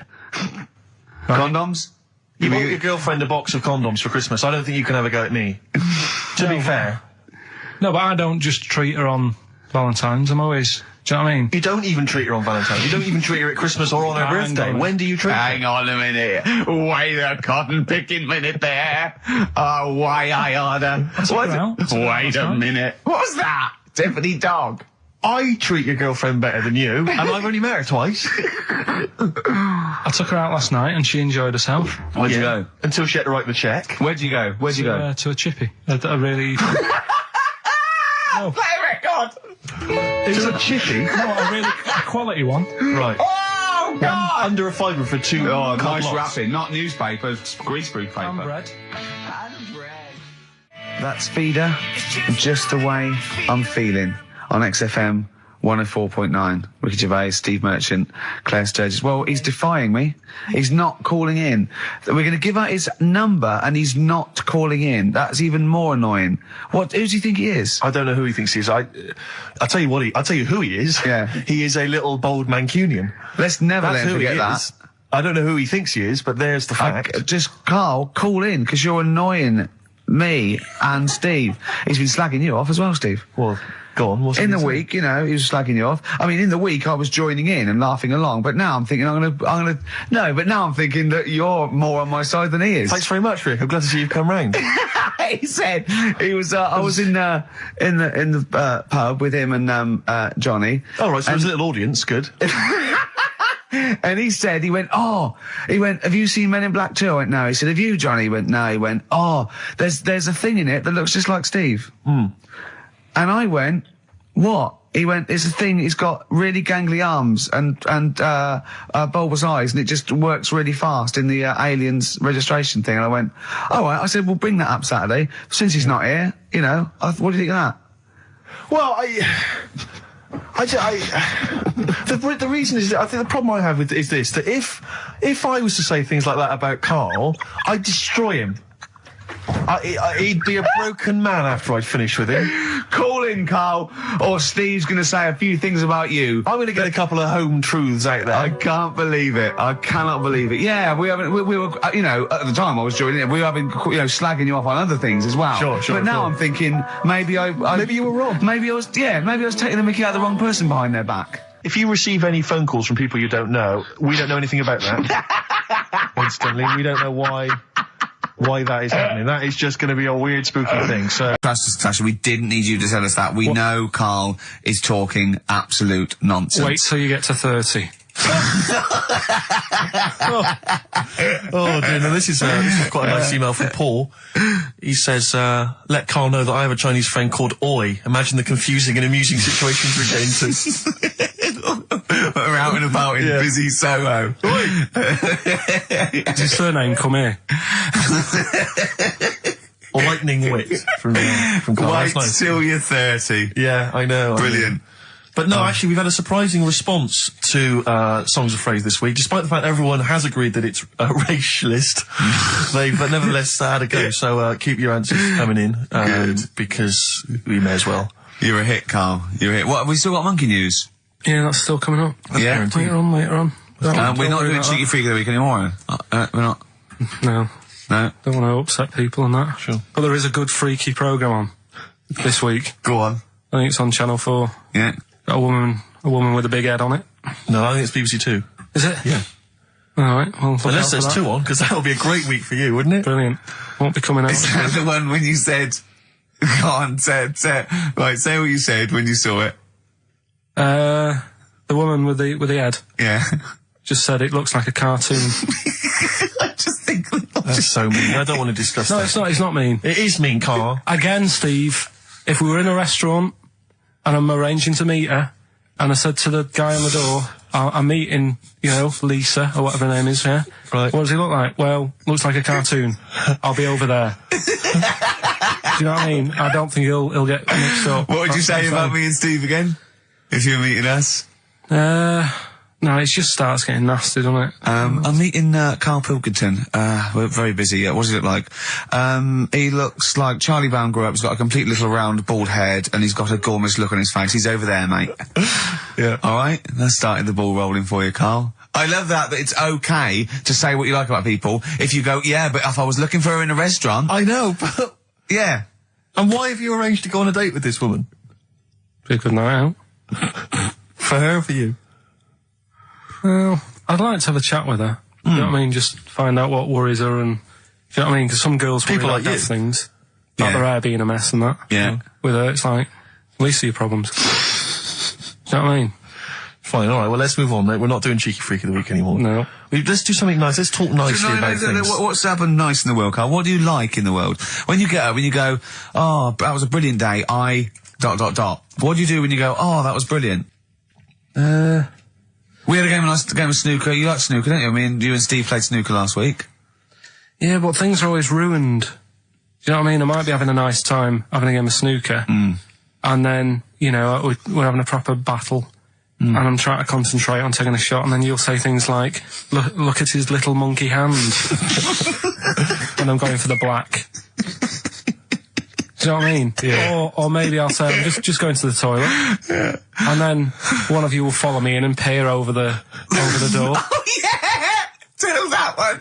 That was when you were actually in a cubicle sitting down, wasn't it? Yeah. And Steve Merchant's head appeared and went, all right. And you went, what if that wasn't me? Oh, that was great. Doing a George Michael on me. That is one of the benefits of being very tall. You can look over You can look over the stalls in toy lavatories. It looked like a giraffe house. You're sitting down there and you look up, right? And he's peering over the top. Oh, the fun we have. Oh, it's great, isn't it? But anything intelligent. It's like the monkeys. We are like the monkeys. Aren't we, us three? I wanted to write a thing for the darkness. I want to write like the new monkeys. Like a TV show? Yeah. Do you want to do that? Yeah, alright. Yeah, okay. Well, if they're listening, or their radio show, a record company are listening, or their manager, big fan of the Darkness, my favourite. Hang on, don't make a promise like that. No, my favourite band at the moment, we'll do a pilot, them and the Monkeys. But don't make Running that round, promise. speed it up, they can have their songs in it, they can write songs especially for us. What if they And can't act? And it's them, they can act, they just act themselves running round. We're getting people like McGee and that, to come in and sort of be the actors, and, all those posh actors that appear in Ali G and that. It sounds like a lot of hard work. Yeah? Yeah. Okay, forget it. Knock it on the head. Yeah. Letter to Hermione. David Bowie. Well, we've had the most convincing answer that it's about 290,000 actual words, but possibly 3 million in our vocabulary, using all jargon and scientific stuff and all that. Sure. 290,000. Still a lot, isn't it? It is a lot. We know so little, don't we? Apparently the average person has about 20,000 words in their is it? vocabulary Right. and uses maybe 2,000 a week. Really? Yeah. Carl, obviously, slightly bringing that average down. Carl, what do you think of that? Single figures. Doesn't matter, get by. Why have you got to use longer words messing about and that? Told you. That word about old, anti-dipuian or something. Just say old. That's a bit old, isn't it? That's a bit anti-dipuian and that. What's the point? Yeah. Get to the point. Sure. Busy.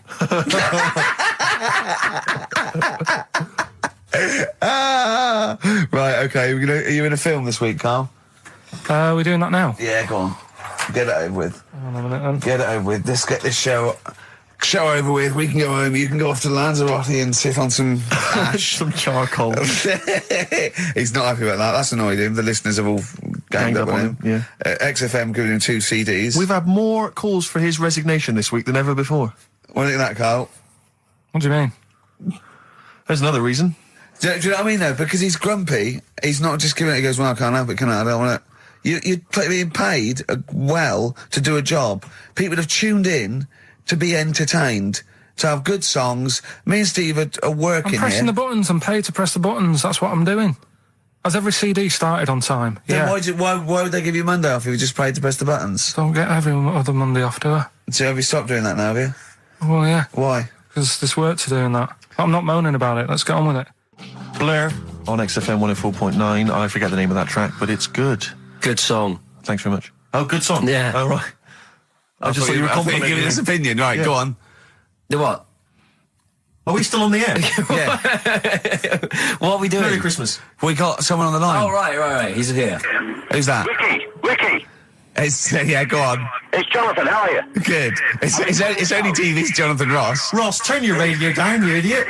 I'm here. I like to. I haven't got the radio on. What are you talking about? We can hear the feedback.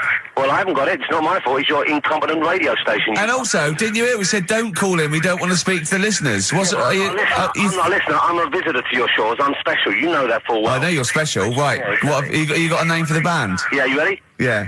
Blump. B-L-U-M-P. I tell you for what, you can't have a normal word. If it's the monolith band of all time, if it's the big, you can't have a regular word. It doesn't make sense. How can you have a regular word? All these ideas you've come up with are rubbish. You need a word which only stands for that one thing. No one's heard it before. No one will use it again. Blump. I can't help but feel that that's a more appropriate name for maybe one of Ricky's bands. I love seeing that picture of him in that band. You see it everywhere these days. He was like a girl. He was like a little girl in a suit. It's like a little dyke at a wedding. What was that? That's got to be the kettle calling the pot black, surely. Yeah, I've always been nothing but 100% heterosexual.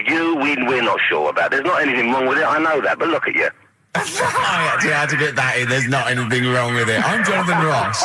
Oh dear. I was thinking the other day, right? Oh, yeah? The Comedy Awards. Yes, sir. You didn't half say some awful things about poor celebrities, poor has-been celebrities with coke addictions and fat I lips know, and faces that I know. where surgery's gone wrong and everything. And when they're on the show, they're going, "Oh, you look lovely." Yeah, I'm nice so to good. Well, I'm nice to them to their face, but obviously when I'm not with them, I like to let my true feelings be known. What's wrong with that? That's how everyone Well, I'll is. tell you what, you can get anything off your chest you want on this show. Any celebrities you want to talk about? There's no one listening. Yeah, it's just between me and you. A lot of people listen. They listen to my show, and after they've had a few hours of, good laughs, they like something bland to just cool them down afterwards. So they flip over. We know this happens.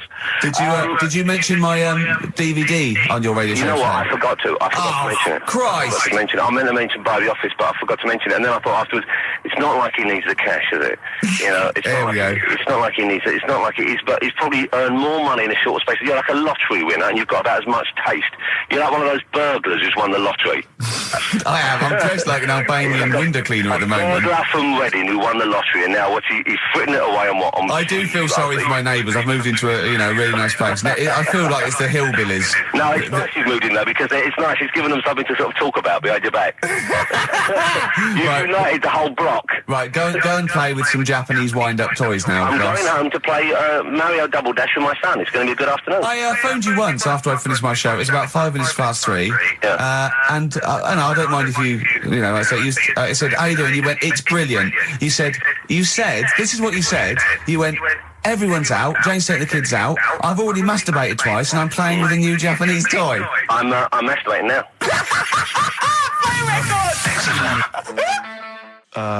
Kings of Leon, Wasted Time on XFM 104.9. Sorry, I was sidetracked there by just some of the band names. And that came in. now listen, I want to put in 2 of my own. I want to win that pile of tat out there, right? I've got 2 names here, okay? We should just remind people in case they've just tuned in. Oh yeah, what's Ian going on. Canfield has chosen his mega band of all time. He's got Keith Moon on drums, he's got Lemmy on bass, he's got Keith Richard on guitar, he's got, who have you got singing? Robert Plant. A Plant, and their manager is Vance, but he needs to announce them at Wembley Arena. They're already sold out. They're at #1 in the album charts. They're the greatest rock band of all time. And I've got 2 suggestions. Okay. What about this? Please welcome to the stage. Tungsten lung hemorrhage. Yeah, good. Yeah. Please welcome to the stage. God dildo. God dildo, interesting. Nice juxtaposition there of God, the almighty creator, and a dildo. Nice use of some contrasting imagery there. Yeah. Powerful and topical. Tungsten lung hemorrhage. Yeah. We've had a couple also on the email. People didn't really include their names, but who cares? Please welcome to the stage, Balls of Steel. Balls of Steel, Well, yeah. And we've had like Brain Hammer. Yeah. Brain Hammer's good. I Lots like of Brain Hammer. brain-related stuff. Quite liking the idea of tumour fish. Tuna fish. I like. Tuna fish is very good. I like tuna fish. I just wonder if there's one more contender. I don't know who this was, Ian, that phoned in with it, but possibly it's topical. Deathly Hem. Yeah. Deathly Hem. It's brilliant. Oh, it's Deathly Hem. Please welcome to the stage, Deathly It's Hem. Deathly Hem. Who's that? We've got to give it to I don't know who that was. Oh, but, well, if you came up with Deathly Hem, email again. Deathly Hem. It's the greatest name for the greatest rock band of all time. Will you please welcome to the stage, Deathly Hem. Cheering breaks, mind over money, XFM 104.9. I'm Ricky Gervais, Stephen Merchant, little Karl Pilkington. Yeah. A couple of emails. Different people have visited various tourist attractions. Oh, yeah. Let me see who's this from. Not quite sure. But thanks very much indeed for it. So, there's a link here. It's apparently in Devon. Barometer World. Brilliant. It's the world of barometers. It was established in 1979. And By one bloke who had a lot and thought, I can charge a quid Yeah. for this, definitely. Here's the Out of his own house, probably. Converted back scuttle. exactly. Yeah, that's not a euphemism for a sexual act. But look at the webpage here, Rick. What's that little trolley? She's talented. Oh, dear. You're talking nonsense, Carl. Well, whatever. Steve, you were out of the room there. Mm-hmm. Carl took a phone call from someone. Okay. He's found a cellmate. Right. Not a soulmate. I think one day they will be cellmates. Yes. Because he's just like, he loves everything Carl loves, and he was telling Carl stuff, and Carl's face was lighting up. Yeah. He's told him of 2 Russian kids in the circus. They're covered in hair, and their mum tells them off because they're covered in fleas. Carl said, see, that annoys me again, innit? They do something else. And the bloke went, yeah, they should just make money out of being hairy. And Carl went, exactly. And he said, have you heard of the 3-legged juggler? And the bloke went, no, what's that? He went, that annoys me as well. Because he thinks they shouldn't have done juggling, they should have done football. Do you know what I mean, though, Steve? What do you mean a 3-legged juggler? What are you talking He's a about? famous 3-legged juggler. Oh, he's mega famous. He's like the Beckham of wherever he's from. But the other day I was looking in, I don't know, Bizarre magazine or something, right? And there was this fella who, he had no arms. So you saw a picture of him. His job was fixing watches. Did it with his feet. Go on. Well, it's just, why pick the most hardest job to do when you haven't got any hands? Crush grapes. Or... Do you know what I mean? That annoys me. Oh, crush grapes. Imagine him being told that, and then he comes into the careers advisory where I go, now, what do you want to do, Hargreaves? Make watches? Right, take a look at your arms. Crush grapes, mate. Sorry, you're a grape crusher. Next. Brilliant. Brilliant. I would love you to be a career advisory in some sort of clinic. It'd be brilliant. I like the fact that it annoys you. Here's a man, he's got no arms, he has learned to fix watches with his feet. Yeah. An incredible talent, incredible skill, he's utilising that brilliantly. That's annoying to you. You are angered by it. Right, I'm only being honest. Now, you be honest, right? Your watch is broke. Who would you go to? You're in a rush. You need it fixing in a rush. Now, you need some fresh wine.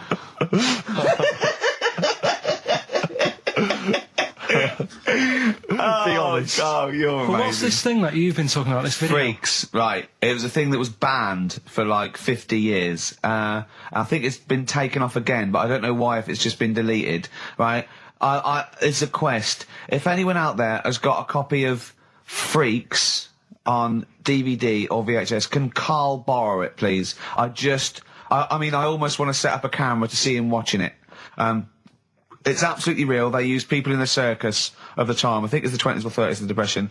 And there's people, there's coneheads, there's a bearded lady, all genuine. There's a bloke they call the human slug who's got no arms and no legs, Carl.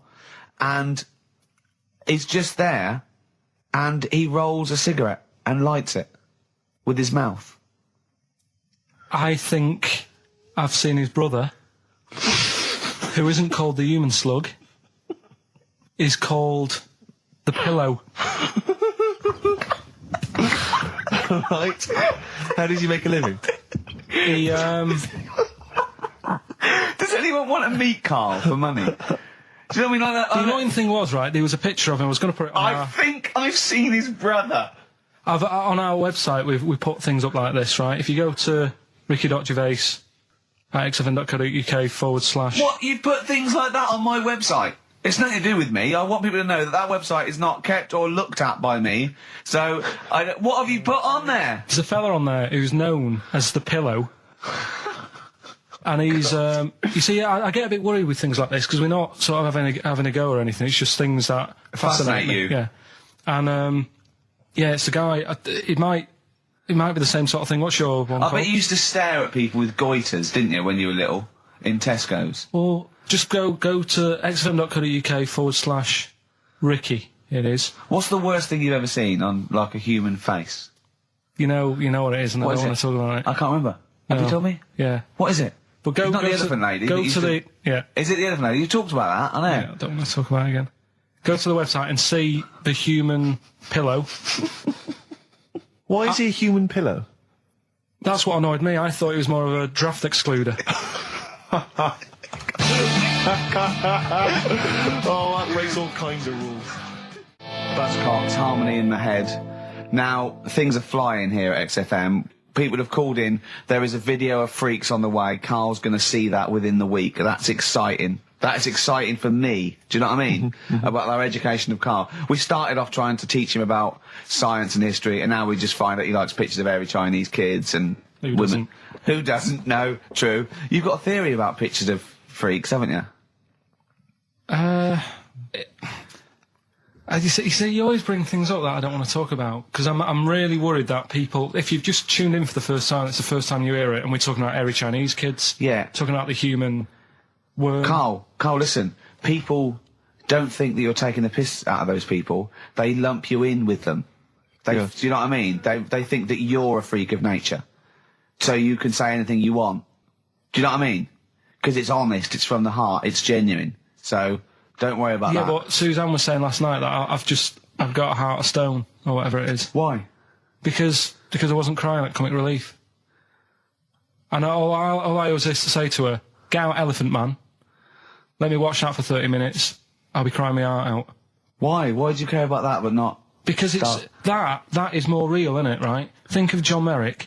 Sorry. What, the film starring John Hurt is more real than footage of starving people in Africa? No, but what I'm saying is, think about... See, this is why I didn't want to bring it up, because people are going to just say... Well, you're allowed to cry at what you like. People can't have you for not crying at someone and crying at someone else. Imagine that, like, if you've seen the film, you know, his head's all, you know, messed up and that. Yeah. He's getting picked on all the time. Yeah. By It's Michael just- Elphick, I remember. Yeah. It's just really, really sad. Whereas, you know, we're trying to help But out you give him a bun people. and he forgets it.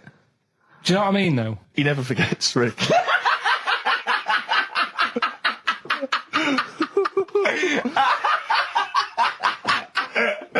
Oh, dear. Anyway, Oh, God. we're giving away stuff again. Yeah.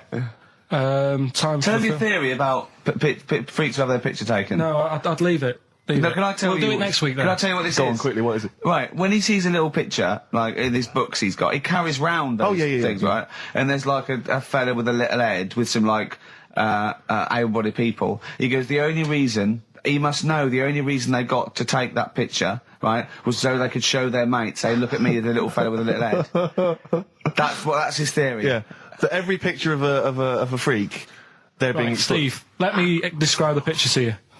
This little fella with a little head Right. playing on the piano. I've seen it. all his family stood around and mates and that. When have you ever seen a picture of someone playing the piano and everybody wants to be in on it?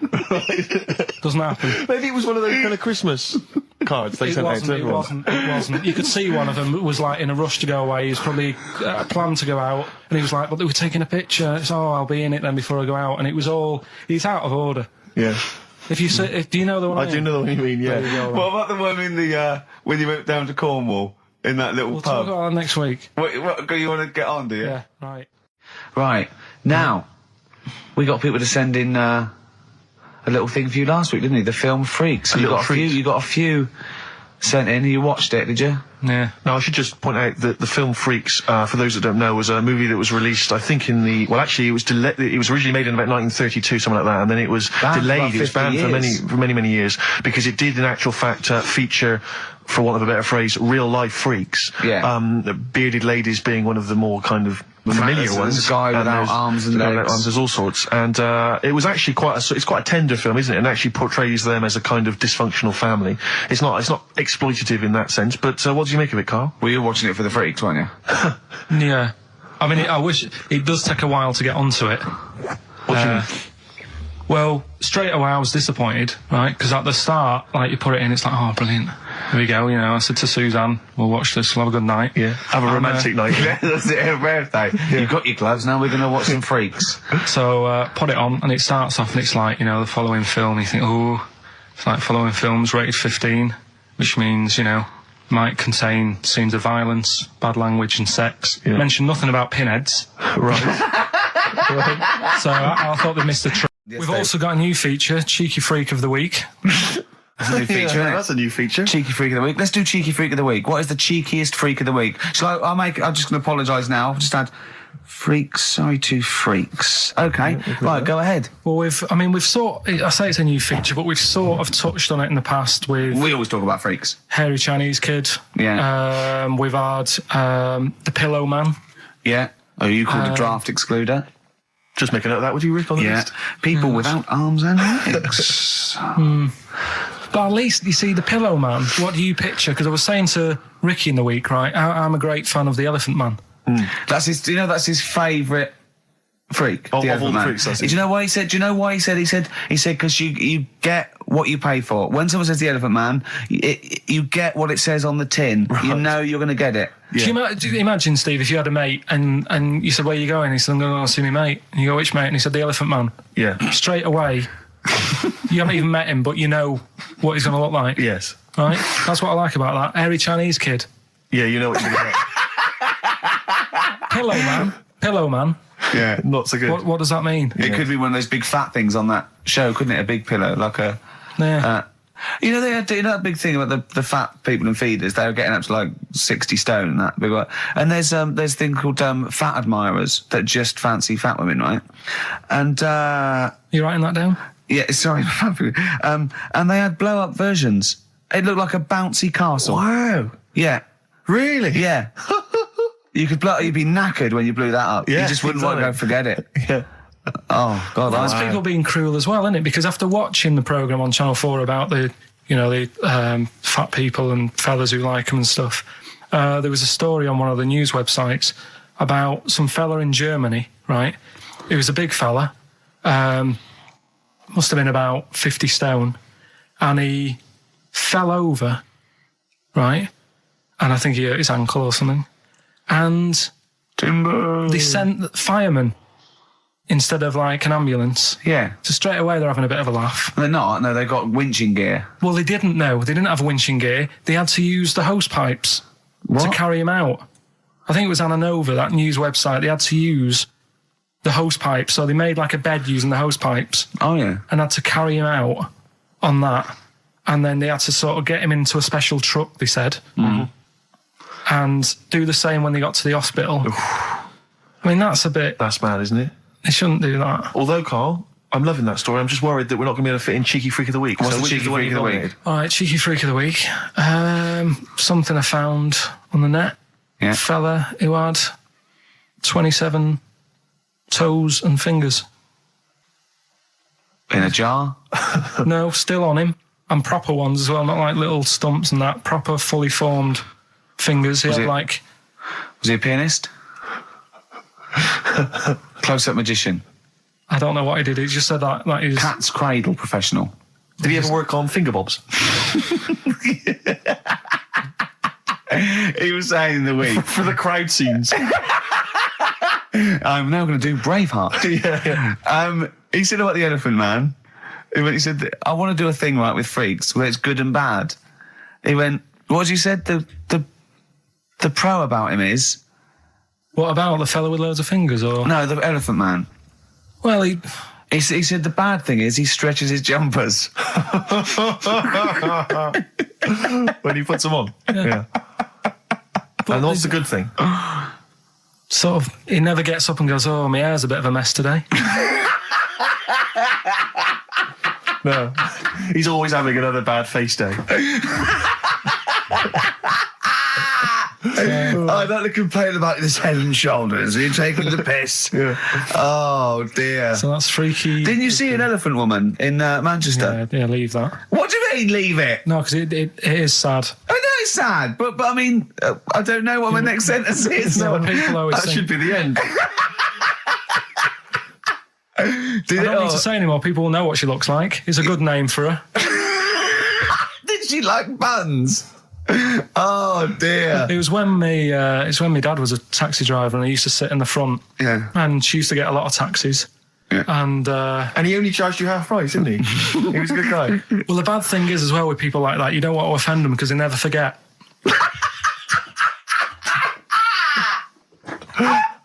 Oh, go! But, go, Pilkington! I was sat in the front of the cab, and my dad goes, right, we're going to go and pick the I can't even tell you the name. He's oh, it's just evil. Right? What do you mean? No, leave it. So she's got... No, Carl, please. tell me what he said. No. You've already stitched him up. He's Stephen things from Little Welsh I don't Fellas. care. Right, what did he call her? Steve, back No! on this. I really Carl, don't want to be to. fair, our opinion of him is already pretty low. Look, tell me what he said. No, it's not. I'm scared of what my dad gets. It's the person who's got the She's thing not wrong. listening, is she? Well, her headphones wouldn't fit on her head. Tell me what he called her.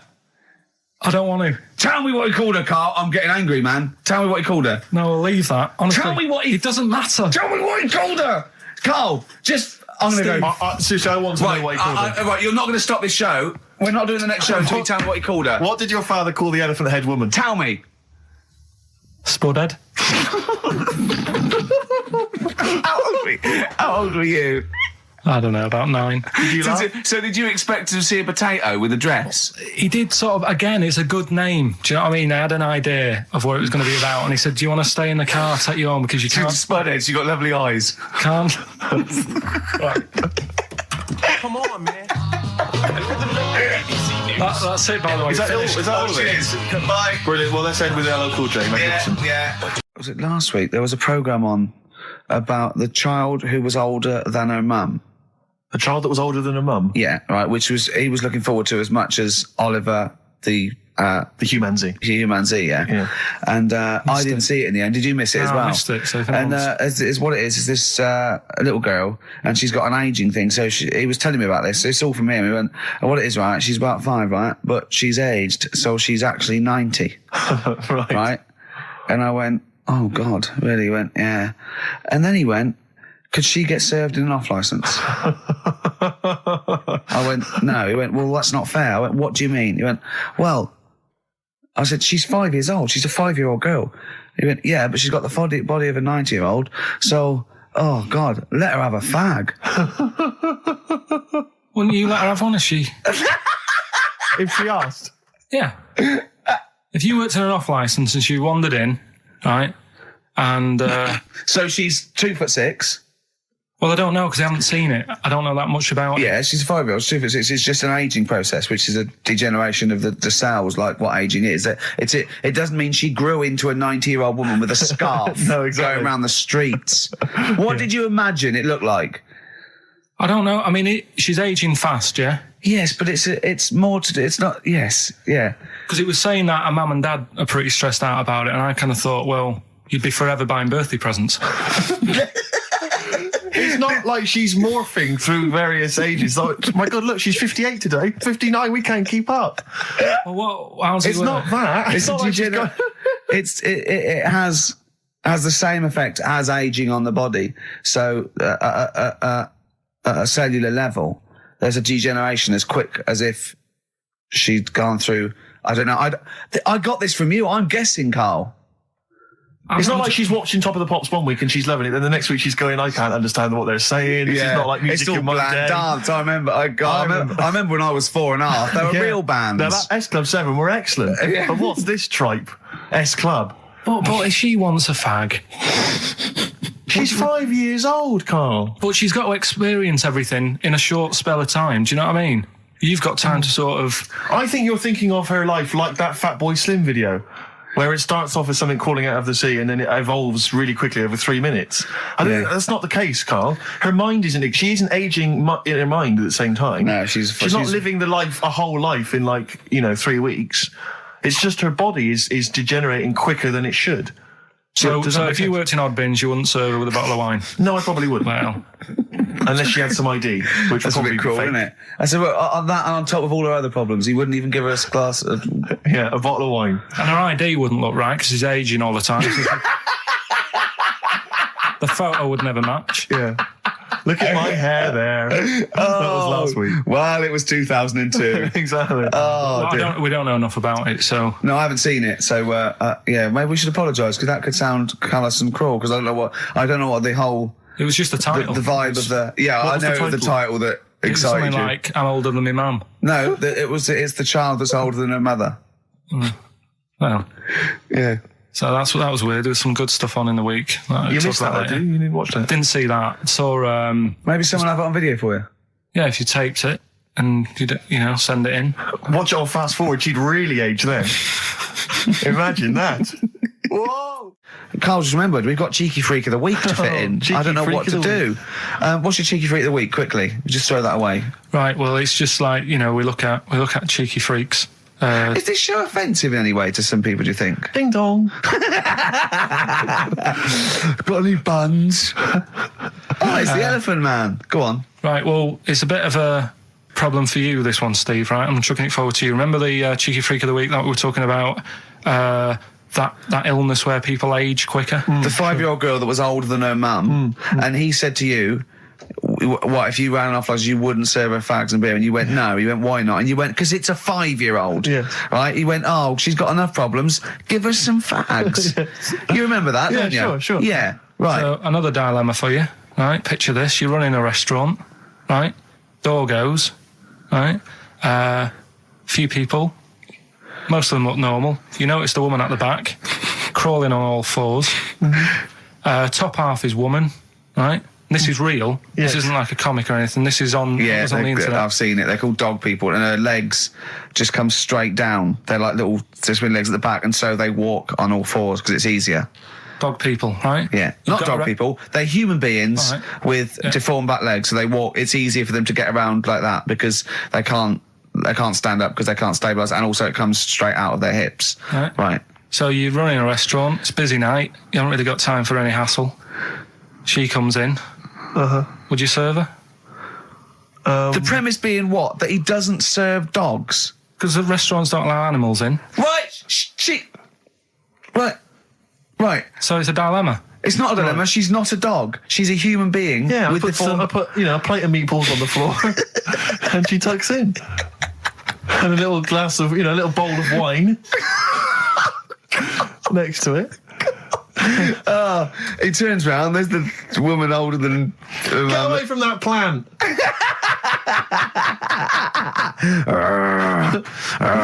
Is service included? Oh dear. Talking of cheeks, Carl, have we got another instalment of Cheeky Freak of the Week this week? Yeah. No, No, come on. seriously, because Okay. REM, yeah. Well, after REM, night swimming, being at it all night, and why it annoys Carl. Cheeky freak. Controversial Cheeky Freak of the Week, where Carl finds a human being with some sort of congenital or imposed deformity, or So and we talk about that in a wry way. Do you think that's big and clever? No, but that's just it. It's never about taking the mickey out of someone, right? It's to make you think. I'll tell you what isn't big and clever. How lucky you are. A dwarf with learning difficulties. Nice. Yeah. Well, We'll explain it to you. see, you know the sort of things I find incredible. Go on. Mirrors. Shiny objects. Kettles. Yeah. Oh, God. Well, listen. Remember the time when I told you about the baby that had a baby? The baby that had a baby. The baby that had a baby. Yeah. It's happened again. No, it hasn't. Well, it didn't happen the first time. It was in the papers, I think, on Monday, in all the tabloids. So it's a twin where one has grown and the other one is still at a fetal level. No, it wasn't, though. It had grown. He was saying to his mum... Who was saying to his mum? The little kid who was 7 years old. And he kept saying... Yeah. He was pregnant. And he was pregnant? Yeah. I know. What do you mean? And he was saying to his mum, oh, God, I don't feel well. And, like, his belly was all swollen, and they thought he'd just been eating cake or whatever. And he was saying, I can feel something moving about, and they were like, stop messing about, there's nothing wrong with you. Eventually, I think he was in gym at school. In gym? What, Jim was pregnant with him? Oh, no, it was like a Russian doll. He was at school, right, just about to do sit-ups or whatever they do at school, right? Yeah. And flew out across the room. teacher goes, you're a bit fat. You look a bit pregnant. And so best to the doctors took him, said, you're 7 years pregnant or something like that. What? What? Or something like that? You're 7 years pregnant. Or something like that. You say to the doctor, Carl, why don't you think about what you say before you say it? See the reaction I get. Now, the gazelle, I didn't get excited like that. 7 years pregnant. Send it in. If someone's online at the moment, just having a look around, it happened on Monday or Tuesday. Because I told you at the pub quiz, didn't I, Steve? I said to you, I know the baby's had a baby. Yeah. And you were like, yeah, whatever. Well, I just thought you were talking nonsense as ever. Well, we'll find out. You're 7 years pregnant. Yeah. You're a fool. Play a record. Well, we've still got stuff coming up. Monkey News? Rockbusters answers. We'll have to get that out of the way soon, because we've got to get out of have we got a cheeky freak of the week? Yeah. Brilliant. America by Simon and Garfunkel on XFM 104.9. I'm Ricky Gervais, and I understand I'm about to read my words, Steve. Well, once again, there's always someone, and it looks like it's Mike Lamb who has come to Carl's rescue. Lambo's let me down then.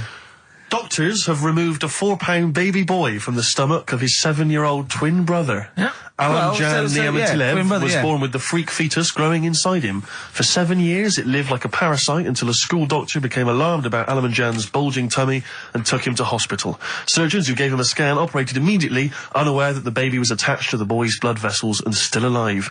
They saved Alan Jan from certain death, but knew the 8-inch fetus was doomed. So there we are. Boy pregnant with his own twin brother by Barbara Davis. That was in the Mirror, apparently. So I've read on, and all the facts are right. They took him to the school. The parents didn't realise. And that isn't even this week's Freak of the Week. I mean, that's you got that for free. You've got that. You can have that. That's the free freak of the week.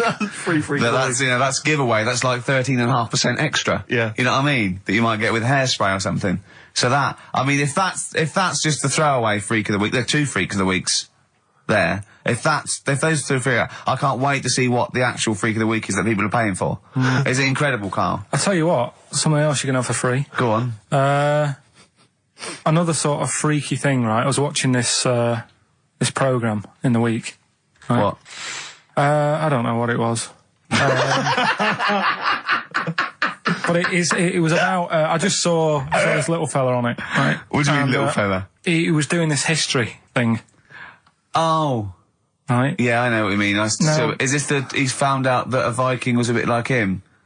Yeah, that's it, yeah. He was boneless or something, or he's... Well, that's the weird thing. What do you think of that, Steve? He's what? He's boneless? No, he was called Harry the Boneless or something. Yeah, but you know what you're going to get there, don't you?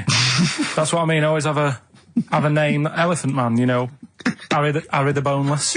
Where is he? You know what I mean? I'm meeting someone, waiter, what's his name? He's called Harry the Boneless. He's over there flapping around. Yeah. He's over there in the bucket, having noodles. That's what I mean. But, do you reckon you could do that? Do you reckon you could have your bones taken out? I'm talking to him! He's brilliant, it's like talking to a 5-year-old. I was asking Suzanne when she was watching it, and she was like, ask me later. Yeah, brilliant. She wanted to know about. What did you said? You were watching this programme about history, right? About Vikings. Something like that. You turned to your girlfriend and said, "Do you reckon you could have your bones taken out?" I love that. What do you think? that is why you are my favourite. What do you mean you think you can have your bones taken out? Firstly, why would you have your bones taken out? If you've only got a small flat or something, and there isn't much room, Yeah. right? And what I mean is, would all your organs still do the stuff? No, they wouldn't. You'd just be mush. Listen, I'll teach you something now, right? The skeleton, right? Spam, yeah? Support, movement, anchorage. No, support, protection, anchorage, movement. Spam. That's what the bones do. Yeah? You couldn't stand up. You wouldn't be protected because they protect his rib cage, skull, of course. Anchorage, everything holds onto it. Every muscle is tethered to pull against something, like a crane, a pulley system, so you wouldn't be able to move at all. Do you know what I mean? So you'd be in a bucket. There'd be nothing. Well, you'd die immediately, obviously. No, you can't have your bones taken out, Carl. I mean, why do you need to ask that question? Sorry, but Boneless Bob, or whatever his name was. Harry the Boneless. he presumably didn't have any bones. I mean, that's why he had that name, obviously. No, he did. No, he's got the name. Yeah, exactly. No, he was just... I've had an email here from Graham, Old Kent Road. He just says, I had a dream about Carl last night. Can I sue? I've no idea what he looks like, apart from the boldness, and yet he turns up in the middle of my dream. I don't need this, it's harassment. Yeah. But people are having dreams about you now, Carl. You actually, it's like you're one of something that was created by the Brothers Grimm. So, Carl, so this little Harry the Boneless, what was your point? Was that really your point? You wondered if you could live without bones? Yeah, I saw the little fella on this programme, and The presenter? Yeah, and he was a small fella, and he was talking about Harry the Boneless, and I thought, that's interesting little bit of science stuff. Yeah. Yeah. Well, yeah, that's about it on him, really. All right, well, that's just another bonus cheeky freak of the week, isn't it? That's not even the freak of the week either. No. That's still to come. So you've had a pregnant Siamese twin. I know, it's been mad in You've the had a freak week. boneless fella and a... Oh, Carl, when's your train? In a minute, I'm gonna get going now. I'll see you later. Thanks, Carl. Brilliant. What are you playing? You gonna play a song? Kirsty McCall. Yeah. I'll see you later. Kirsty McCall, New England. Karl Pilkington has left the building. He's rushed away. He's on his way down to Cornwall. And we're left by ourselves. Indeed. In the room. See, if we can do this... If we can press all the buttons and not make any mistakes, strictly speaking, there's no need for Carl. I don't mind if we make mistakes. Well, no, exactly. We never were in the old days, did No, we? sure. I think Carl is going to love Cornwall. Because I think, one, the mayor is probably an animal. Yes. And I imagine the townsfolk think like Carl. Yeah. Do you know what I mean? I imagine he'll stay there. He'll be made king. Have you ever seen Return of the Jedi? In Return of the Jedi, the Ewoks, the little furry creatures, they see C-3PO, and because he can talk and he can speak their language, they actually elevate him he's to godlike back. status. What are you doing here? Hooray! He's back. What are you doing? You could have stayed till the end. I'll see you later. What are you doing? What are you doing? Right. Right, well, there he is. He's on his way Yeah, down to if Cornwall. you're listening online in Cornwall, I mean, I can't imagine that's ever going to happen. But, on a clothesline with a bean tin at one end and a big bean tin in London. Or if I'm cool in London. Yeah, or if the foil helmet you wear to fend off laser rays from aliens out of space are somehow picking up the show, then Carl's on his way. Look forward to meet the bold one. Because he's got a sort of like, the obligatory sort of red face that would go well down there now. Because I think he's been out in the sun, or he was... pre-boiled when he came in. But he's rushing down to Cornwall now, going from Paddington Station. So, if you're in the Paddington Station area, you want to pop down there and sort of wave him off, then do. Yeah. Don't be afraid. That's not a dirty sexual act. Wave him off. Yeah, I'd love to wave him off. Did you have a good holiday, Carl? Yeah, it was alright. It's alright. Went down to Cornwall. Now you're going to the monkey some odd sanctuary. people down there, Steve. Well, don't look at me. I'm not from Cornwall. Well, you're from that sort of area. Well, not really, but never Genetically, he means. Right. They're weird. Well, you must have slotted right in. What are they weird? What do they look like? Just all sort of odd people. A lot of old people, but not just old, sort of messed up old. What do you mean messed up old? You can't just say that. There was a woman with a funny neck. Okay, in what way was it funny? What did she have a funny neck? If you were writing an essay, you wouldn't say there was this one with a funny neck. How would you describe it? She sort of had her head, like, pointed down all the time. Like that. Don't do it, this is radio. No, but just for you, I don't like that. Walking about like Yeah, okay, right. So, brilliant. that. I don't know. I was saying to Suzanne, what happened, you know. What do you think? Because Suzanne knows everything. That's the good thing about her being with you. You just ask her, what happened to her? And Suzanne goes, Carl, I don't know. Yeah. I haven't been here before. Suzanne, your girlfriend, or mummy as you call her. Oh, sparks are flying. I got a little bit of chocolate. Can you just lick a tissue and wipe it off? Oh, Well, she said it might have been like, because back in the olden days, they carried stuff on the... the olden What days. do you mean the olden days? This woman was probably, what, 50? No, she looked about 70. Yeah. But like I do on Cheeky Freak of the Week, right? I always turn it round and we get, like, something good out Something of it. positive, yeah. I said to Suzanne, I bet she finds a lot of money. Always staring at the ground, yeah. Oh, It was dear. always, it was always Oh. good. So, you're Maybe back. she just had new shoes and she was admiring them. Yeah. Did you think of that? Before you point the finger and judge? Or a necklace was too heavy. Exactly. So, you're back refreshed. Quite handsome people, but yet they're always quite obnoxious. We are. No, I mean, they're normally quite obnoxious, Rick. Again, you know, you're a good example of that. And yet, I think it must be the small man complex. That's what makes them so obnoxious and so kind of desperate for attention. Didn't realise it before. Steady on. Because, of course, I tower above everyone. You do, don't you? I'm, for people who don't know, who are listening, I'm 6'7" tall. That's high. Yeah. That's big. And for people who've never seen him, he doesn't hold it well. It's not like he's a sort of handsome athlete, is it, Carl? He's a bit of a what would you call him? Carl, don't answer. No. Don't get drawn into that. You know the game he's playing. No. Do you know yesterday when you were in the office? Yeah. You did a little move, and it reminded me of Blakey. I thought Oh, I hate you, Gervais. Oh, I hate you, Pilkington. that's He's- sort of stance. Yeah, but even he held it a little bit better, didn't he? Because he was a man, you know, he had a big coat and everything, and a peak cap.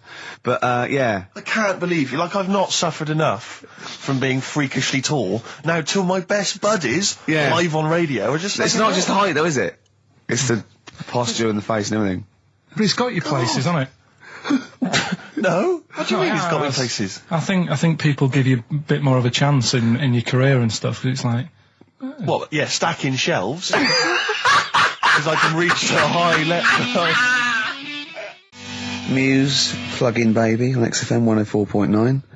Ricky Gervais, go on. Well, yeah, but I know you guys are laughing about the height thing, and for those that have only just tuned in, I am 6'7" tall, which is tall, and that's big, and I pride myself on it in a way. You know, I've worked hard, I've not smoked, I ate well, you know. Yeah. It's an accomplishment, but obviously I didn't have much involvement in it, I just am, and it's a curse because mainly the problem is that you can't get stuff, you can't get clothes, you can't get shoes, you know. Yeah, So he's size 14 feet. yeah, but it is genuine, and I don't know. I mean, it costs a lot to buy a pair of size 14 shoes, and I mean, if you were genuinely poor, I don't know how you'd afford to be tall because the clothing costs more, everything costs more. I've seen this in comics that you'd actually go to school in a barrel. Wearing a barrel With right. just braces, it'd just be a barrel, and you'd have sort of flip-flops. And you'd take a mule with you. They all had a mule, didn't they, the But poor people people? always think like you'll be in a pub or something, and people just think they can talk to you about it. They just think, hey, oh, you lanky, It's just like, because it's like they But that think, really annoys you, doesn't it? Well, it annoys me because it's like they think I should be proud of it. Like Well, it's an exactly, but accomplishment. they don't think that this is not a disadvantage. This is not a disability, is it? You're taller than most people. It might It is get a disability No. if If you were 8'3", it'd be slightly debilitating. You would, you know, but Disabilitating? What? Disabilitating? Yeah. No, you're a medical man, aren't you? Eh? But no, the point is, it's a disabilitating because when you go on public transport, like if you're on a coach, Yeah. the only place I can sit on a coach is that seat On the driver's lap. either on the driver's lap or that seat at the very end. Yeah. You know which sits into the aisle. Yeah. That's the only place I can. Why sit. don't you sta- and there's stand always up- some sort of stand kids up- at the back waving at drivers. you could in drive that it from the back. Here it comes. Watch it. Were you a tall baby? Or Mr. and Mrs. Merchant, you've given birth to a basketball player. Look at his dribble already. Were you a tall baby? Babies aren't tall. at what point did you suddenly like, Jesus, nothing fits me? Well, it didn't happen overnight, Carl. Let's do a little graph. How tall were you at 5? Oh, I don't know. 3 foot, 3 foot. How tall were you at 12? 6 foot. 6. Were you really? I don't know, do I? How do I remember? I don't remember this. Well, when did teachers start calling you freak boy and Really, lanky? they didn't. It wasn't Didn't they? so much. It was no. You went to a funny school. I went bowling with him once. Well, I'd never been bowling before, and he'd been once before, and he went, let's go to this bowl. We went to a bowling alley, right? And you have to wear these special shoes. Now, they're sort of like pointed things anyway, and they're multicoloured, sort of red and green. They look pretty weird. And the woman said to me, oh, what size? I said, oh, 8. She went, yeah. What size are you? He went, 14. She went, 14. He went, you probably haven't got them. She goes, yeah, I think we have got one pair. And she put them on the table, and it was like Krusty the Clown. And I just started laughing. They looked so long, and he had to run round this bowling alley in these freaky clown But shoes. they don't look freaky clown like when I'm wearing them, because the rest of me's in proportion to it. It looked like a little wall bracket. One of the worst things that happened to me was when I was like, I don't know, when I was about 16 or something, we went to, it's a fire There's a alarm fire alarm going off. There's a fire alarm going And the off. fire light's going off. Yeah. Should we not just Should maybe we play a evacuate? record and go and check that out? Wrap it up if you want. Oh, no, not wrap it up. Play a record. I'm gonna go. No, the See you fire, later. it's gone off, Rick, it's gone off. Oh, what? We might have burned down. Yeah, I think we'd know about it. The flames licking around our ankles would be a clue. God. I'm gonna go and investigate. You shouldn't ignore a fire alarm, should you? Blimey. We're entertaining the nation. Oh, look at him, he's scared of fire. What do you mean?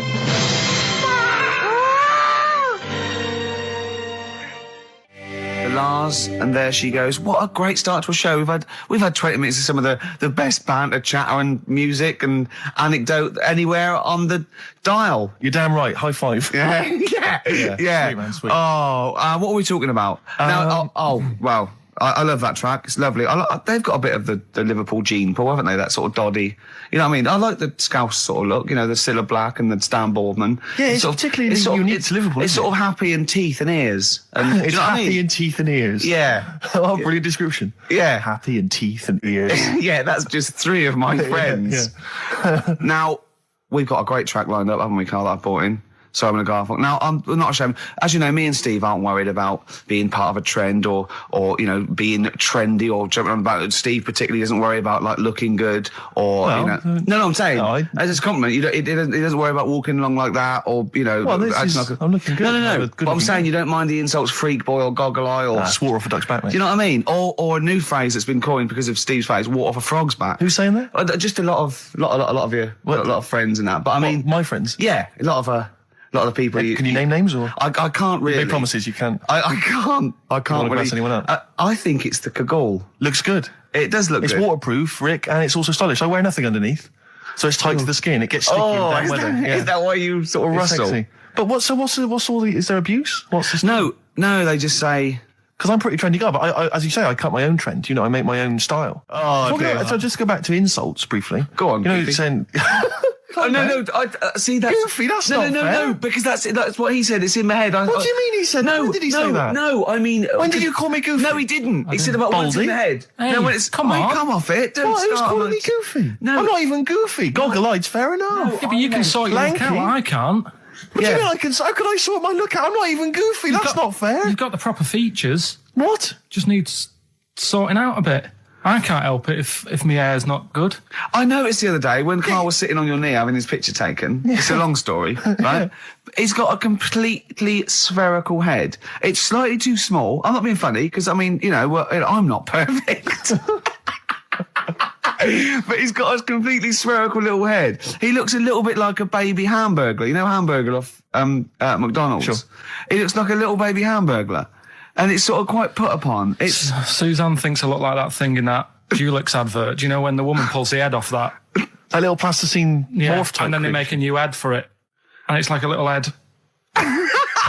really. And that's your girlfriend saying it. I know. Anyway, listen, let's get back to business here. This is a great track. It's America by Simon & Garfunkel. This is where I started saying we don't care about being trendy and all that.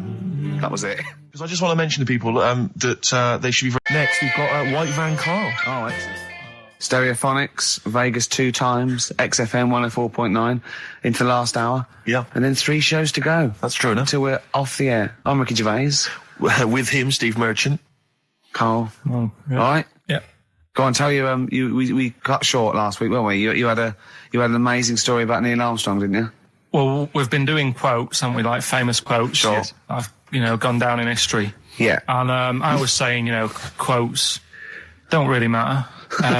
It's more the situation that you're in than the quote itself. Go on. So like Neil Armstrong, if he'd have said, what, tie bacon round your head. I'm as happy as a pig in dust. Yeah, that would have still gone down in history as like being the thing that Neil Armstrong said, wouldn't it? Yeah. Yeah. But Space is driven in mental, probably would have been. But he chose to say something profound and meaningful to befit the situation.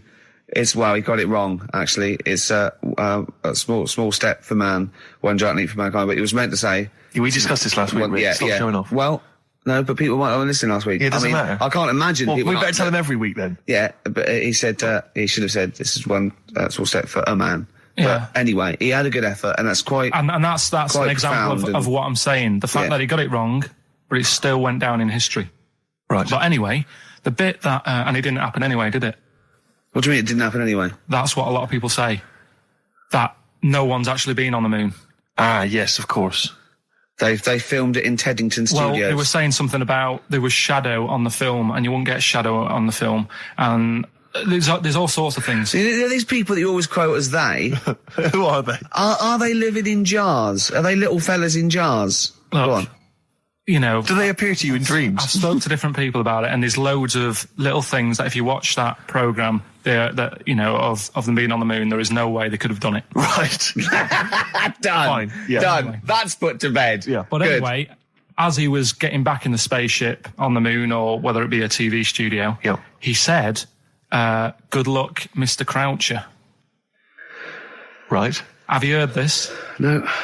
And the reason he said that was because when he was a young kid, and he was, I think it was Croucher, but when he was playing as a young kid in his garden, he was playing baseball with his mate, and he chucked the ball to his mate, and his mate hit the ball, and the ball went over the fence to the next door neighbour. Right, so he goes, right, I'll just nip over and get the ball. And as he was getting the ball, the window was open to his neighbour's house, and he heard like the woman shouting at her husband saying, I'm not going to be giving you a bit rude, so if you've got a kid in the car or whatever, turn it down. What, yeah, that's covered that, yeah. Right. Genius. I'm not, no matter how many times you ask me, I'm not going to be giving you oral sex. The day I do that, man would have walked on the moon. Right? Yeah. He grows up, he gets on the moon, and he remembers all that story, and as he gets back in the spaceship, he says, good luck, Mr. Croucher. Now, do you know, I have to say, I've heard that story before, but when I heard it, the woman said, the day I give you a blowjob is the day the boy next door walks on the moon, which makes it all the more profane impossible and enjoyable. Yeah, and unlikely. Yeah. But yeah, no, I've heard the same story, Carl. Yeah. Look how pleased he is. I love that. Right, so not only have you remembered that anecdote, which may or may not be true, but of course you've also proven The that... day I give you a blowjob, that kid in the garden's probably going to walk on the moon and say something about giant leaps. Exactly. But, you must have heard the thing that it never actually happened. Yes, we've all heard Yeah. it. We've all dismissed it as nonsense. And moved on. Yeah. Yeah. And got on with our life. Right, Carl. What? Should we do White Van Man? But you didn't prepare me for that. We better play a track and then I'll I'll fish out the newspaper and stuff. This is a good little bootleg track here from Meats and Poultry here. They've mixed A with Outcast. Right. Chorus is great. Is it highly illegal? It is. So people shouldn't rush to their tape machines now and press play Okay, and so record. whatever you do, don't record this now if you're recording it. Hold on, don't say anything. Well, that bootleg's going under the name of Nothing, Miss Jackson, I think, by Meats and Poultry. So there you go. I do love these bootleg things because they're so pointless, but they're so enjoyable. Yeah, it's great. It's fun to do. Yeah, exactly. They're really good they're fun. great. But not as much fun as White Van, Carl. White Van Carl, absolutely. Do you want to explain the premise? Well, we take the Sun asks someone else and asks Carl. It's simple as that. The Sun have just taken a normal person. We flipped it. We're going to ask Carl the same questions about the week's news. Yeah, just basically your opinions, Carl, as ever. What do you make of, well, obviously the big news, David Beckham's broken foot? Is this a big concern for you? No, I mean, he's sad.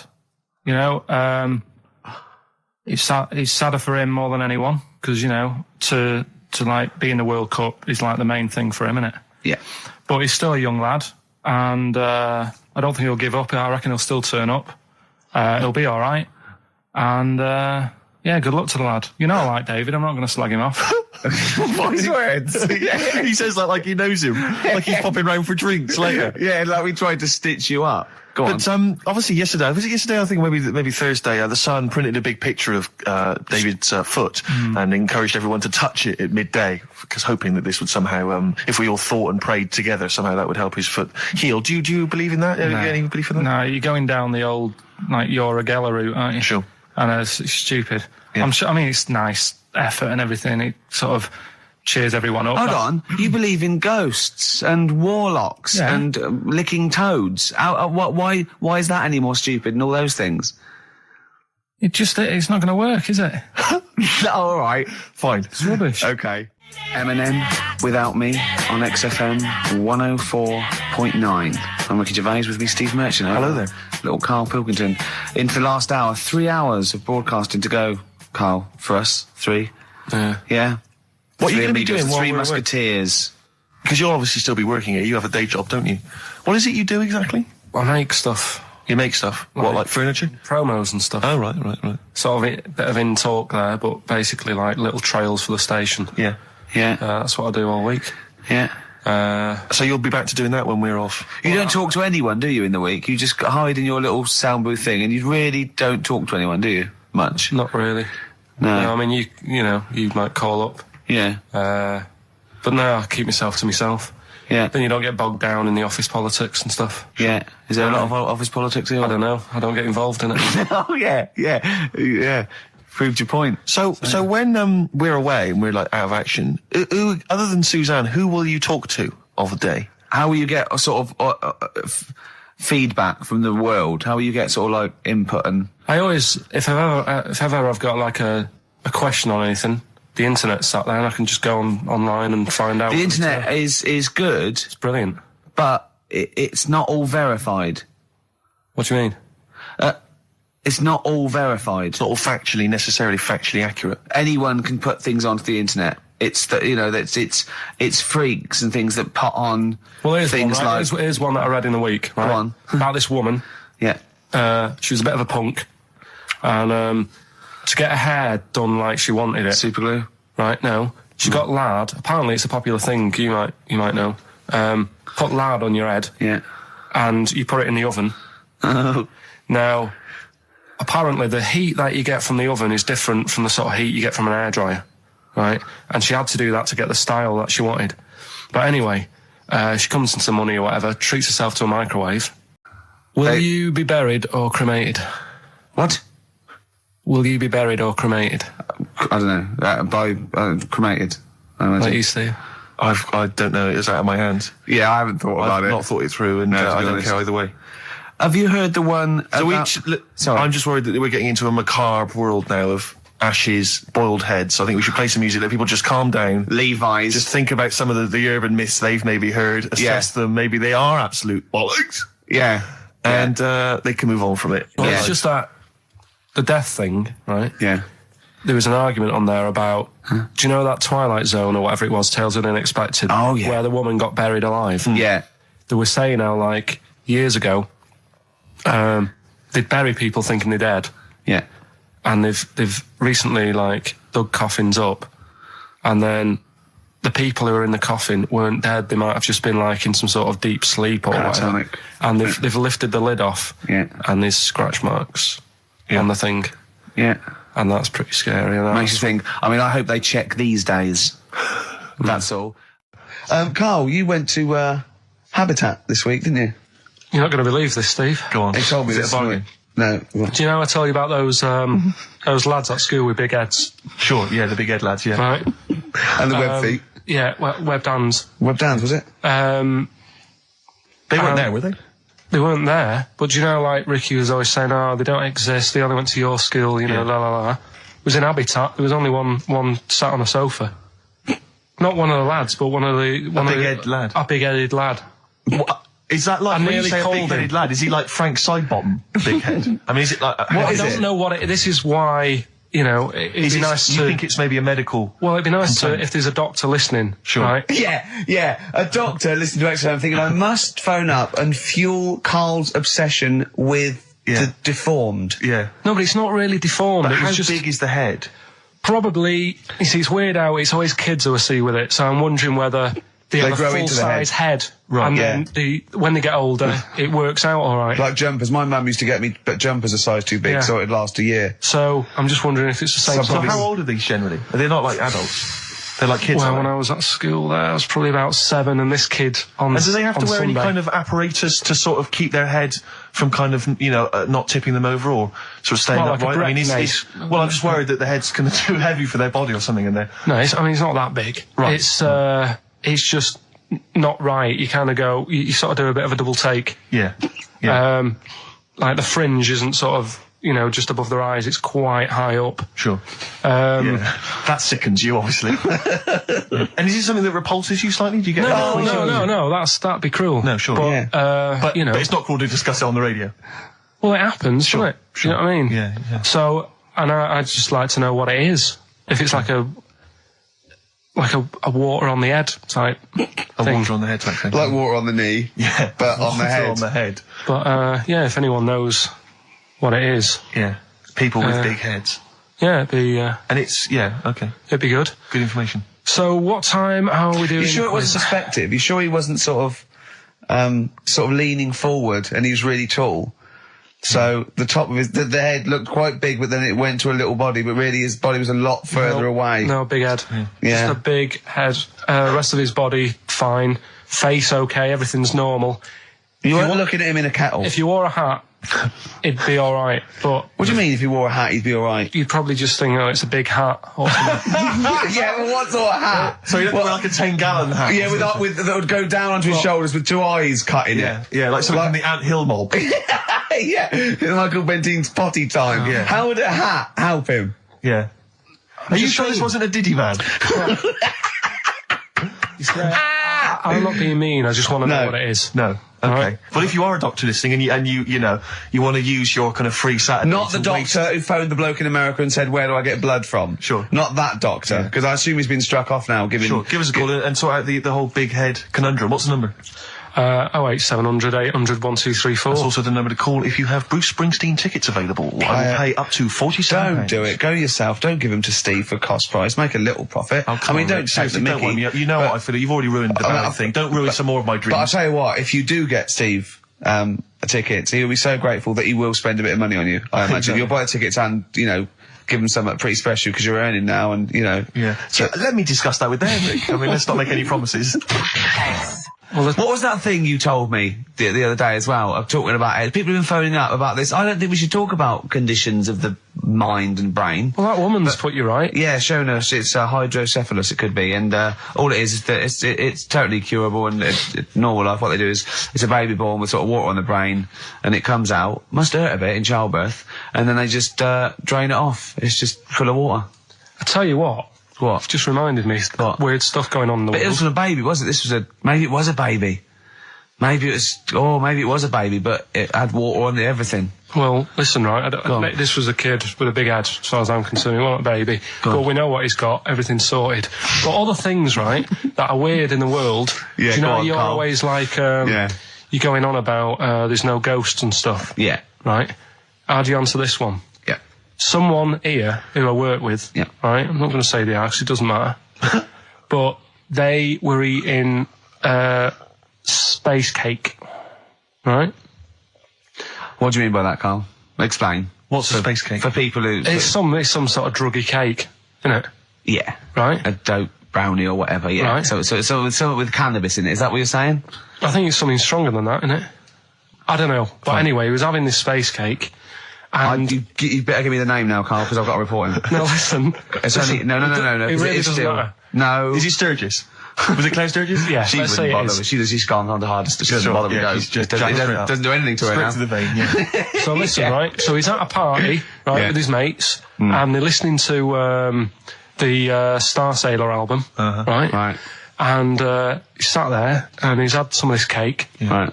and he's listening to the album, and his mate's sat across the way talking to someone else, right? That's weird. The album's on, and he thinks to himself, this track's going on a bit. Yeah. and his mate across the way, who's talking to someone else, Heard him say it. and he goes, Yeah. yeah, isn't it? Yeah. So he goes, oh. Right. And he goes, See, usually at this point, I say this bloke taking drugs, but you started the story with this bloke no. had done some But drugs. since, Right, Rick? No, if he was here now, right, he would say, yeah, I know it sounds mental, Yeah. but it happened. And Yeah. it wasn't just a one question. It wasn't just like, oh, this track's a bit long, innit? Yeah, it is. He had a It whole was conversation. A whole conversation Sure. with the guy. And Yeah. Sorry, I just want to clarify. You mean he had the whole conversation telepathically? Yeah. Right. He didn't just shout across the room. And they've recently met up and like they've sat there and tried to like work out what happened. And it's never happened Presumably they again. don't have to talk at all anymore. Yeah. Why did they meet up? Couldn't they just stay like in their own homes? Just stay at home. Do they have to have that cake before they Yeah, before start they have having to a chat. conversation? Hold on, wait a minute, lads. Why are we using our lips? Yeah. This is using way too many. Oh, take them. There you go. My only question with that is, being skeptics like Ricky and I, whenever we hear a story like that about the paranormal, the first thing we always look for is maybe some other explanation. Yeah. Maybe one vague idea. Lying. Could be lying. Chinese whisper. As I think you pointed out, there are drugs. It's often Drugs. an issue as well. Madness. Yeah. Fear. Delusion. Sleep. Yeah. You know, there are so many things you go through. I'm going to go with the drugs. Before your dead grandmother Exactly. pops into the equation I'm for going to me. go with the acid. Right, tell the other story that you totally believe this as a true story, don't you? The fella with the being killed. Right, do you know how the other week we were talking about some fella who had his head cut off? Forget about tomorrow. Feeder. Right. Listener, I'm talking to you now. Have you seen these posters around with me and Steve on it, right? It's embarrassing, right? We were mucking around at a photo session and XFM wanted to do some posters. We couldn't be bothered to do them again, so we let him have this one. Irony comes back to haunt you, and it looks like I think I'm Simon Temple or something, and Steve's alright. But we think that Karl should be in it. Definitely. Karl doesn't want to be in it, but it looks like everyone listens to this show for Karl's basically, innocent stupidity and some great tracks. Exactly. They don't listen for us anymore, Steve. So I think it should be a campaign to get Karl on the poster. Yeah. Well, I should point out that I think XFM are more than happy to have him on the poster. So it's just him. You don't want to be on there, do you? There's no need for me to be on it. Of course there is. Why not? I get so many emails here as I'm sat during the show reading them. So many emails saying, what does Karl look like? Well, I if want they pictures of Karl. go to xfm.co.uk/Ricky, we've got those film bits on there, those video mock-ups where I'm part of it. You can sort of... That's not see it enough, online. Karl. People want to see your face. You're part of the show. Not You're an bothered. intrinsic part of the show. Yeah. Yeah, we'll get you on the poster. Why? Just, it'll be too much on a poster. They can only take in so much. What do you mean? They can only It's take in good. so much. Yeah, it's good with two people. No. It's enough. So what do groups do then? Well, they haven't... It's like Ringo Starr is being left off the cover of Sgt. Pepper. Yeah. Or Rutherford doesn't get in a look in with Genesis. Exactly. Well, You know? Which would be outrageous. Yeah. Oh, sorry, Tony Banks, you can't be in this one. Yeah. It's just me and you will be very. You see, you look like the Collins, yeah, so but you've got to be in I there. don't photograph that well either. You're joking. Is it because you look like a little cue ball because it just shines off the But top? a lot of people as well, you should dispel the myth. A lot of people think for some reason that you're fat. A lot of people say to me, is he fat? No, but that's because I haven't got much hair, so it looks like my head's big. No, they haven't even seen you. They just think from listening to the show that you're fat. That's because you're northern. They think you just eat chips Yeah. and complain about the weather, Well, complain about the south. I just think you could answer a lot of your critics. but then you see what I don't like about this world. A lot of people judge people on the way they look. Yeah. Oh, Like you hey. If only more people thought like that, Steve. But Karl, you judge people on the way they look. Yeah, I know. That's what I mean. But I couldn't with me, could I? Because I don't know what I look like. What? If I was listening to me on the radio, I wouldn't be able to say, oh, he's a, and slag me off and that, because I don't know what I look like. And I quite like that. Do you know what I mean? I lost. I don't know what Absolutely you're talking about. lost. Just believe me, right? I'm right on this one. It's best if you leave it. Well, we're not going to leave it. We're going to get you on the poster. Yeah. I mainly have to see myself on videotape this morning. That's put me I even showed more him. off. The animal show I did, the show. Yes. I'm doing a video, and I did behind the scenes footage, and I've got you've seen it, haven't you? I feel a bit of Karl on there, isn't there? Yeah, It's great. yeah. It's lovely. He can't believe it. He said, "Is it playing slow?" Because he's so slow. When I come into the office, going, "All right." That's how you And my talk. head as well. I look like I'm looking into a spoon. I'm not happy with it. I just think that if we're willing if Ricky's willing to use his celebrity profile for the sake of the show, I'm willing to look like a, let's say a fairly handsome kind of cool customer. I think the very least, Carl, is that you appear on there as well. You could dress up smart. Are you worried that you'll look the worst out of all three of us? Who am I standing next to? I'm next to Steve. I'm fairly confident. Yeah. I like the way it's so predictable. You pull the string because you know what it is. It's not... You pull the string? My neighbour had a horse in her house. It does work, honestly, it works. Okay, don't bother explaining it, just play it. Yeah. Steve's a bit quiet, he's got a bit of a sore throat. Oh, a bit of a sore throat. Murder. All week. It's been murder, Rick. We couldn't work all this week I've been because off sick. Steve's been in Bristol. Carl, you're not impressed? It's just, I don't understand why having a sore throat sort of... Oh, he's done you. Right, what if the sore throat was so painful it was like you've got broken glass and razor blades in your throat? You can hear now that I'm not even speaking from down in the throat, I'm speaking from the very top of it like that, so it sounds a bit weird. But you're right. What? Your hands are all right, aren't they? Yeah, but we talk when we're writing, don't we? I can barely talk. It was agony. I couldn't sleep because it was so painful. Even when I was just lying there, motionless, it was hurting. I just was surprised because I got back off holiday and called Ricky and said, all right, is Steve all right? And he said, he's had to go back home or something, and he's stayed there because he's got a sore throat. Yeah. I didn't understand why you can't, just go home. I mean, how old are you? What? I don't understand why you've got to be at your mum and dad's when you feel a bit ill. I happened to be at my mum and dad's. Now I'm talking like you, when this sore throat really kicked in. So I thought I may as well stay and get a bit of the creature comforts of home. Do you know what I pictured though when he told me? See, my parents aren't like yours, Carl. Your father would have popped down to the phone box and maybe looked to see if there were any kind of throat lozenges. Strepsils. Yeah. Whereas my mum phones at the doctor first thing she can. I'm straight down there with my dad. They're snapping into action. They're trying to sort me out. It's a bit like that Ronnie Corbett thing, isn't it? Sorry. That sorry thing. You're right, Carl. Yes, you're absolutely right. It's just like that. Oh, No, dear. it's just because You just went on holiday with your parents. Well, not with mine. No, with right. Suzanne's, and it won't be happening again. Thin Lizzy, boys are back in town on XFM 104.9. Right, we are back in town. Me, Steve, and Carl. Carl's on holiday.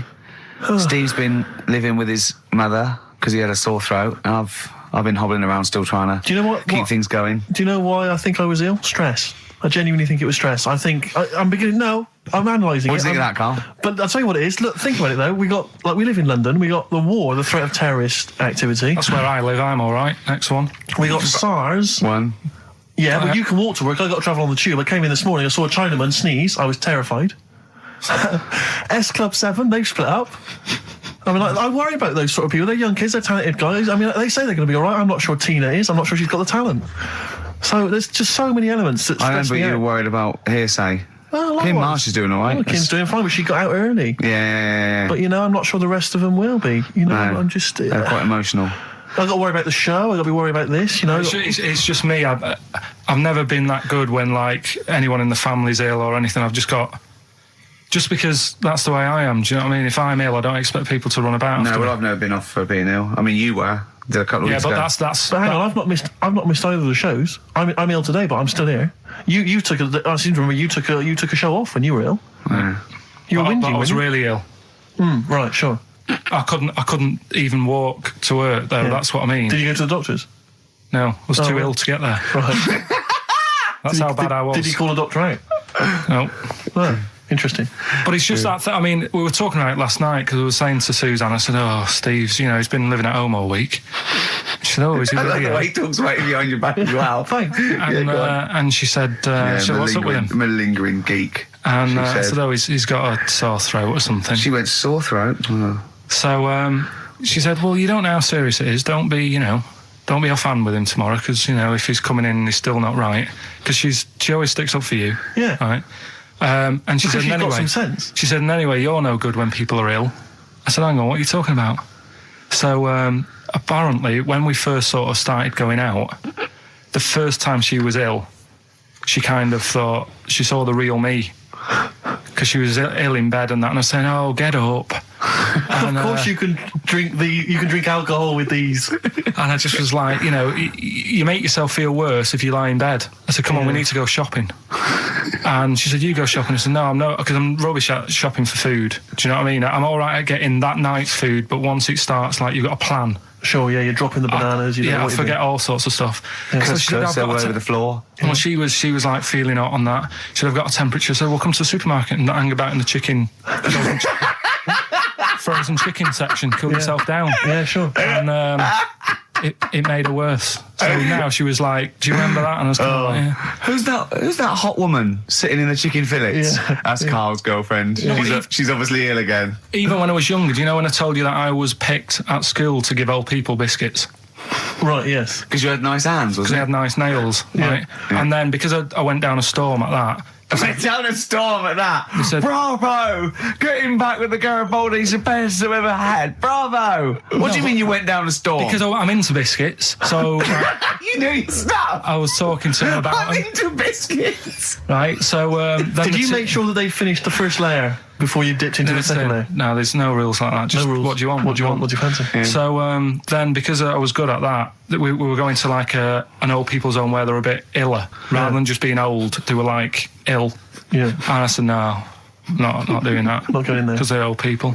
They didn't want biscuits. Well, yeah, that's the They're most too thing, old to yeah. eat.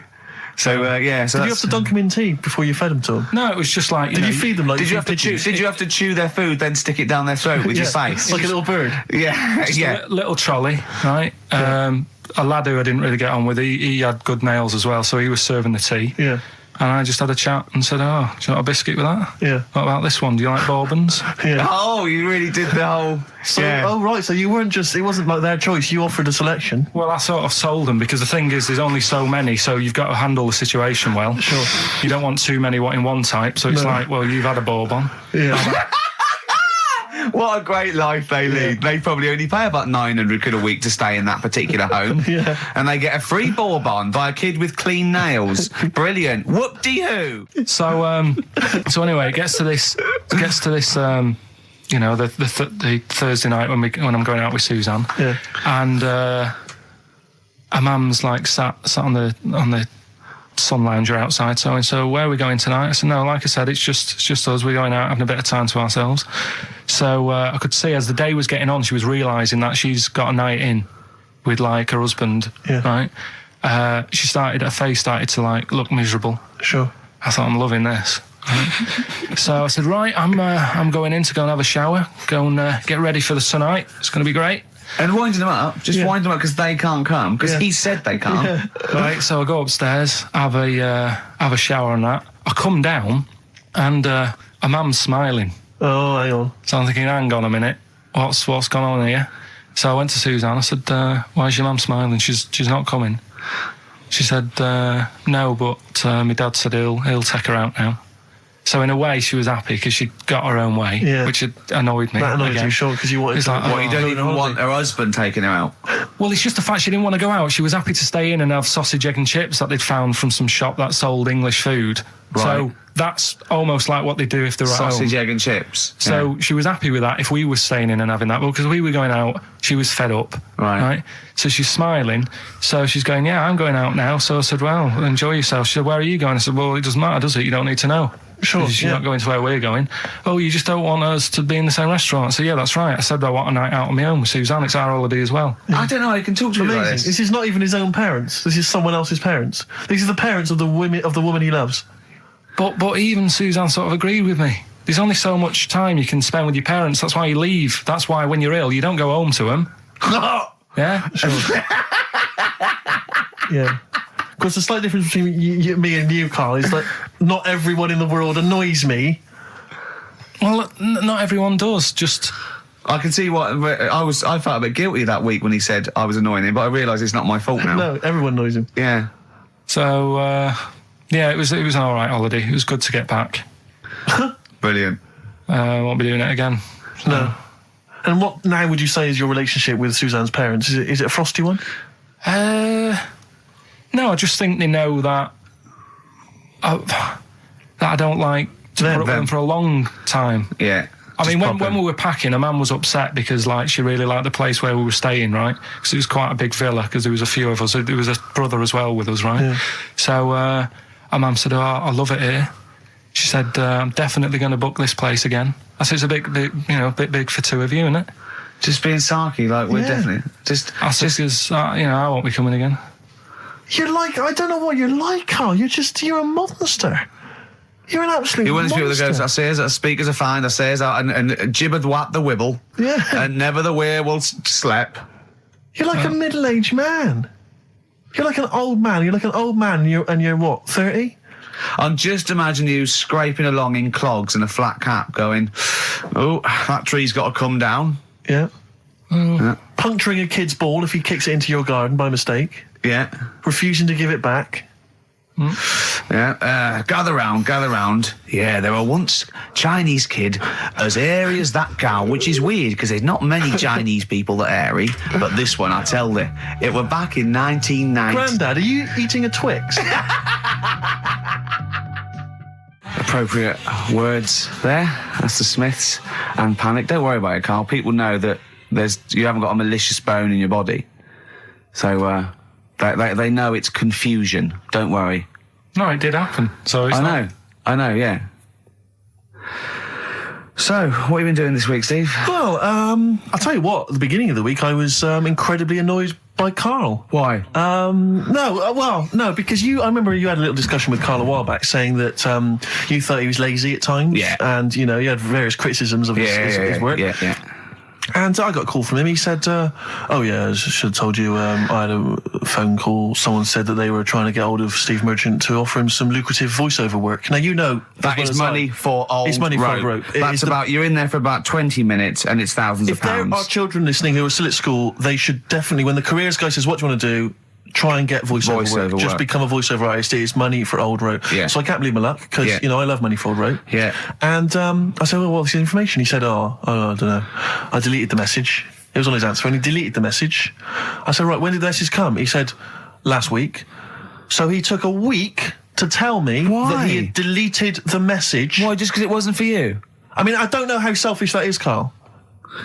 No, what happened is, right, I got back off holiday. I was at home. Yeah. So I called up my voicemail, right, because I can do that. Yeah. Remote access, right, because I've got to know what's going on at work. Of course. Called in, it was still my day off, I was going through the messages. Yes. Heard one from some company saying, "We're after Steve Merchant. Yeah. We want him to do some voiceover work." Yeah. Right? I can't remember the name of it, but Thanks. I thought, right, I'll remember to tell Steve. A week later. It doesn't matter, does it? You still got the message, and they What message?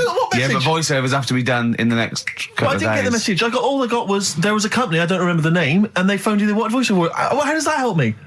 There are hundreds of thousands of media companies. You didn't take down a number. You didn't take down a name. Nothing. I was more puzzled why they'd want you to voice anything. He's having a go. I don't know what. No, but listen to that voice. No, you must be annoyed. You must be annoyed. Talk about rubbing salt into the wound. No, but listen to you. Oh God. I don't know I don't know how you think. I don't know how your mind works. Well, I was thinking there must be a tractor sale on somewhere. What do I care? No, hang on a minute. Wait a minute. I don't care if they want me to advertise, the latest designs in pirate fashion wear. I will do a voiceover because it's money for old rope. I don't care what you think of my voice. Someone was interested. They were offering me money. And you decided arbitrarily, they probably wouldn't want it. They probably made a mistake. They wouldn't like the way he talks anyway. I'll delete the message. No, the thing is, right, I get paid. Being a girl? I get paid to sit here on a Saturday, right? Play CDs and that, help out with the show, get you decent prizes. I think I do me bit. Sure. Right? It isn't about running your voiceover work. So hang on. So Carl, let me just get this right. If someone was ever to phone me, right, trying to get in touch with you to offer you work, you'd want me to just ignore the message. That is what you're saying to me. You'd prefer that I deleted the message, I ignored it altogether. That's what you'd want for me to do. That's what you'd want me to do. What? Someone's calling you for some Someone's phoned me. They say, I can't. I don't know. I'm a friend of a friend. I've got your number, Steve. I would love to use Karl Pilkington for an exciting set scene. So has it happened? Well, I'm saying in the future, if it was to occur, do you want me to just ignore it? Is that what you prefer me to do? Well, it's not like that, though. I did tell you. I told you the message. You didn't? What? You told me a week later with none of the information I needed. Carl, that doctor called last week. That kidney's ready for that little girl that you were doing that sponsored walk for? I forgot to tell you. Oh, I hope it's still all right. They keep it on ice, don't they? I think they do. Selfish, Carl. So selfish. And you've lost us a set. Beautiful bit of Snoop on XFM, yeah? Mm-hmm. Kicking it with Ricky old Gervais. school, yeah. Sweet. Steve Merchant and Karl Pilkington. What has happened to Karl? Because Karl, I thought, is this sort of sweet little buffoon, almost childlike in his ways. You know what I mean? Like Charlie Brown after some sort of head injury. And now he's... And now he's coming back like that, having a go at not caring about voiceover work. It's like, because Heat have written about him a couple of weeks, it's like he thinks he's better than you in some way. I do care, though. You're out of order saying that, right? Because I've sorted you out with tickets for stuff. He doesn't turn up to. Carl, I received a phone call. You deleted the message offering me voiceover work. You're as bad as my agent. I'm appalled by it. And I thought we were friends.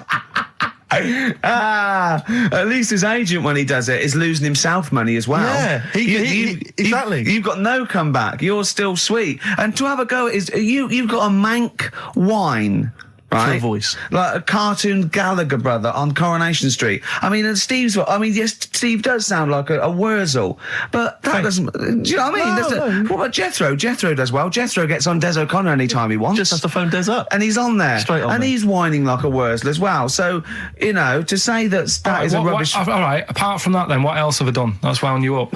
Well, that's a good starting point, because you hadn't even apologised. No, it's a shock, because that's the first time I've let you down. And I didn't really let you down because I passed on the message. You didn't. Well, we've been through it. You didn't pass on the message. Saying I deleted a message for you is not passing on the message. I mean, I just think what's happened is that you've got a little bit of celebrity now from the show. I mean, I've seen you being recognised in pubs and stuff, or people have come up and they said, "Are you Karl?" because they've seen Ricky.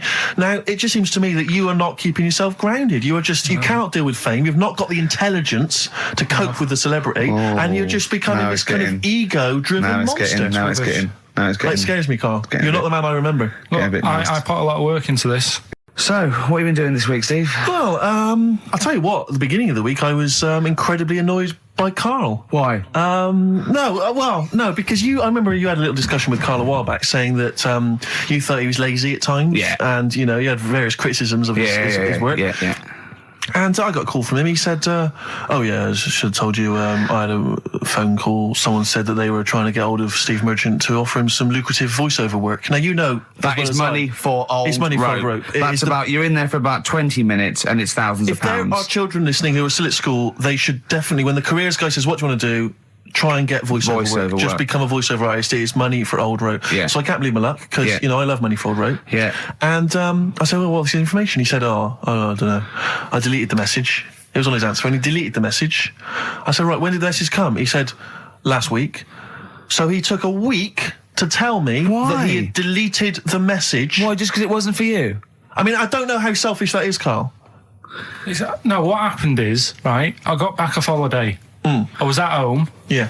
So I called up my voicemail, right, because I can do that. Yeah. Remote access, right, because I've got to know what's going on at work. Of course. Called in, it was still my day off, I was going through the messages. Yes. Heard one from some company saying, we're after Steve Merchant. Yeah. We want him to do some voiceover work. Yeah. Right? I can't remember the name of it, but I thought, right, I'll remember to tell Steve. A week later. It doesn't matter, does it? You still got the message, and they what message?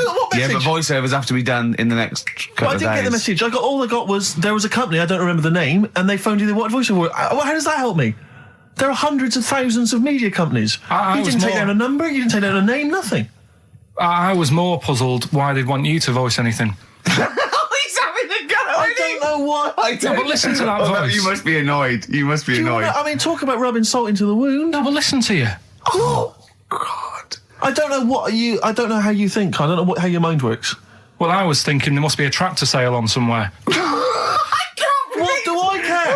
No, hang on a minute. Wait a minute. I don't care if they want me to advertise, the latest designs in pirate fashion wear. I will do a voiceover because it's money for old rope. I don't care what you think of my voice. Someone was interested. They were offering me money. And you decided arbitrarily, they probably wouldn't want it. They probably made a mistake. They wouldn't like the way he talks anyway. I'll delete the message. No, the thing is, right, I get paid. Being a girl? I get paid to sit here on a Saturday, right? Play CDs and that, help out with the show, get you decent prizes. I think I do me bit. Sure. Right? It isn't about running your voiceover work. So hang on, so Carl, let me just get this right. If someone was ever to phone me, right, trying to get in touch with you, to offer you work, you'd want me to just ignore the message. That is what you're saying to me. You'd prefer that I deleted the message, I ignored it altogether. That's what you'd want for me to do. That's what you'd want me to do. What, someone's calling you for some Someone's work for phoned me. They say, I can't, I don't know, I'm a friend of a friend. I've got your number, Steve. Love to use Karl Pilkington for an Well, you've never exciting called me, sex so has scene. it happened? Well, Has it but happened? I'm saying in the future, if it was to occur, do you want me to just ignore it? Is that what you prefer me to do? Well, it's not like that, though. I did tell you. I told you the message. You didn't. What? You told me a week later with none of the information I needed. Carl, that doctor called last week. That kidney's ready for that little girl that you were doing that sponsored walk for. I forgot to tell you. Oh, I hope it's still all right. They keep it on ice, don't they? I think they do. Selfish, Carl. So selfish. And you've lost us so. Beautiful bit of Snoop on XFM, yeah? Kicking it with Ricky old Gervais. school, yeah. Sweet. Steve Merchant and Karl Pilkington. What has happened to Karl? Because Karl, I thought, is this sort of sweet little buffoon, almost childlike in his ways. You know what I mean? Like Charlie Brown after some sort of head injury, and now he's coming back like that, having a go at not caring about voiceover work. It's like, because Heat have written about him a couple of weeks, it's like he thinks he's better than you in some way. I do care, though. You're out of order saying that, right? Because I've sorted you out with tickets for stuff. He doesn't turn up to. Carl, I received a phone call. You deleted the message offering me voiceover work. You're as bad as my agent. I'm appalled by it. And I thought we were friends. At least his agent, when he does it, is losing himself money as well. Yeah, exactly. You've got no comeback. You're still sweet. And to have a go is you've got a mank whine. Right? For a voice. Like a cartoon Gallagher brother on Coronation Street. I mean, and yes, Steve does sound like a Wurzel, but that doesn't, do you know what I mean? What about Jethro? Jethro does well. Jethro gets on Des O'Connor anytime he wants. Just has to phone Des up. And he's on there. Straight on and there. he's whining like a Wurzel as well. So, to say that is a rubbish... all right, apart from that then, what else have I done? That's wound you up. Well, that's a good starting point, because you hadn't even apologised. No, it's a shock, because that's the first time I've let you down. And I didn't really let you down because I passed on the message. You didn't. Well, we've been through it. You didn't pass on the message. Saying I deleted a message for you is not passing on the message. I mean, I just think what's happened is that you've got a little bit of celebrity now from the show. I mean, I've seen you being recognised in pubs and stuff, or people have come up and they said, "Are you Karl?" because they've seen Ricky. Now, it just seems to me that you are not keeping yourself grounded. You are just, you cannot deal with fame. You've not got the intelligence to cope with the celebrity, and you're just becoming this kind of ego-driven monster. Now it's getting. It scares me, Karl. You're not the man I remember. Look, I put a lot of work into this on Saturday. This isn't even my proper job, right? Where were you in the week? Oh, he's got you there. What? Where were you in the week? I said, let's meet up. Let's, come up with some new features and that. Where were you? Karl, you phoned me about an hour before you wanted to meet. That is not what I would call. I mean, that is arrogance right there. That's the way I work. That's arrogance right there. That's ego right there. He couldn't go. When I came in, he said, "Where's Steve?" I said, "Steve can't make it." I had to tell him why. Steve was staying in to tidy up because his landlady was coming. This he couldn't get over. He could not get over that you couldn't make it because you had to stay in with your landlady. He talked about it for about the hour when we were working. What are you talking? Last week I had a bad throat. You wouldn't tolerate that. You wouldn't accept that. When you had a bad throat, where were you? Why couldn't we do any work then? Because you were at home with your mum and your dad. You were on holiday, weren't you? Why didn't you get your mum and your dad to clean the flat? Oh, he's done it again. He's done you again, mate. Play a record. How has he done me? What? They live in Bristol. Yeah, the joke's on you. He couldn't get him to clean the flat. I don't know who's laughing at who now. Right, listen. Can we just go back to laughing at Karl? Okay. I was looking back over some of the shows, right, before I go to Karl, and I've just done a little excerpt of, a trailer of what we do, what we're about, and I don't know how the panel could overlook this. Play a bit, Karl, please. Shaking her muff, minge and tits around does not make her a hoe, then what does? These kids at school with big heads. Karl, what are you talking about? Shut. Oh, my name is Holy Fuck. Right, there's this monkey that was on a train station. Right. What if you mean cock to mean penis? It was my Down syndrome son. Oh, chimpanzee, that monkey news. So we've still got monkey news coming up. You're an idiot. You know what I mean? That's, to me, quality broadcasting. I don't know how they can say that isn't worthy. That's what we sent in to the Sony people. They listened to that. How they didn't think that was dynamite stuff. It doesn't make sense. Actually, I've been thinking about this since Thursday because I've been a little bit down in the dumps. Yeah. What I think it is that with the TV show, the TV stuff we've done, Rick, we put a lot of work into that. Yeah. We get the script, we got the script, we spend a lot of time on it. What this show is about, it's very much about spontaneity, it's about our personalities, and I don't think we're ever going to win an award for our personalities.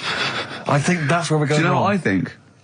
I think that when we're together, we're the auteurs of The Office, and, you know, and we're strong on it, and we're just two. We write it, we direct it, you know, we cast it. We even worry about the font and stuff on the. You know, we do everything.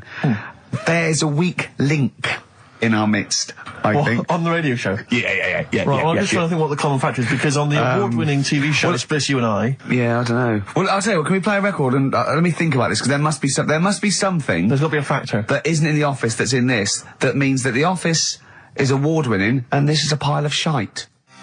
Brown Sugar by the Rolling Stones on XFM 104.9. I'm Ricky Gervais with Stephen Merchant, and with us, Karl Pilkington, the third member of this team. Me and you do The Office, award-winning. Yeah, and us three do this show. No awards. Nothing. Karl, what are your thoughts? What do you think's wrong with the show? Why do you think the panel listened to our show and said that is awful, it's not actually a radio show? Well, can I just point out, many people may not realise that last year we won a bronze, so we've actually gone down. We've actually slid off the list entirely. I know, but I mean but Karl wasn't really as involved last year. Well, I remember last year it was very much you and I. Yeah. I mean, we just started out on it. Yeah, so I mean, so you can't really compare. Hold on, though. Well, interesting. What do you think, Karl? What do you think the reason thoughts, is? Karl? Any thoughts? I see what you're getting at, right? But you're not stupid. But when I put the compilation together, I made sure that it was mainly you two. So don't be doing that. Don't be playing that game. So you put the compilation together? Yeah. Right, again. Ah, right, interesting, because we weren't involved with that. We usually do The Office, edit The Office and everything. We have the final cut on The Office. So you... Oh, I see, so you... Oh, right, no, so you're the producer. You had your fingers all over it. Interesting. Oh, that's interesting. So, so the tape was the smoking gun, and whose fingerprints were on it? Karl Pilkington's. Yeah. That's interesting, we didn't get a sausage.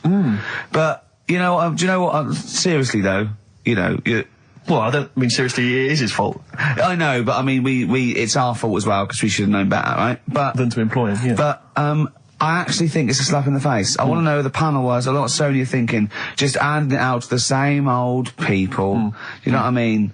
Every clip they played was a funny phone call. Do you know what I mean?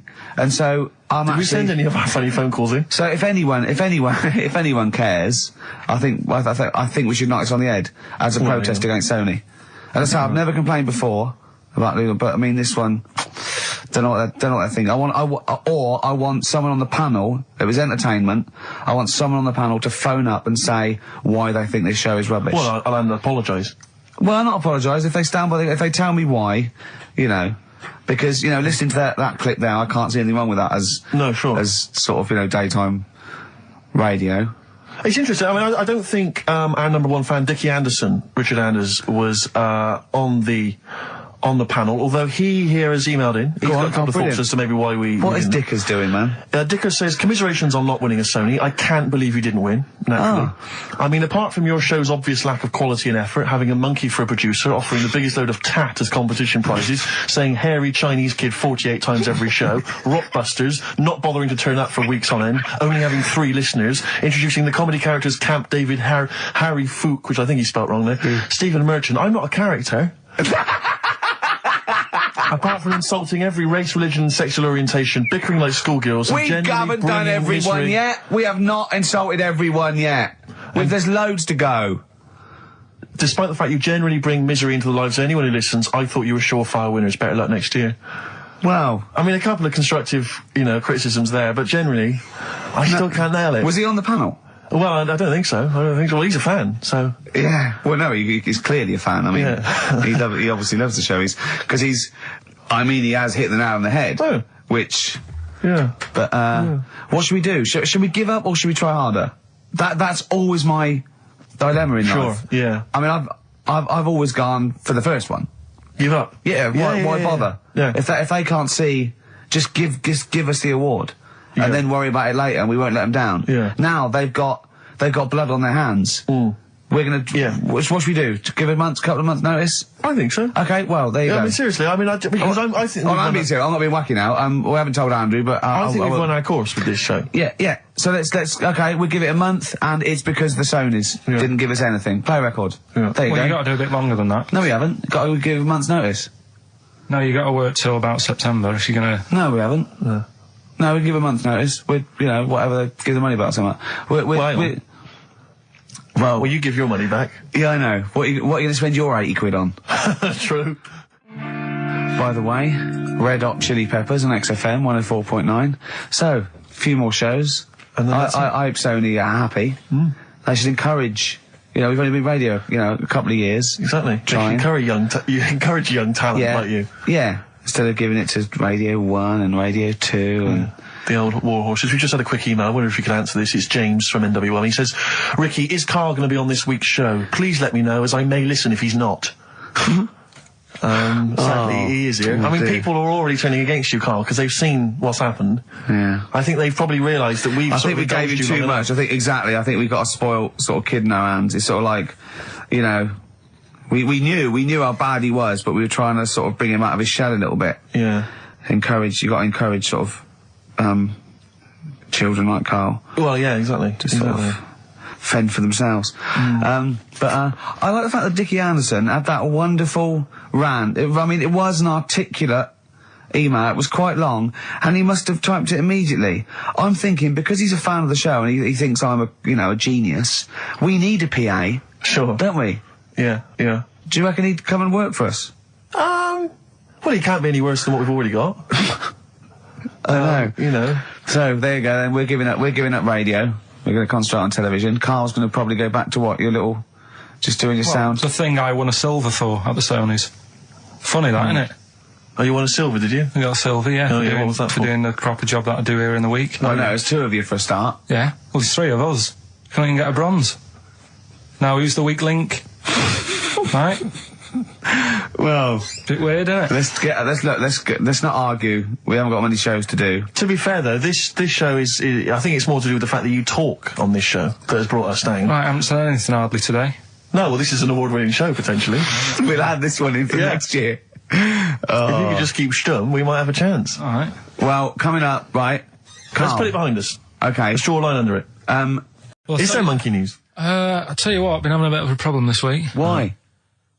It's just been a struggle. Normally, I can come into work on a Monday and there'll be something that's happened over the Saturday, over the Sunday night. Do you know what I mean? Over the weekend, the monkeys have done something. Been very quiet. I thought I'll be all right. Let's see how the week goes on.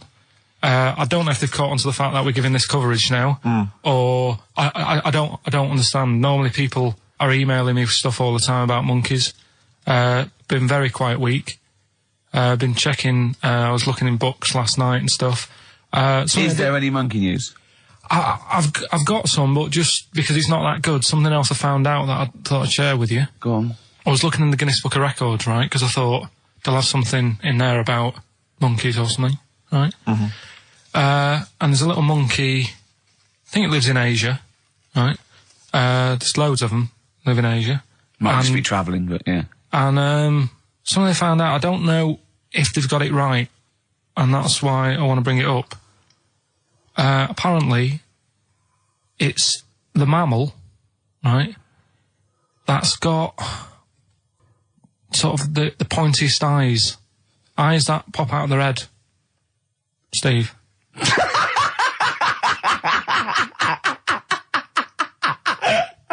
Now,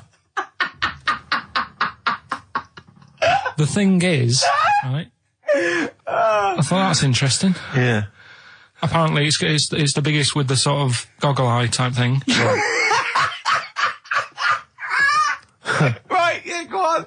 Apparently, they come out of their head 1.6 centimetres. 1.6 centimetres? What, you mean they protrude? Yeah. They protrude from the head at 1.6. Okay. What? How long? Have you got a ruler, Rick? 1.6. He's having a go. I'd say I'd be a little bit annoyed if the monkeys beat me. Well, I don't think it has. That's what I'm hoping. Is there anything we can... I mean, what's 1.6? Oh, can you... It's about... Drop your trousers. It's, about 3/4 of an inch. What do you think? I don't know. Have they got it right, or what? Maybe I should come down to Monkey World with you next week. So anyway, so that's not the monkey news. That's just something that cropped up, and Sure.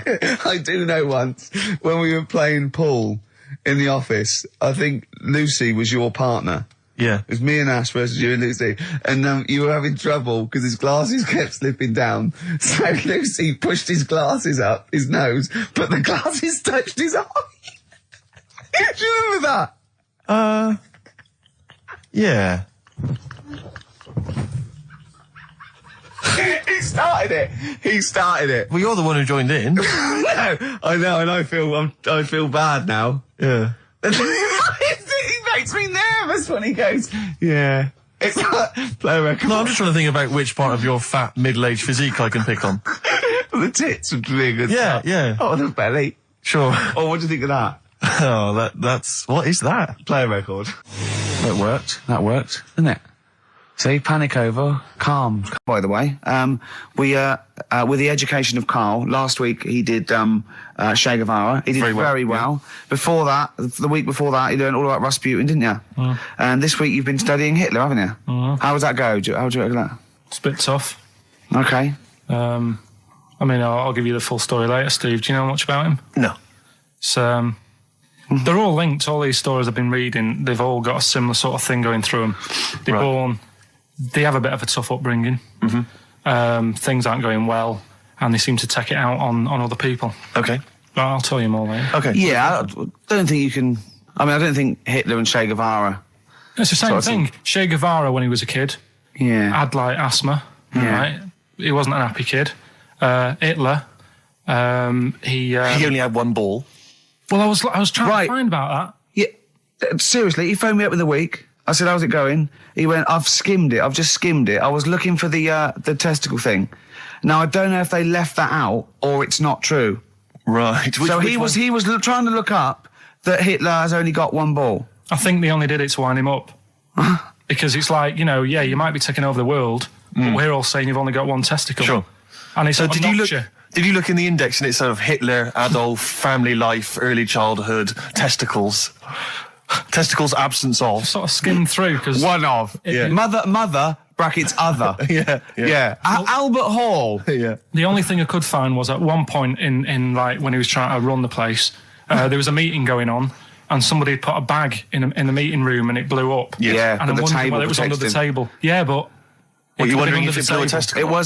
testicle? The testicle was under the table. No, the bag blew off the ball. No, the ball sack was probably hanging below the protective top, and so that's where he could have lost. But why would he have only just lost the one? Because the way he was sitting. Cross-legged or something? Sure.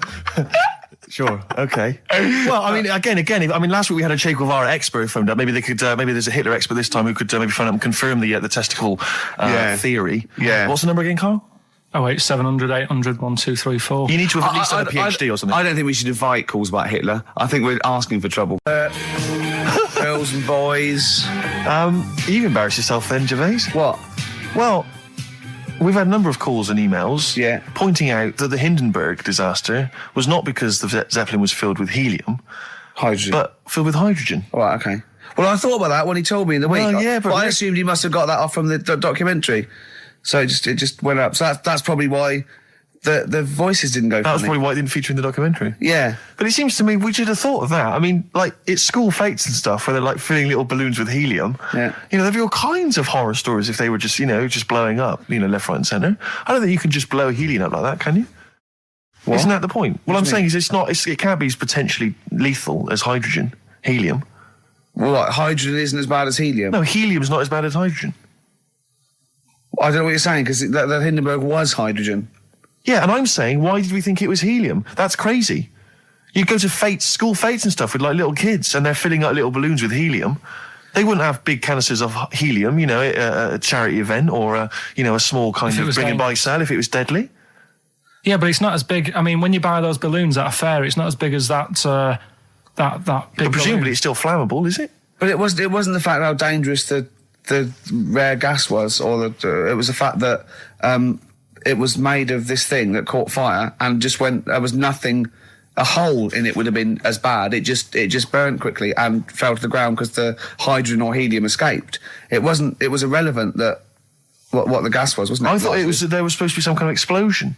Well, I don't know what it was, but the point is because the outer thing was so thin, right? The gas inside escaped and it fell to the ground. So it just fell to the ground like when you've popped a balloon. Well, not. It didn't quite. sort of go. It didn't like flap all over the place and make a zany noise.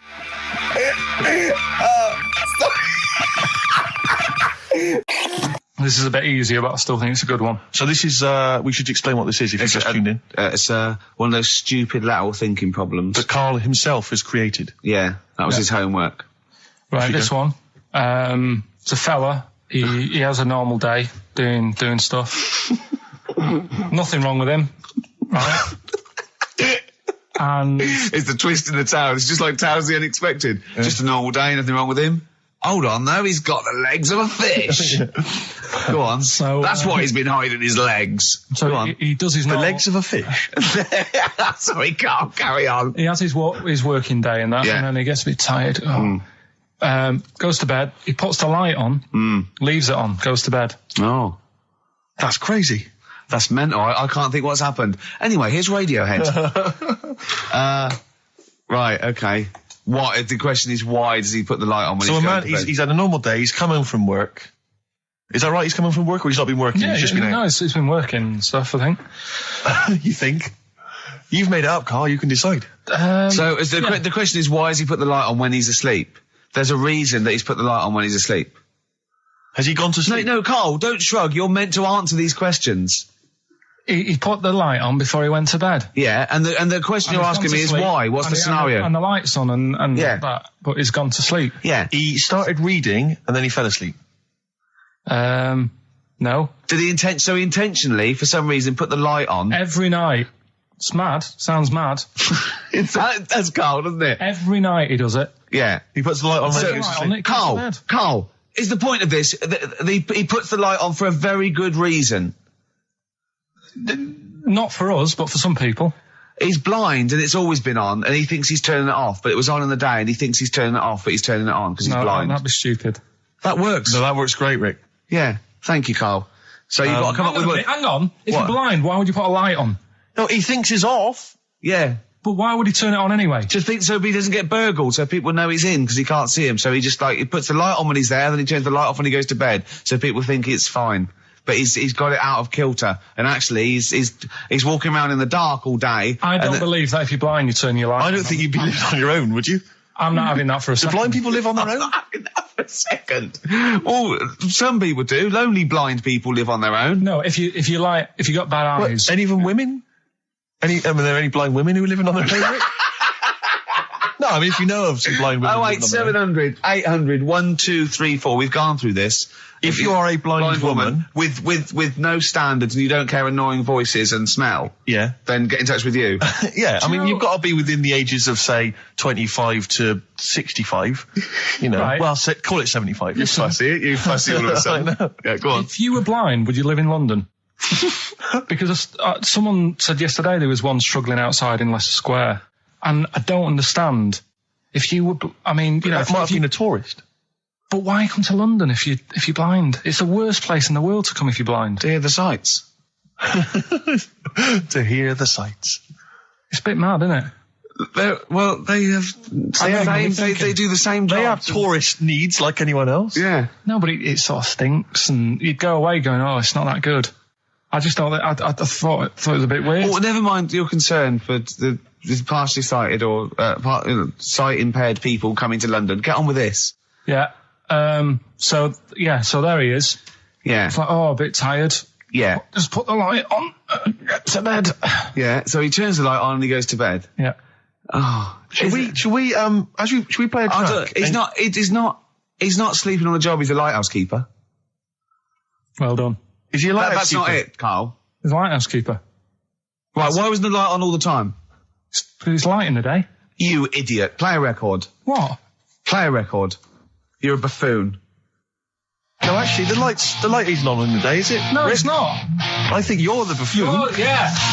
Carl has won!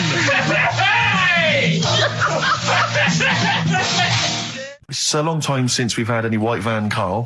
For those that don't remember this particular hot feature, we basically ask Carl some of the questions that are asked of a white van driver in the Sun. They always have this on Saturday afternoons. Anyway, here's the first one. They're not fascinating, Carl, but I'm just interested on your take, really. Yeah. What do you make of Cilla Black quitting Blind Date after her husband sent a message from beyond the grave? Are you familiar with this story? I didn't know that. What's that? She went to see a medium, and supposedly her husband passed on information through the medium, which was incredibly vague, but persuaded her to quit live on air. Well, it's about time, isn't it? If even dead people are saying, enough's enough. But I'll tell you what, though, talking about ghosts and that, do you know how I'm into them? Yeah. Right? How weird do you think this is, right? Well, it's not true. Before you say it, play a record. No, go on. Go on. Right, it's this woman. I don't even know if it's ghost, really. It's just a bit weird. Sure. Yeah, sure. There's this woman, and she's not a woman, she's a kid. Sure. Okay. She's walking down like a street in her area. It's a nice day and everything. Everything's normal. She's walking down, and a woman comes up, cycling past, right? The woman on the bike looks at the kid, absolutely terrified, right? Got a really scary face on her. Yeah. The kid's thinking, why is she doing that? Yeah. Right? So anyway, she thinks nothing of it, goes, I think she was playing in the park or whatever, goes and has a nice day. About 15 years later... Oh, right, yeah. She's, I don't know, I think she was going to work, right, on a bike. She was riding her own bike. Riding her own bike, cycling down the road. Oh, yeah. Looks at the kid. That's the thing that happened, like, 15, 20 years ago. Right. It's her on the bike looking at her as a kid. Right. Not another child. No. So it's her. She's seen herself. What, Carl? I mean, I don't know where to start. Firstly, where's this information come from? But I mean, why do you ever? I mean, I don't know what part of that you think can be true. I'm honest. I'm speechless. I don't know what to say. What are you talking about? A bit weird, though, isn't it? But it's not true. It didn't happen. Nothing happened like that. She said it did. Well, then she's wrong. Who? She said she saw herself. She saw herself as a kid, didn't she? Did she carry on riding and as an cars? adult when she was a kid. Did she stop and talk to herself, or did she ride on by and think that's a bit weird? There's me as an 8-year-old. I won't stop. I'll be late for work. Yeah. If I'm late again, the boss said he'd be in trouble. Yeah. Oh. Well, and where is this information? Did it happen to someone you know? No. You overheard it on the bus? No, it was in the 14 Times. Ah, right. Well, that's the answer. Oh, that's brilliant. So they could throw it on the fire. I think the... It is sort of like a quick skim through, do the word search right. Yeah. I think that's to light a cigar off the cooker. Oh. Well, anyway, listen, a good friend of ours, Ross Noble, the comedian, brilliant, he gave me this picture, Carl, which he's got from a magazine. He loves you. And I have to say, I think this... I just looked at it then. Obviously, it's not going to mean much to the listener. Oh, this is self-indulgent. But it is currently available. I think it's in the current edition of Bizarre magazine, so you might want to buy that. It's not horrible, though, is it? There's a certain grotesqueness about it. Oh, it's a deformed person, isn't it? Well, to a degree, but I think what it's going to do for Carl is give him, I think for you and I, Rick, we're going to see his face. Lighten up, like opening a wonderful Christmas gift. Oh, you know what? I think I've seen this. Is this the one with the kid with the big head? I'll be honest with you, Carl, it is. Have you seen it already? Yeah. Let me just show it to you again so you can kind of it again. Like I haven't seen it. It's like... yeah. We shouldn't be laughing at that. No, but that is like the kid who I went to school with. That is the same. That can't be the same. So do you recognise him? Seriously, that is the same thing he had. I have to say, it does look like it's been computer generated. It's so odd. Yeah. But look at the child's face. I know. Look at his reaction. Don't take another photo of me. I'm not sure this is right. It's not right. But I was hoping that would give you, Carl, just a little glimpse of. We've had a request as well on the best bits. So someone wants to hear you talking about your mates with the big heads. I can't leave it because every time we go there, we get some sort of complaint about something. About what? Just leave it. Well, that for some reason that always goes from the story with my dad going to Blackpool for taking those kids there. And what kids? And, leave it. No, what? I don't know. There's people who know what you're talking about. I'll tell you when we put a song on. No, well, I know what it is, but you can't just say that. Well, Is it when? Email Is in. it okay? Is it when your dad put a kid in the wheelie bin because he was getting it home? Yeah. So we're going to we can't go through it again. It's too controversial. We're going to. What's the name? No, well, the thing is, right. You were just saying about what are you about Christmas. That's the funny thing, right? Because in our house, there's no one who's religious, right? No. My dad got annoyed when I went to church that day. He was like, what are you doing that for? Of course. I went to see a gig in Liverpool. Remember the band The Christians? Yeah. He thought I'd join some club. Yeah. I said, I've been to see The Christians. He was saying to me, man, what's he doing going out with them? Yeah. And then the other thing is, because I'm not christened or anything, my mum used to say to me, don't tell anyone that, because there's witches and stuff. I want to go back and see his upbringing. I just want to go back and see him at 7. One day in the life of Carl, age 7. Just to have 3 ghosts visit him tonight. And take him back through time. But we could go with him. We can be some of the ghosts. Yeah, the ghosts of Christmas past. Remember this? That's incredible. Because there's witches. Don't tell you what. Just she thought. So she wasn't Christmas. She thought maybe someone could take your soul because you weren't christened. It's like there's cults and that, isn't there? And if they find out you're not christened, then right. So I don't think they care. I don't think a lot of cults care. Well, but what can they do if you're not Christian? I don't know. I just said all right because then through that time there must have been a time when. But hold on, now they know. Yeah, but I'm older now, so I'm all right. She used to worry about me playing out on the street. Oh, she was worried about when you were naive and stupid and easily led. Well, yeah. No. Good point. No, you're right now. Yeah. So, yeah. Good. Yeah. I just have to show you something, Rick, before we move on. I know we've got another Educating Ricky, but someone just sent this in. Yeah. They've been looking on eBay for Victoria Plum. You're joking? Come here and see the photograph. Oh, God, that's fantastic. Have a look. That's it. Oh, God, he got that for his mum. It's the worst piece of tat I've ever seen. Carl! Carl. Imagine how... Oh, gutted. Carl. Imagine how... Look, think of him now, right? There it is. That's the worst thing I've ever seen. I'll tell you, it looks like a Diddy man gone wrong. It looks like a Diddy man prostitute.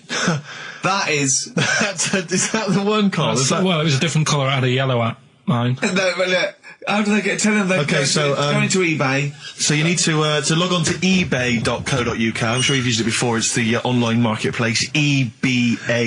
And if you type in Victoria Plum, I'm assuming that you can track this down. That's amazing. It's the worst piece of rubbish I've ever think seen. how cute he was as a kid, though, doing that. Just think of him, just going... just seeing that and thinking, she likes gnomes! It's the worst thing I've ever seen! I mean, to be fair, I don't know what her prize collection of gnomes looks like, but I can't imagine they're much better than that. I mean, gnomes are a fairly grotesque thing.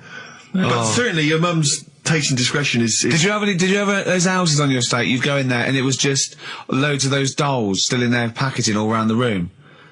And sort of like one of those homes that keeps the sort of packaging on the 3-piece suite. Why don't you buy another one for her for Christmas? Yeah. It's $3.99. It looks, but that's £2.49 because that was $3.99. Well, oh, buy it, Carl. No, I've sorted out her passport this year. Anyway, I'll get her that next year. I've had an email from Andrew Forrest who has just simply entitled it Karl Pilkington. Oh, Karl Pilkington. What do you think of that? That's got to be your new name from now on. I had a mate who used to use it. What, he used to call you that? Yeah. Was that your nickname at school, Pilkington? No, it's not my nickname. It is now. No, it's not. It is now. Pilkington. Oi, Pilkington. Oi, Pilkington. Pilkington, do my homework. Where do you live? Where do you come from? Pilkington? No, there's this lad who called Mark, right, who used to go to school with, who used to call me that. And his mum, right, was like obsessed with cleaning. And I was never allowed in their flat. He makes the place look untidy. So she used to, I don't know if it was just me or all his mates, but I used to turn up and she goes, yeah, he is in, but you know what you've got to do? And I used to have to go round the side of his flat and he had a computer, right, which he used to play. I didn't have one at that point, but he had one. And I used to have to go around the side of the flat and stand at his bedroom window with his window open, and I'd be sort of leaning in playing the game. You are joking. I'm not, his mum- You had the weirdest upbringing I've ever heard. The things you were willing to do. It's the strangest. What is this town like? No, I stopped going once Was I there got my always own. music? Right? There's the horse in the house there. Oh, look at these two kids with big heads and webbed feet. All right, Ronnie. All right, Reggie. What was it like? She was obsessed. It is like you've grown up in a cartoon made for children. Yeah. No, his mum was really obsessed with cleaning. When Can I play through his window? I used to... Mrs. Ramsbottom, can I play through Mark's window? Aye, you know what you have to do. She used to be up till about 3 in the morning. Pilkington again. Have you washed your hands? What up till 3 in the morning? She Washing? used to be up doing the tiles in the kitchen. Washing until 3 in the morning? It was at 3 in the morning. And for ages and ages, that's saying that out on the tiles, I used to think that came from, like, his mum. Because she was out, like, cleaning them late. So, till I was about 13, I thought that saying, out late, on the tiles, Yeah. was... And now you're not confused by anything. Well... There's no misunderstandings in your life now, is there? So he was allowed to walk in and out of the house, was he? Oh, he was alright, and he used to come round to ours a lot, and my mum used to get these pies from Hagenbach's, right?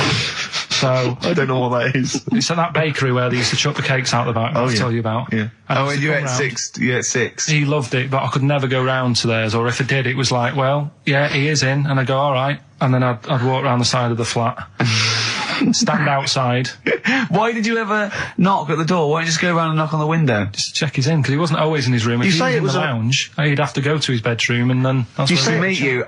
This is the strangest. And you'd play a computer game through the window. You say it was a flat. It wasn't like a 5th story one, and you had to get in one of those kind of cleaning contraptions and, like, Nice. winch your way up. I love the idea of that. So- Oh, Pilkington. Clocks from The Coldplay on XFM 104.9. I'm Ricky Gervais, with me Steve Merchant, and back, Karl Pilkington. Hey. He's raring to go. It's nice when you have a bit of time off, isn't it? Yeah, how long have you had off now About then, 3 Carl? weeks. About About 3 3 weeks, weeks, yeah. We can't do that because we're sort of self-employed and we'd be letting people down, but it's different when you get paid anyway, whether you turn up or not. But good to have I'm good to have- never off ill. No, It's the good- first time No, I've been I off just- ill, like, Well, no, I mean, just you're off 2 weeks and then you're off. No, I just wish I was the kind of person who could let down an audience I know, of regular really, yeah. listeners. Yeah, but like I say, Well, no, we spoke to you. You weren't that bad. A cold, you don't go home for a cold. We were discussing this last night in the pub, and you don't go home for a cold. Okay, then, so moving on. What have we got then? We got some not great cold, songs. though. I've brought in the Smiths. I've brought in Buzz Cox. I've brought in Neil Young. I know Steve's got some hip hop. Some great hip-hop. I've got Hooray! some great Elvis Costello. It's going to be great. Carl, come on, concentrate. You've been away for 3 it's weeks. just annoys. No, stop saying that. What? You're annoying me now. Why? Oh, that what do you do? Go home ill? Oh, he's annoyed me. Oh, has he? Yeah, I got wet jeans and I'm a little bit annoyed. Can I have some time off but still get paid? Yes, of course you can, Steve, Carl. right? He called me up, winding me up about this, and right, I'm 30, right? I'm 30 now. I can only remember being off 2 times. Oh, his memory's going as well. You had some time off. And both of them were when I was at school. School? What's school? One when it was windy. Why did you have time off? Because it was windy. But to be honest, Carl, that lasted for... Play a record. No, go on. Go on. Right, it's this woman. I don't even know if it's ghost, really. It's just a bit weird. Yeah, sure. There's this woman, Yeah. and she's not a woman, she's a kid. Sure. Okay. Sure. She's walking down like a street in her area. It's a nice day and everything. Everything's normal. She's walking down, and a woman comes up, cycling past. Right? The woman on the bike looks at the kid, absolutely terrified. Right? Got a really scary face on her. Yeah. The kid's thinking, why is she doing that? Yeah. Right? So anyway, she thinks nothing of it. Goes, I think she was playing in the park or whatever. Goes and has a nice day. About 15 years later. Oh, right, yeah. She's, I don't know, I think she was going to work, right, on a bike, She was riding her own bike. riding her own bike, cycling down the road, Oh, yeah. looks at the kid. That's the thing that happened, like, 15, 20 years ago. Right. It's her on the bike looking at her as a kid.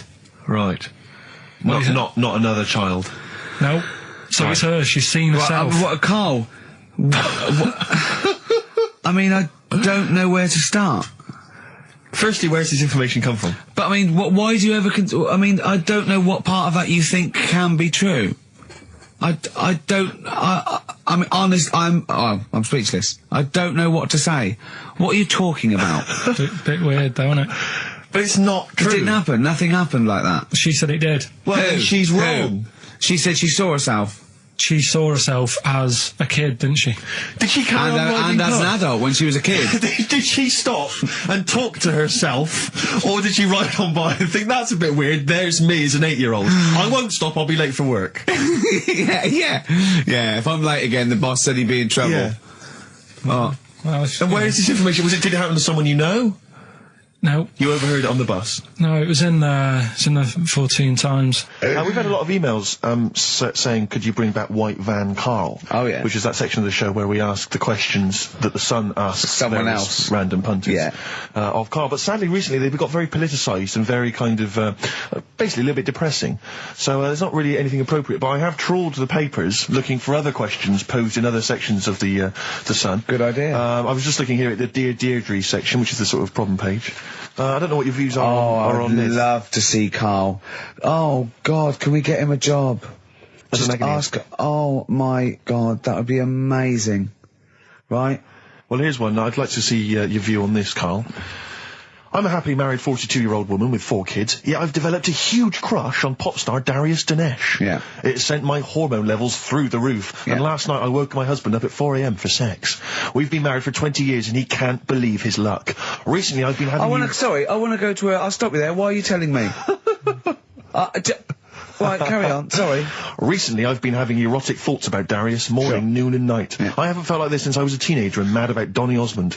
My husband is amazed at the change in me. We had sex twice last night and again this morning. Again, why are you telling me this? Yeah, go on. He's just boasting. This is not a problem. It's not a problem. What's here. the problem? No problem, just wanted to tell someone. Thanks very much. I watched Darius on TV last night, and when my husband came home, I dragged him into the kitchen and we made mad, passionate love. Right, they did it then, twice last night, once this morning. That's 4 times.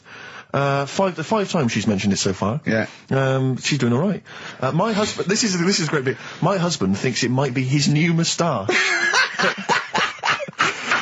Or that I'm going through the menopause, but I You know were thinking different. of growing a moustache? I was Just to thinking think of it would growing a change your moustache. luck with the ladies? I love the idea. That's what he thinks it is. He's telling his mates in the pub. You should gone grow mad with to me. these. Growing The with old these, Tom right? Selleck. 5 times in the last 24 hours. Hooray for sexy Darius. So, what do you make of that then? What are your views on that? Hold on, though. If that bloke is reading that paper, that narrows it down It's a gotta bit. be, yeah. Who else did he know? His wife likes Darius. He's had sex 5 times that night, and he grew a new moustache.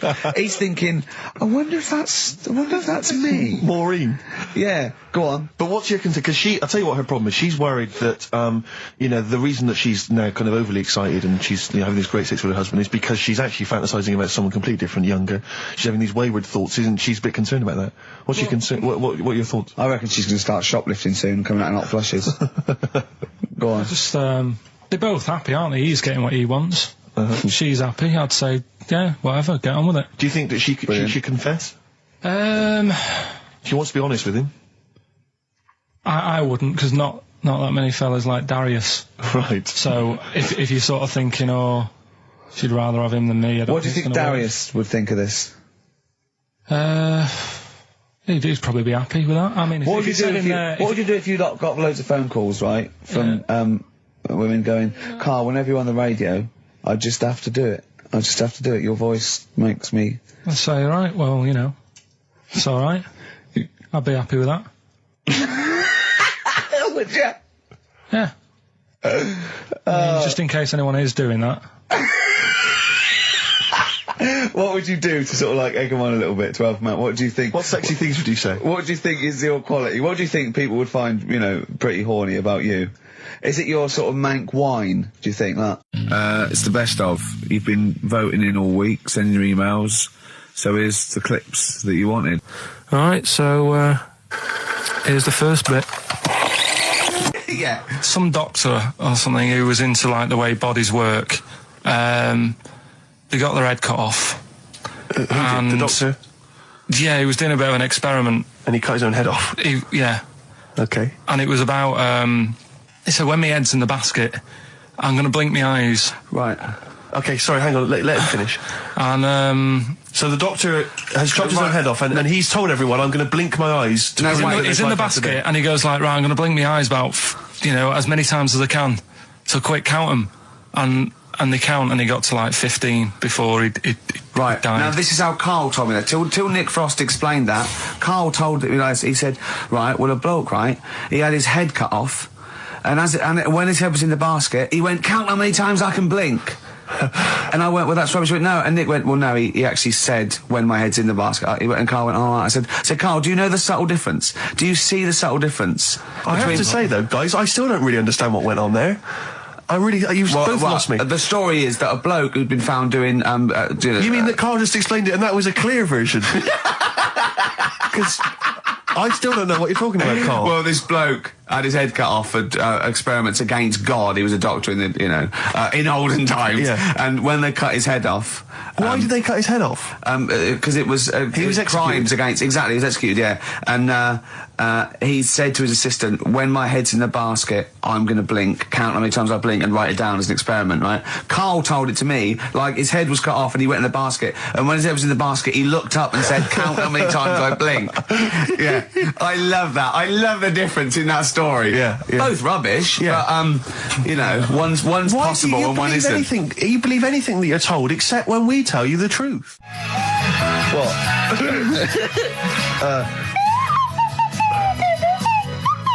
Someone's left one of those little things in here. It's brilliant, isn't it? Amazing. What are they called, those things? I imagine they're just there. I was thinking of being in the front row at a Morrissey concert and going, can I just play along? They are brilliant. I don't know what kind of sound that is. I don't know. It's only used for when Kenneth Williams Yeah, exactly. sees someone undressing. Yeah. That's the only time that is used, that noise. Exactly. That is But brilliant. it's like it was specially created for the Carry On films. Yeah, we need... I don't know what it is, but we need something when I walk in and see someone changing. Well, what about this? There is a light that never goes out by the Smiths. I phoned Carl up in the week, yeah, and I said, what are you doing? He went, well, even though it's one of my days off, I'm just doing some research on the web. Found anything that said, yeah, I'm doing science. And then he said, you can get wigs for dogs in Tokyo. That's his scientific fact. And I went, what do you mean? Dogs, if they need a wig? I said, if they need a wig, what? Dogs going bald? And he went, like, this is fine to him. He went, it's a stressful city, Tokyo. The world's all right with Carl. He's always got an explanation. I've only ever seen him confused once. When in Edinburgh, he looked out of his window one day and he saw a bloke putting a parking ticket on some rubbish. Yeah. And that genuinely confused him. Yeah. He couldn't work out, could you? It's a bit weird, isn't it? And the woman breastfeeding her 8-year-old child, you didn't like, did you? I don't like that. But the what's the name? Animals with wigs. I kind of thought, after I put the phone down to you, I kind of thought about it. Thought, yeah, it's a bit daft, that. You sure he's not the ageing pop group? No, the Animals. But when you think, have you ever seen like a bald pet? No. It's weird. What do you mean? Because my mum, we had a cat. We used to get through loads of cats because we lived on a... Oh, God, it started early today, innit? What do you mean? It's only 10 past 1. What were you doing? Running a restaurant? We lived on... Oh, God, what do you mean? No, we lived on like a main road. Oh, yeah. Right? So Yeah. we used to get through a lot of them. My dad It was kept their saying, risk. stop wasting money, it's not Stop good. wasting money, not wasting cats. Right, so anyway, we had this cat that was ill all the time. And It's just bag of nerves, probably. Yeah, malingerer. Yeah, I'm terrified. I'm going to which house? Rome. Oh, God, bloody hell. Rome. Don't let me go to the Pilkingtons. and it, for some reason, it kept being sick all the time. Right? Yeah, that is nerves. That's definitely nerves. So my mum kind of thought, I've had enough of this, and she shaved it. Whoa.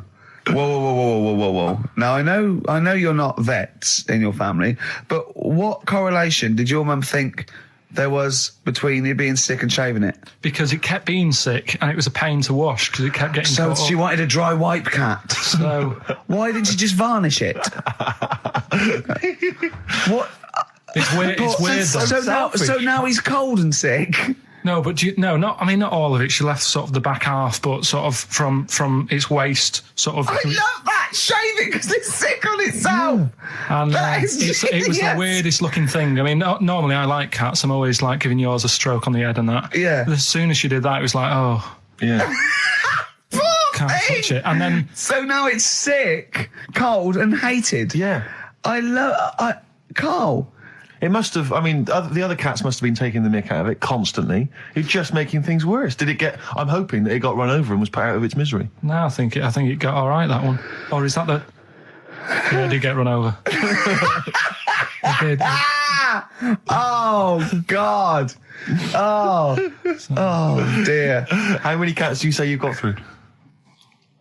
I'd say whilst I was living at home, I mean, it's still on the increase even though I'm not there. So whilst I was there, probably 5. God. Wow.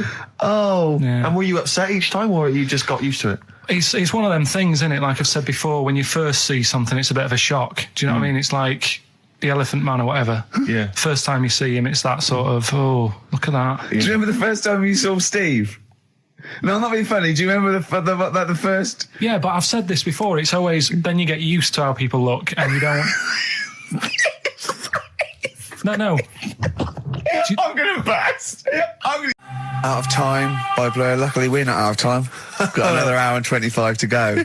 So it's not over yet on XFM 104.9. I'm Ricky Gervais, with me Steve Merchant and Karl Pilkington. We've had quite a lot of emails, as ever, Rick. I should just say, because we're very It's a lazy. much listened to show. We're very lazy people, and we rarely reply or read out the emails. But we do. I never read the emails. Absolutely So never read I them. rely, if I haven't replied to them, or my mail, or Steve opens my mail and reads my emails. So if I haven't replied, it's just because he hasn't passed it on to me. Yeah. Okay. But I haven't passed it on to you because I know you'll never reply. So, Sure. I'm just cutting out that. But I just want to say thanks for the emails. We do read some of them, and we do appreciate the fact people send in jokes. I appreciate it. I love it.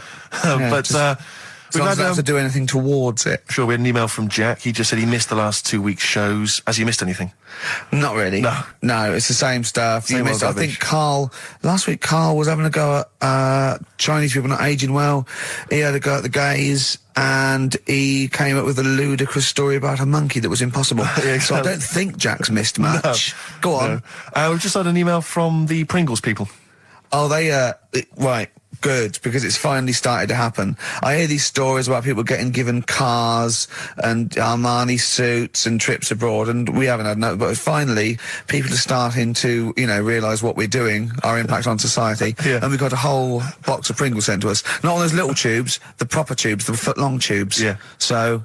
and what have they said? Well, the Pringles guys they want have them said, back. No, they've said they like the show, and if you want more Pringles, give them a call and they'll send you I more want Pringles. more Pringles. Yeah. I bloody love Pringles. Yeah. Pringles are... The thing about Pringles is, they're Moorish, right? Yeah. But how would I put it? You know the sort of thing when I open them, Yeah. and by that when I pop, Right. yeah, I have to eat the. Well, okay, I'm gonna put this. When I pop, I can't stop. What do you mean? I don't... Well, when I pop them open, I can't stop eating them. Right, open. when you pop, you can't stop. Yeah. Yeah. I think that's because of the chemicals. I think that might be the reason. But they're good chemicals. They're good chemicals. They're the best chemicals. Pringle chemicals. They're not bad chemicals. Lovely. Like you're using chemical So warfare. yes, I want some more Pringles. Bob Dylan, It's All Over Now, Baby Blue from 1960 something. Bit of trivia for you, Steve. Go on. That is the last record we ever played on the old XFM before we were fired. I bet that was a moving moment for about 8 people. I just thought of something. You know that thing we did about, they said that we just cared about the money selling it to America? Yeah. If we cared about money, Yeah. would we be here now? Do you know what I mean? Absolutely, I know. I think this proves that we don't do things for the money. Exactly. Jesus. All right, Carl? Couple of emails. Monkey Matt's emailed us. Who? Monkey Matt. Oh, Matty, yeah, go on. Yeah. He says... How's the Monster? He's all right. He says, Carl has missed a cracking headline from the Sport. Hide-and-seek champion found dead in cupboard. I hope it's real. I don't know if it is. I doubt it. Feeder. Do you know what? I'm annoyed at now, right? We've got another ad break coming up. How many ad breaks have we had in this show? I know. Carl, how many ad breaks have we had in this It's only show? about 3 an hour, 3 or 4 an hour. 3 or 4 an hour, so about 3 minutes. So 20 minutes. 20 minutes is wasted on shite. I mean, apart from the stuff we talk Well, about. it's funny you should say that, because someone said to me last week that they felt that there were more adverts now on the show than there used to be. Are there more adverts Rick, in the show? I think, though, I think, just checking some of the emails, I think that's because people are requesting them. They find them more entertaining than what we're giving them. But can't we sort this out? Well, don't go on about it. No, can't we though? Why can't we have less? Why have we got so many? Is it? It happens, doesn't it? Well, no. You can't listen to radio in after every record. It's bad enough trying to keep them listening with the rubbish we come out with. Yeah, we've got Rockbusters here. Let's get them back. You know what I mean? Don't steal our son, please, lads. Thrills on XFM 104.9. I'm Ricky Gervais. With me, Steve Merchant and Karl Pilkington. Yeah. Little Carly Pilkington, little baldy mank, whinging little twat. How are you? Yeah, all right, yeah. What are you doing? Happy? Feeling a bit happier today? You look as full of spunk, as they say in America. Yeah, I'm all right. Just a bit of a miserable day, though, isn't it? Yeah. A bit miserable. Yeah. Walking in today, right?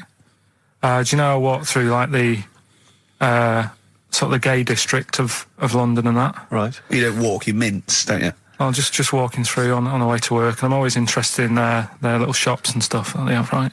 Loads of Their little shops. That's don't be ashamed of. If you want to go in and buy something, go in and buy something. I'm just having a look at, looking in the windows and stuff. Little postcard just near the entrance. Yeah. That's meant to tease people in, to make people go, that sounds good, I'll nip in, right? Little postcard. Free butt plugs with every sale. That's great. How did we get from 5p off milk to free butt plugs with every sale? Wow. What's society come to? Well, it's because we're liberated, Rick. Yeah. It's an open What society. did you buy to get them? You didn't buy... I didn't but what's the purpose? What, of the poster or of butt plugs? Butt plugs. Because I really honestly You don't... shove them up your arse, don't you? Whoa, slow down, bum. Shove them up your bum. Yeah. But when? Is that just like when you're doing whatever, doing stuff around the house, or... I think it's not to keep things out. Is it like you would use a plug in the sink to keep, the water in the sink? Oh, if you're not gay. Get that? Oh, yeah. No, I know what you mean, yeah. I don't know. No entry. What is it? I mean, I don't understand what I that's don't know. I assume it either feels good or are they... well, I've got to be careful here. Or are they sort of like breaking it in? Right, yeah. Do you know what I mean? Like it's like a shoehorn. Sure. or It's like when you stick paper in your shoes if they're a bit tight. Or those people who sort of like put little bits of wood in their lips, and then as soon they've got big plates in their lips. Yeah. Same with the butt plug. It means you can, you're ready for anything. I don't know, do I? The Carl's face. Well, if you know what butt plugs are used for, then why not get in touch? Ricky.Gervais at XFM.co.uk. What do you think? If there's any... I can't believe we're already on this subject. I know. How is it? It's 1:05 and we're I was going to say then, if there's any people who use butt plugs, and I was thinking that Karl would have said, well, they're not up yet. Yeah. Because they go out late. No, but what is it? We're award-winning people. We've written a TV Not on show. radio, It's though. highly Not respected. on radio. We're rubbish on radio. I know, but We've got nothing to lose. But I always say to you, Steve, that I like educating people and that. Now, the way I see it is I didn't know what they were. Let's phone to going. Someone might know about butt plugs. All right, we'll get No, to get them on. Get them on. Ask them. No, because they might say something dodgy. Oh! Yeah, whereas, what have we just been doing? Just take a chance. Take a chance and tell them not to swear. Well, you tell them. Okay. Right, Steve, I haven't got my headphones on. Hello, who's that? Hold on. Who, sorry?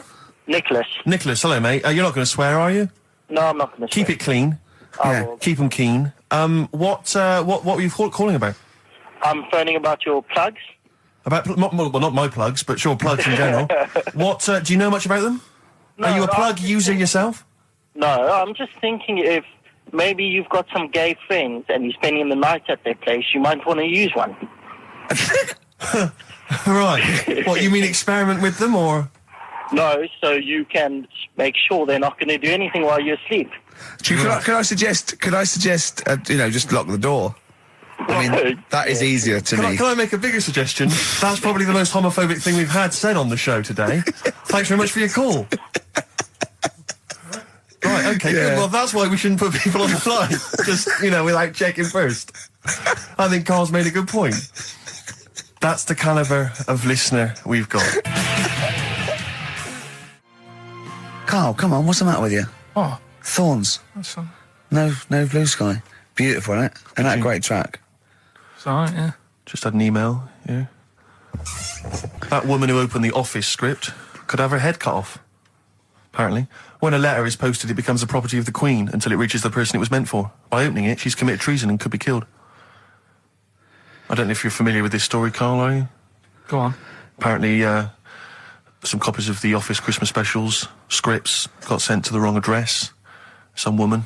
And, I mean, I don't know what you do in that situation. Normally, if I get mail that's not addressed to me, I just give it to the postman or put it back in the postbox. Radio 1 tried to speak to her, but apparently she's got a gagging order, which makes us think that she sold it to the Sunday. So we'll read it. We'll read the plot of The Office tomorrow in the Sunday papers, which ruin it for some people. Ruin it for a lot of people, yeah. But the other thing is, I mean, if it was sent to her, obviously her name wasn't on it. Oh. If that's true, in which case, I think that's quite a serious offence, isn't it? I would hope so. I mean, I would hope that, if I sent something in an envelope, it was... But the BBC, the BBC thinks that because the person they said it was meant to be sent to got his, he thinks maybe that's an excuse.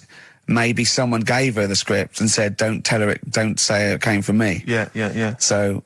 I don't know, maybe she's protected someone, I don't know. Yeah, well, I mean, if that is... Well, either way, don't sell it to a newspaper. Well, It's just the kind of mercenary nature of it that I loathe, you know? It's the fact that it's only just now makes me wonder if she had it there lying around in her house and someone said to her, well, why don't you go to the papers? Yeah. Try and flog it. But I just don't think she's going to get a lot for it, because people are going to see it soon. It's not like it's the Hitler Diaries. Well, they're not very well written. But, I mean... I don't know. I tell you what I'm frustrated by. It's just the fact that it's like we've worked hard to give people some kind of pleasure for this Christmas, you know, because a lot of people are very depressed, Rick, very low at this time of year. They've not got what they wanted. But we're trying to cheer them up, give them a bit of happiness. Yeah, but I think she'll be happy if she gets a lot of money. True. I don't know. I think it's just tacky, really. It's like, well, I just say, if you're a fan of the show and you don't want to know what happens, then don't read the Sundays tomorrow, or at least avoid it when it says we tell you what happens. But the papers might not ruin it. The papers might go... We've got them, but we're not going to ruin it for people. Well, That'd be a nice gesture. Ideal. But I don't know. All I can say is it's a good job that I send out the prizes. Because that Michael Palin around the world in 80 days will be going to the person who won it. Yeah. And if someone else receives it, they better not try. Finally, White Van Man, what do you make of the fact that Sainsbury's are bringing in square tins? Is that a concern for you? Is that true? Apparently so. Why? Don't know. Like it's easy to stack. This is what the guy in the Sun has said. That should be interesting. That should be his comment on Sainsbury's are bringing in square tins. Is that should be interesting for meatballs.